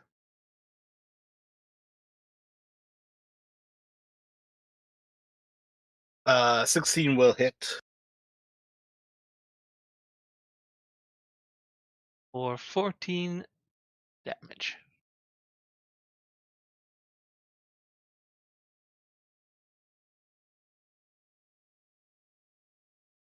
Excellent. And then I'll try to move away. So the All one right, so who's shocking grasp makes that one incapable of attacking. yeah, And then earthen grasp restrains the one, so I think it has disadvantage to strike out at you, that is correct. but it will strike for you. I only need like 2 crits here, so it'll fail.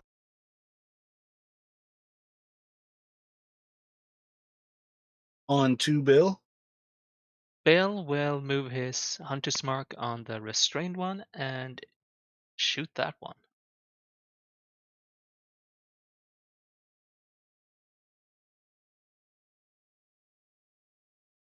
So that would be with advantage, right? Indeed,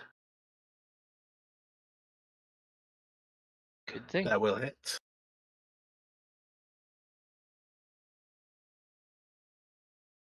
So that is 11 total, with 5 being from the hunter's mark.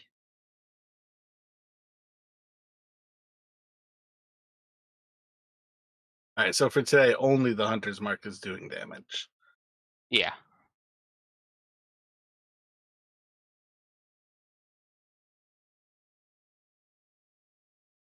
And then in the future, like you guys should, part of what this was meant to tell you is that by going to visit the Vladim house, you guys put yourselves on their radar. They scented you to this place. So this is a further reminder. You guys need to have magical and or silvered everything at this point. What was that last roll? Was a roll of 19 and 10 total damage. This is from his bow again. So Yep. what was just the hunter's mark?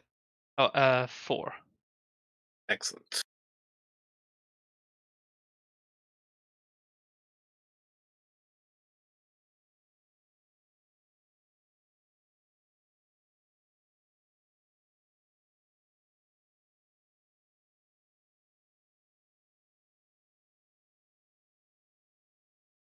Yeah, if you guys had gotten the Vi, the barbarians, and the werewolves at the same time, it would have definitely been a clusterfuck, but it was potentially possible. After you is gonna be the restrained one. So for Earthen's grasp, is it a action for them to get away? Let's see. Yeah, it's an action to you make a strength saving throw against my spell DC again.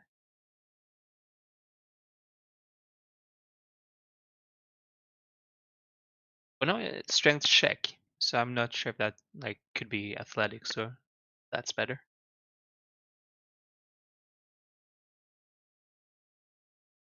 NPCs don't really have. Uh, well, I guess they can.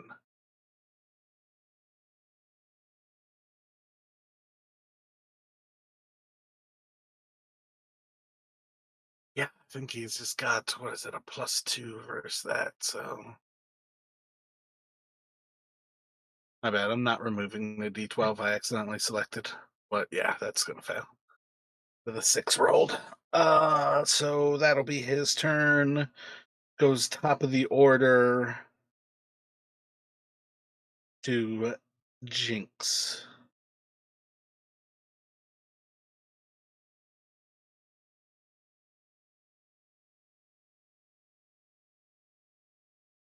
Yeah, we're kind of drawing on here. It's 7:30. How are you doing, Chris? Are you good to stay up? Would you rather this game were effectively over? I feel like you guys have dismantled this threat pretty well. I mean, I could stay up for another half hour without any problem.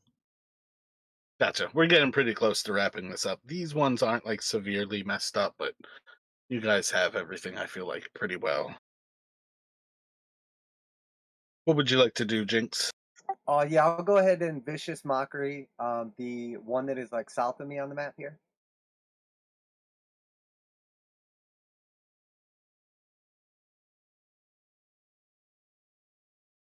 Oh, it's 8. Don't fail this one.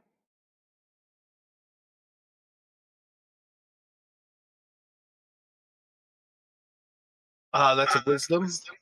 It And a is effective. 15. Nice. 8 damage and disadvantage. And then I don't have a bonus action. You said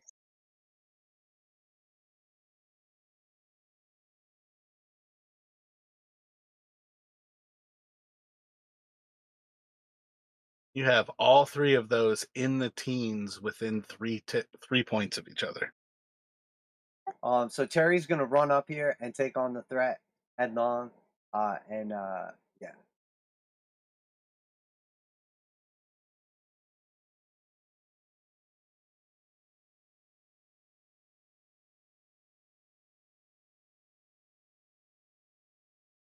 So the first one will miss. The second one should hit. Excellent. How much damage? 14 magic. 14 magic. Which one did you attack? The one north of you? Yeah, straight north of me.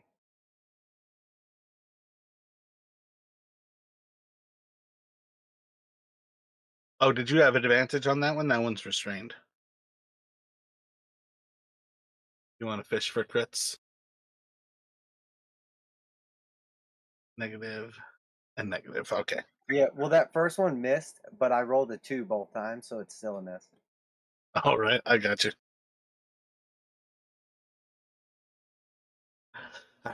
I got you. Realistically, it would have been the 2 and then the hit, and then the 2 and then the hit. So they kind of both would have hit. I always want Oh like the yeah, I first mean, dice rolled. yeah, it depends how you want to do it. Either way is fine. That's part of why I try to say consistently, like it's the dice you roll, like in the order you roll is what matters. So let me get those extra damage dice. I know I did it earlier where it was in my favor that I like pre-rolled 2 dice. Yeah, either way is fine. So it's extra 15 damage then if it's 2 hits.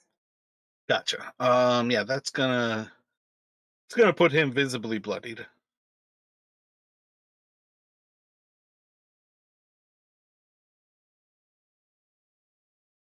Okay. And then after Terry, I rolled 18 is attacking 2 is Bill.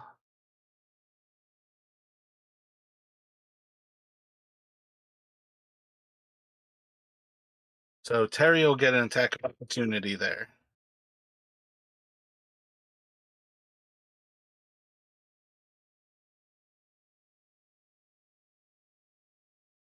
14 magic.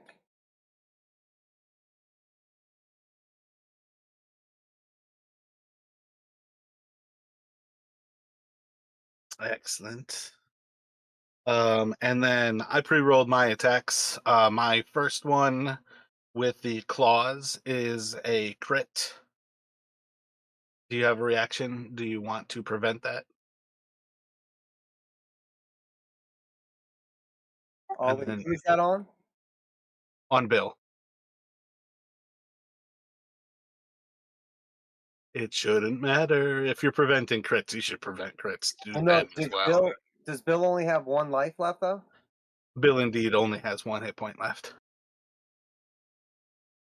Damn, I only have 1 spell slot. So, no, I'm not gonna do it because I need to save it in case I need to res. Oh, wait, I have the staff. So, yeah, yeah, I'm gonna do it. I'm gonna do it. Vicious or, silvery Silvery barbs. barbs. Yeah. Huh. It's still a hit. It's not a crit though. And then the second die is a 12. That's a 16 to hit him. This is the first time I have to actually ask Gale, what is his AC? 15. Okay, so both will hit. So you're going to be rolling 3 saves here. The first is for lycanthropy, DC 12. Oh wait, that doesn't matter. He's got it. The 2 saves. Both are killable. So 6 and a 7.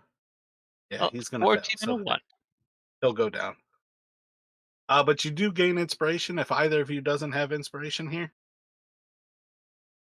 I still have mine. Yeah, I Gotcha. got it from you last time. And then 17 has disadvantage on his first attack, so that's gonna replace the 10. I don't know if it'll matter. He's gonna go for Gale as well. Ooh, Gale's down, so it would have been a straight attack, disadvantage, and then advantage. But a Oh, 10 Bill is plus down. 4. What was that? Bill is down, not Gale. Oh yeah, yeah, my bad. 2 though is Bill. Um, he's going for Bill. Okay.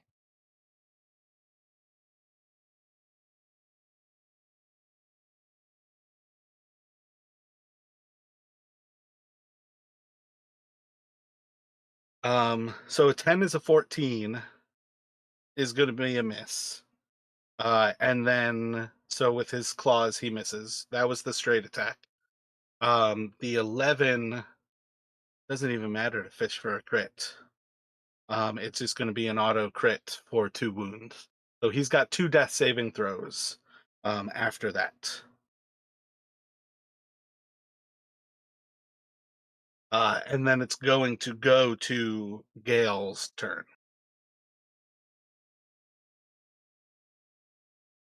All right. Yeah,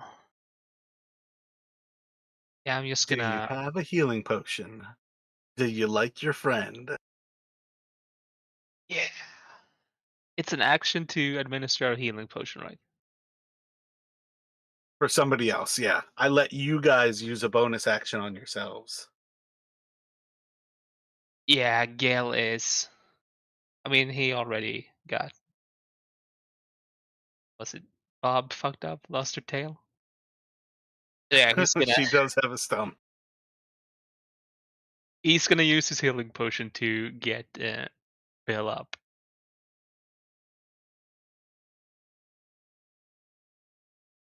That's 2d4, yeah.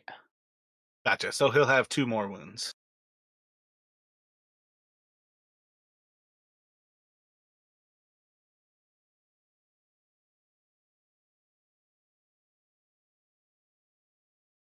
And that's it for Galen. I guess Bill will pick himself up and Oh, yeah, he's still on the. Oh, yeah, yeah. Okay, it does. Yeah, start his turn.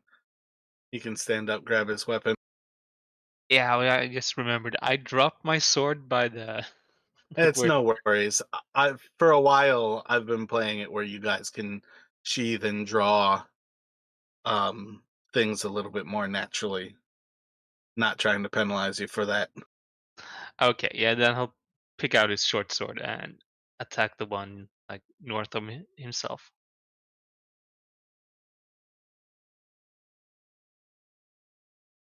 Oh yeah, that I don't think it's gonna matter then, because that's a regular weapon and no hunter's mark. You could recast Hunter's Mark though with your I bonus mean, action. it's yeah, I guess I could. Yeah, Three he's times per day you burnt one of them, so yeah, I forgot they had 3 times. So yeah, he's gonna put the hunter's mark on the guy.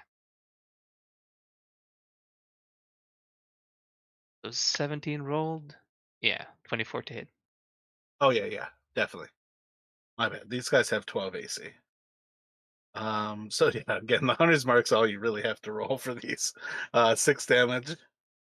Yeah, And who sorry. was this against? The one north of you or Yeah, west? the north one. North. Word.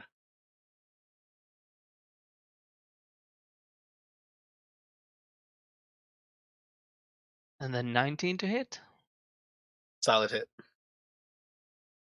for 3.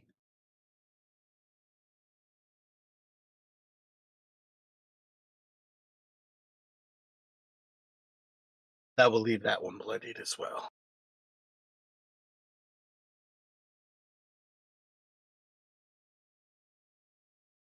And then it's the one above Terry Chin, still restrained.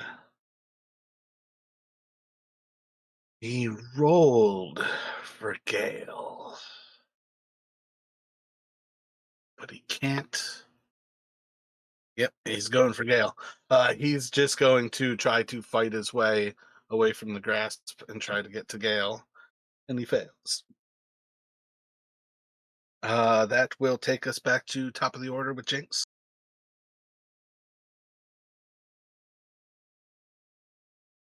All right, another one of those insults coming your way. And it's the one directly above me that's like real messed up now, right?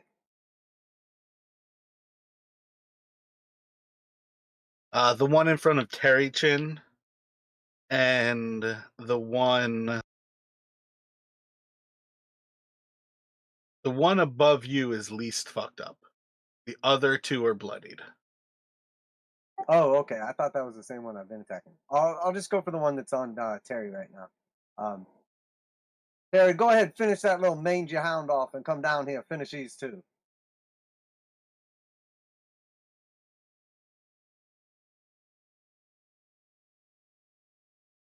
So it's wisdom 15, and if you fail, it's 4 damage.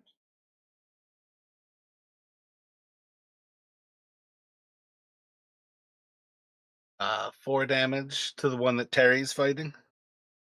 Yeah, that's right.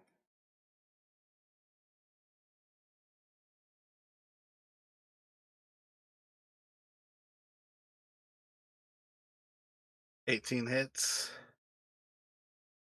And this So is from 13 Terry, damage. right?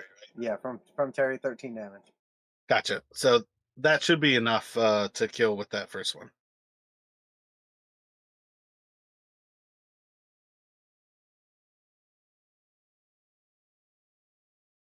And then another 7 damage on the one next to Gale. We're like in between us.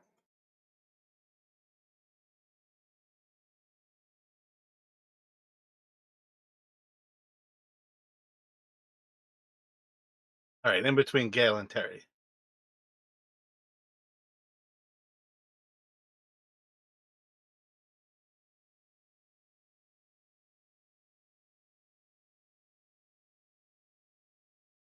And that's it for me. So it's only these two left, and they go now. So I can remove the third pre-rolls. So I've got 4 rolled, which is Terry Chin from the one he just attacked. So it's gonna try to 17's its highest. I feel like his AC is 18, you said. So it's gonna fail both ways. Nice, nice, nice. And then this one, um, let's see, 5. I don't know if it's smart. It's not smart enough, so it's just gonna be random. I'm gonna go um both on Jinx here. I think both are gonna hit you with a 21 to hit. So con save for lycanthropy.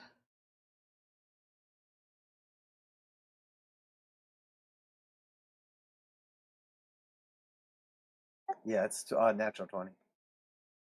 Excellent. And then it's a total of 14 damage, but it's 2 different strikes. It's 4 and 10. Okay, I'm bloodied again, but not quite mortally. Gotcha. Uh, yeah. So you guys have the top one between Gale and Terry bloodied. The other one's taking damage between Gale and Jinx, but it's gonna go to Gale here. Yeah, I'm gonna shocking grasp the one to my right. Or That 21, will hit.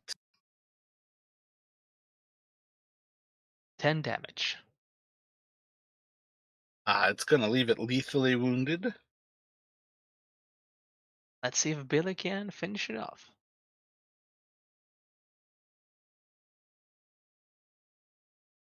That will hit. Just the Hunter's Mark D6. That's a 1. It's close, but not quite there. One more. That's gonna hit still. Or 2. Yeah, 3 hit points left.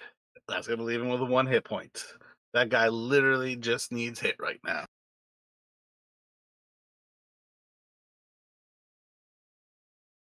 It'll take us to top of the order on Jinx.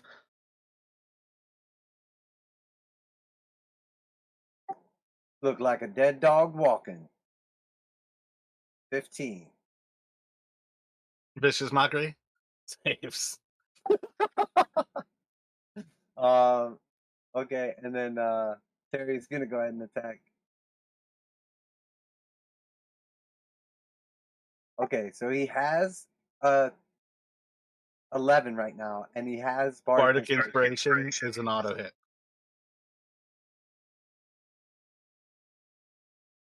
Okay, so Yeah, I 10 feel damage. like his. I don't even think he had to use it because he has a +8 with his weapon. So he has a 12. 12 is their AC. Oh yeah, yeah. Okay, I was forgetting the one when he Yeah. leveled up. Bill needs a 4 to miss a 5 hits. What did you roll for damage? Oh, damage doesn't matter on the first strike. But you can move in then and to attack the other one.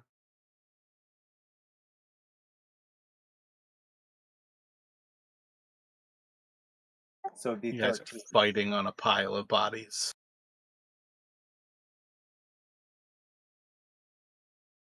I bet. Did you hit and you said 13 damage? Yep, hit and 13 damage.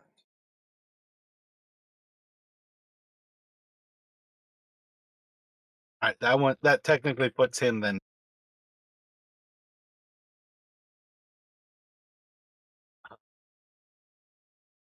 Yeah. So Jinx is bloodied, Bill is bloodied, and then Terry and Gale look fine, right? Yeah, after the healing with Jinx, All right. Gil. So Bill's got lycanthropy. I'm gonna attack Jinx with it this time. I rolled a 6 for dealer's choice. The first attack is going to be a crit on you for 20. That is it slashing at you. And then it's going to bite at you for an 11, which is a 15. I think its bite's going to miss. Okay, so it sounds crazy, but I think I'm gonna use my only spell slot. Make a reroll.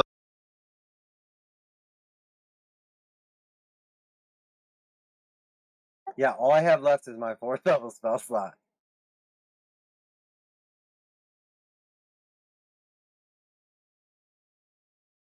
It's still gonna hit though. But for 8 less Oh, damage, you know what? Wait, will it matter? So I did that, but now can I use my inspiration to subtract from it? Or does it not matter? Because now it's not a crit, right? correct. It's a 21, so if you use your inspiration, you would have to roll a 6 for it to miss.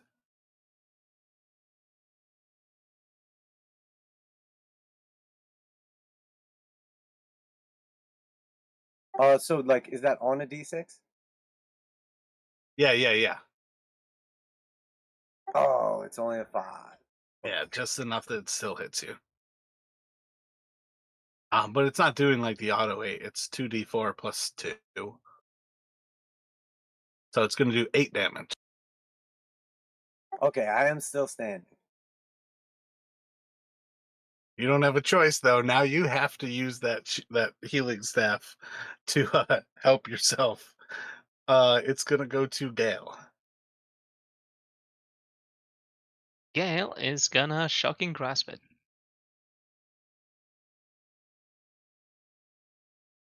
That hits.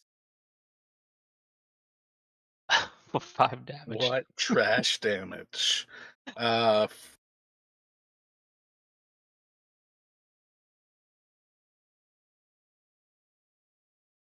and then Bill, Yeah, Bill is gonna transfer over the hunter's mark and attack it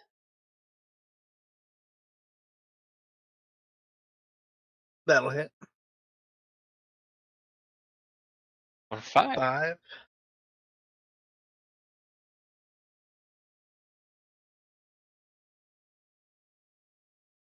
for another 5.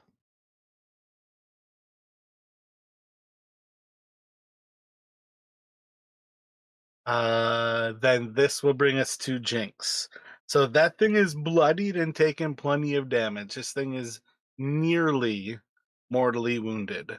So this is where you can kind of decide for yourself whether you need to use the staff. I don't know how many like charges you have in it. Um, but you are potentially at the point where you and or Terry can kill this thing. In many ways, I would say you guys have seen Terry do enough damage in one attack to kill this thing. So, Oh, and it still doesn't have its reaction, so you could move away from it as well. oh yeah, we're in.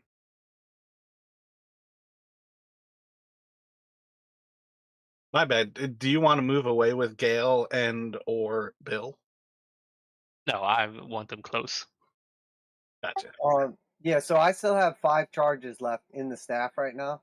So I'm gonna do another group heal, but this time I should be able to hit everybody within 30.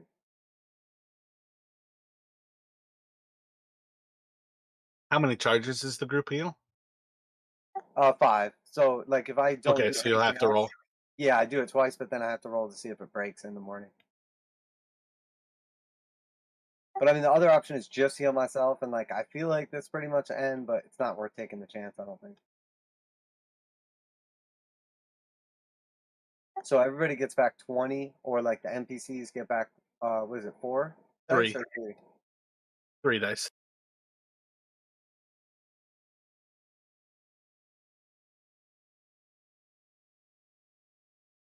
All right, And so then you I'm have a still bloody, but bonus. not mortally wounded, and then Terry's gonna attack.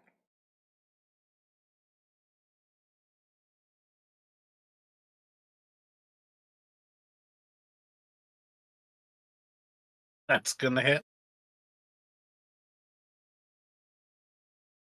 I So think that's just your 14, skill. How much was the total? 14. Yep, that's a kill.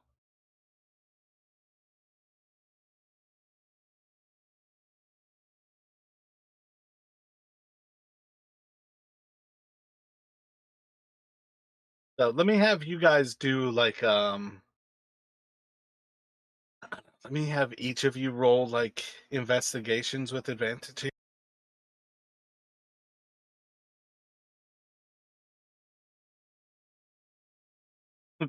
Wonderful.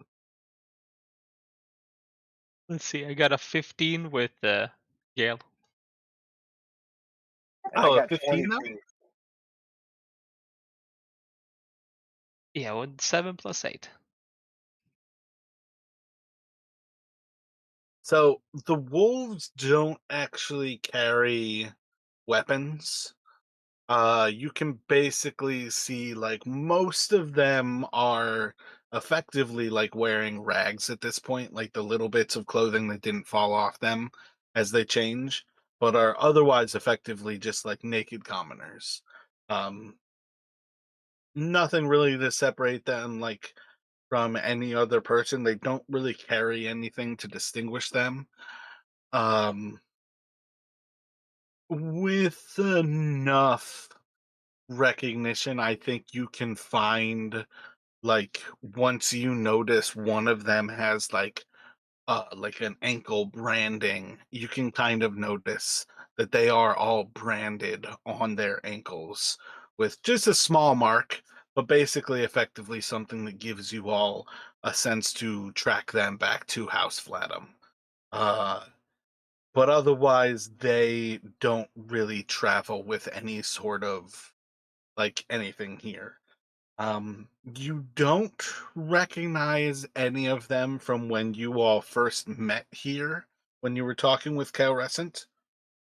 Uh, and maybe Jinx, you're able to kind of like pick up like in this intervening week since you guys went to House Vladam, you've spotted one or two of these people like occasionally around you when you were walking around the city. Um, Effectively, again, like I was telling you, like this is kind of something that's been happening since you guys went there, and something smelled your scent on top of the walls of House Flatham. It's basically something where they are tracking the people who obviously were looking into them.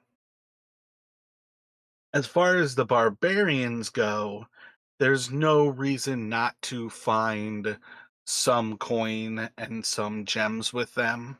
As far as things go, let me have one of you roll 3d6 and the other one roll 2d8.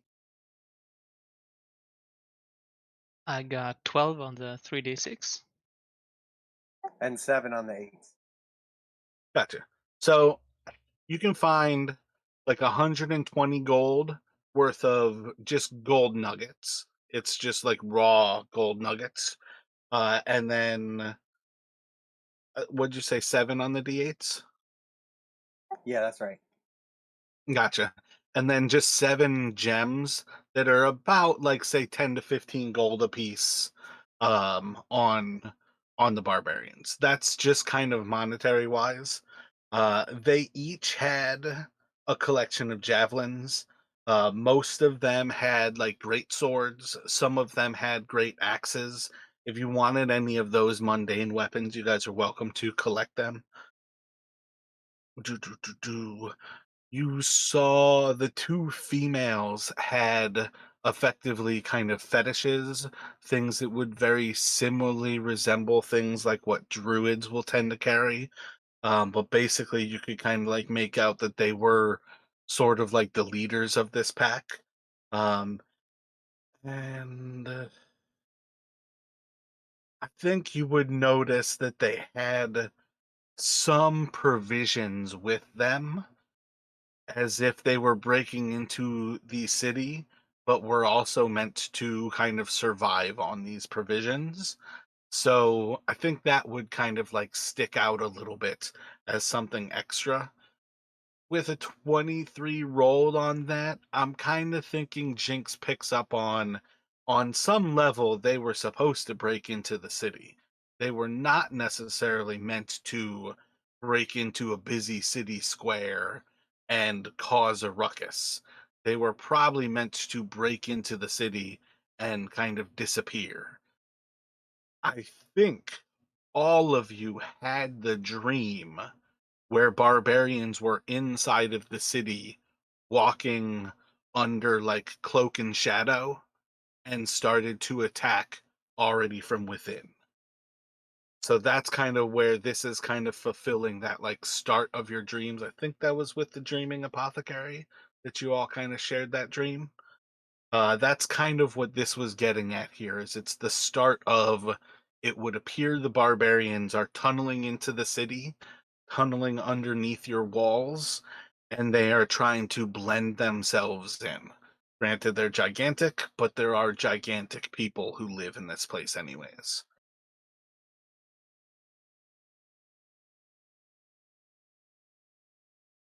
And I think that's kind of enough to say that's where we can end things here. Can allow you guys to kind of like pick and understand these things how you would. Sorry to see Kalrescent go, but that was some crazy way that the dice fly. And that's definitely what this channel's meant for, is the dice never lie. I like to see the stories that they tell, and it definitely was a crazy little moment, and that's where initiative kind of matters the most.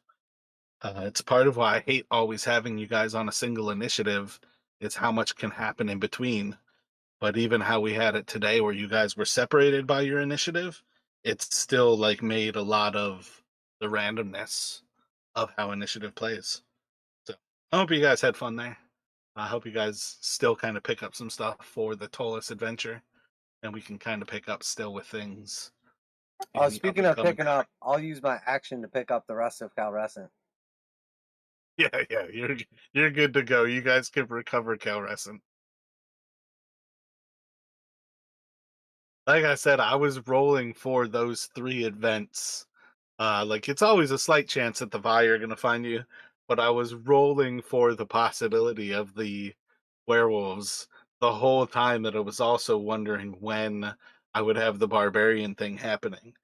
And both of them were like, okay, we'll see which one happens first, and we'll see which one happens when the other one's already going on. And it was absolutely hilarious that the barbarians were almost like solved before I rolled for it, because I 100% was looking forward to barbarians, werewolves, and you guys, because the barbarians and the werewolves would have 100% fought each other. Yeah, I mean, I'm not gonna lie, it was looking pretty bad there for a minute. If that slow wouldn't have went off and like literally hit all of them, I was like legit like we're in trouble right now. Yeah, that was some awesome use of battlefield control spells. I also can't believe Chris has two fucking fear spells. Clearly, I did not realize you had fear. I'm like, yeah, let's let you learn cause fear. Nothing bad's gonna happen from giving you a even more controllable fear spell. Yeah, and I kind of wanted the cost fair because I always when we were fighting, I would try to get off fair, but it's like the big cone, and I don't want to hit like Dalton and Jinx. So it's like Yeah, cost fair. it's definitely wild. Yeah, we definitely have some nice control spells. It does make it tough when you're like inside city grounds for sure though. Like especially if you're like trying to not kill random civilians. This was a super cool map to have found. This was like after I noticed that Justin was sick. I was like, oh fuck, I need a good city map. I don't want to do this like all theater of the mind. But it was like, I need a good city map, and I need a good reason to like put them in the center of a little meet. And it was like, oh, should I have like a cult meeting where you're supposed to just be a small number of you? I feel like it would make sense if we brought back Kalrescent. I really didn't mean to kill him, but I was like, I think it'll make sense if we bring back Kalrescent and like haunt you guys with the door again, where it's just like, hey, if you want to do something with the door, it's a dwindling choice and time's running out.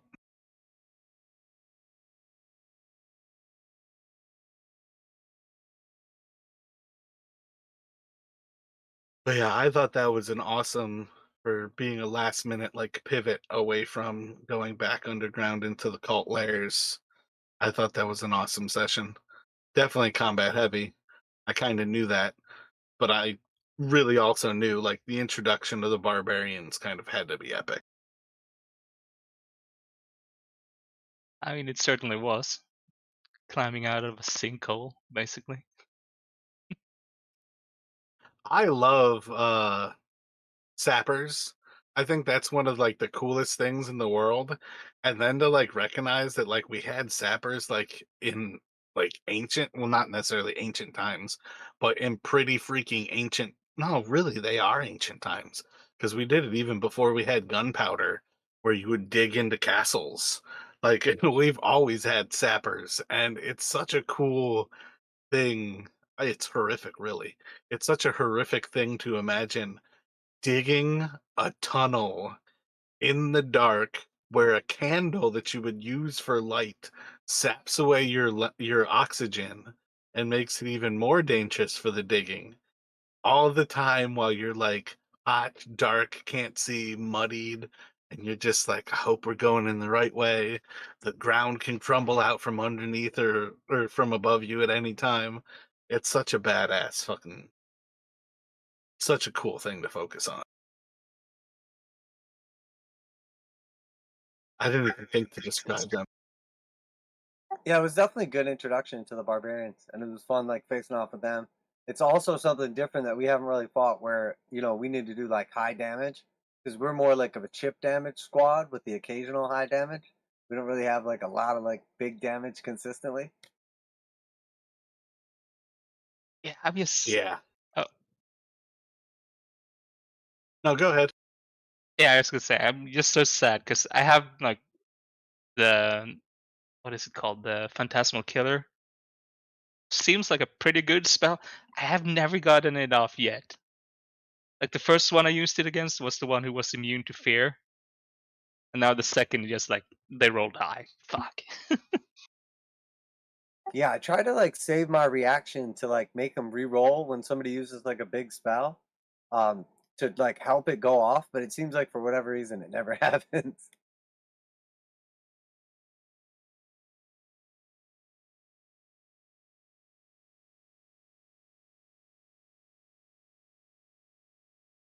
But yeah, it was a cool introduction to the barbarians. It's definitely like mix it up a little bit, and it's for sure feeling like there's like a bunch of like impending doom on Tolis, and often feels like we like don't get anything done.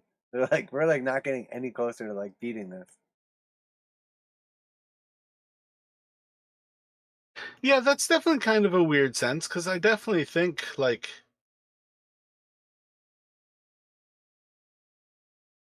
it's like where you guys are accomplishing a lot, and often it's I don't know, it's kind of like appreciating that it's not like up to you guys to do everything in this city of badass people, but that you can control what you do when you do it.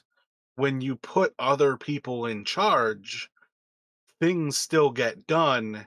It just may not be what you wanted done. And that's kind of been what I've been trying to like. You guys are gaining more and more influence, but just because you want something done doesn't mean that you can do it unless that's what you go and do. And that's been kind of where I feel like it really like focuses on like that's kind of the value of a city campaign. There's plenty of people in Tolis who can solve all of the problems that you guys have come in contact with. But everybody also has reasons why they wouldn't waste their time on it, why they wouldn't focus on it in the first place, why they can't this, why they can't that. When they do it, that they might do something otherwise. I feel like that's kind of what cities are all about. Same way you guys kind of like pick up on like Lord Zavir and Lady Rill are like outside of time in some sense. They're not here in Tolis, where it's just like, all right, there's a certain value and they're only able to help us on these things. So perhaps sometimes it is more valuable for us to call on them.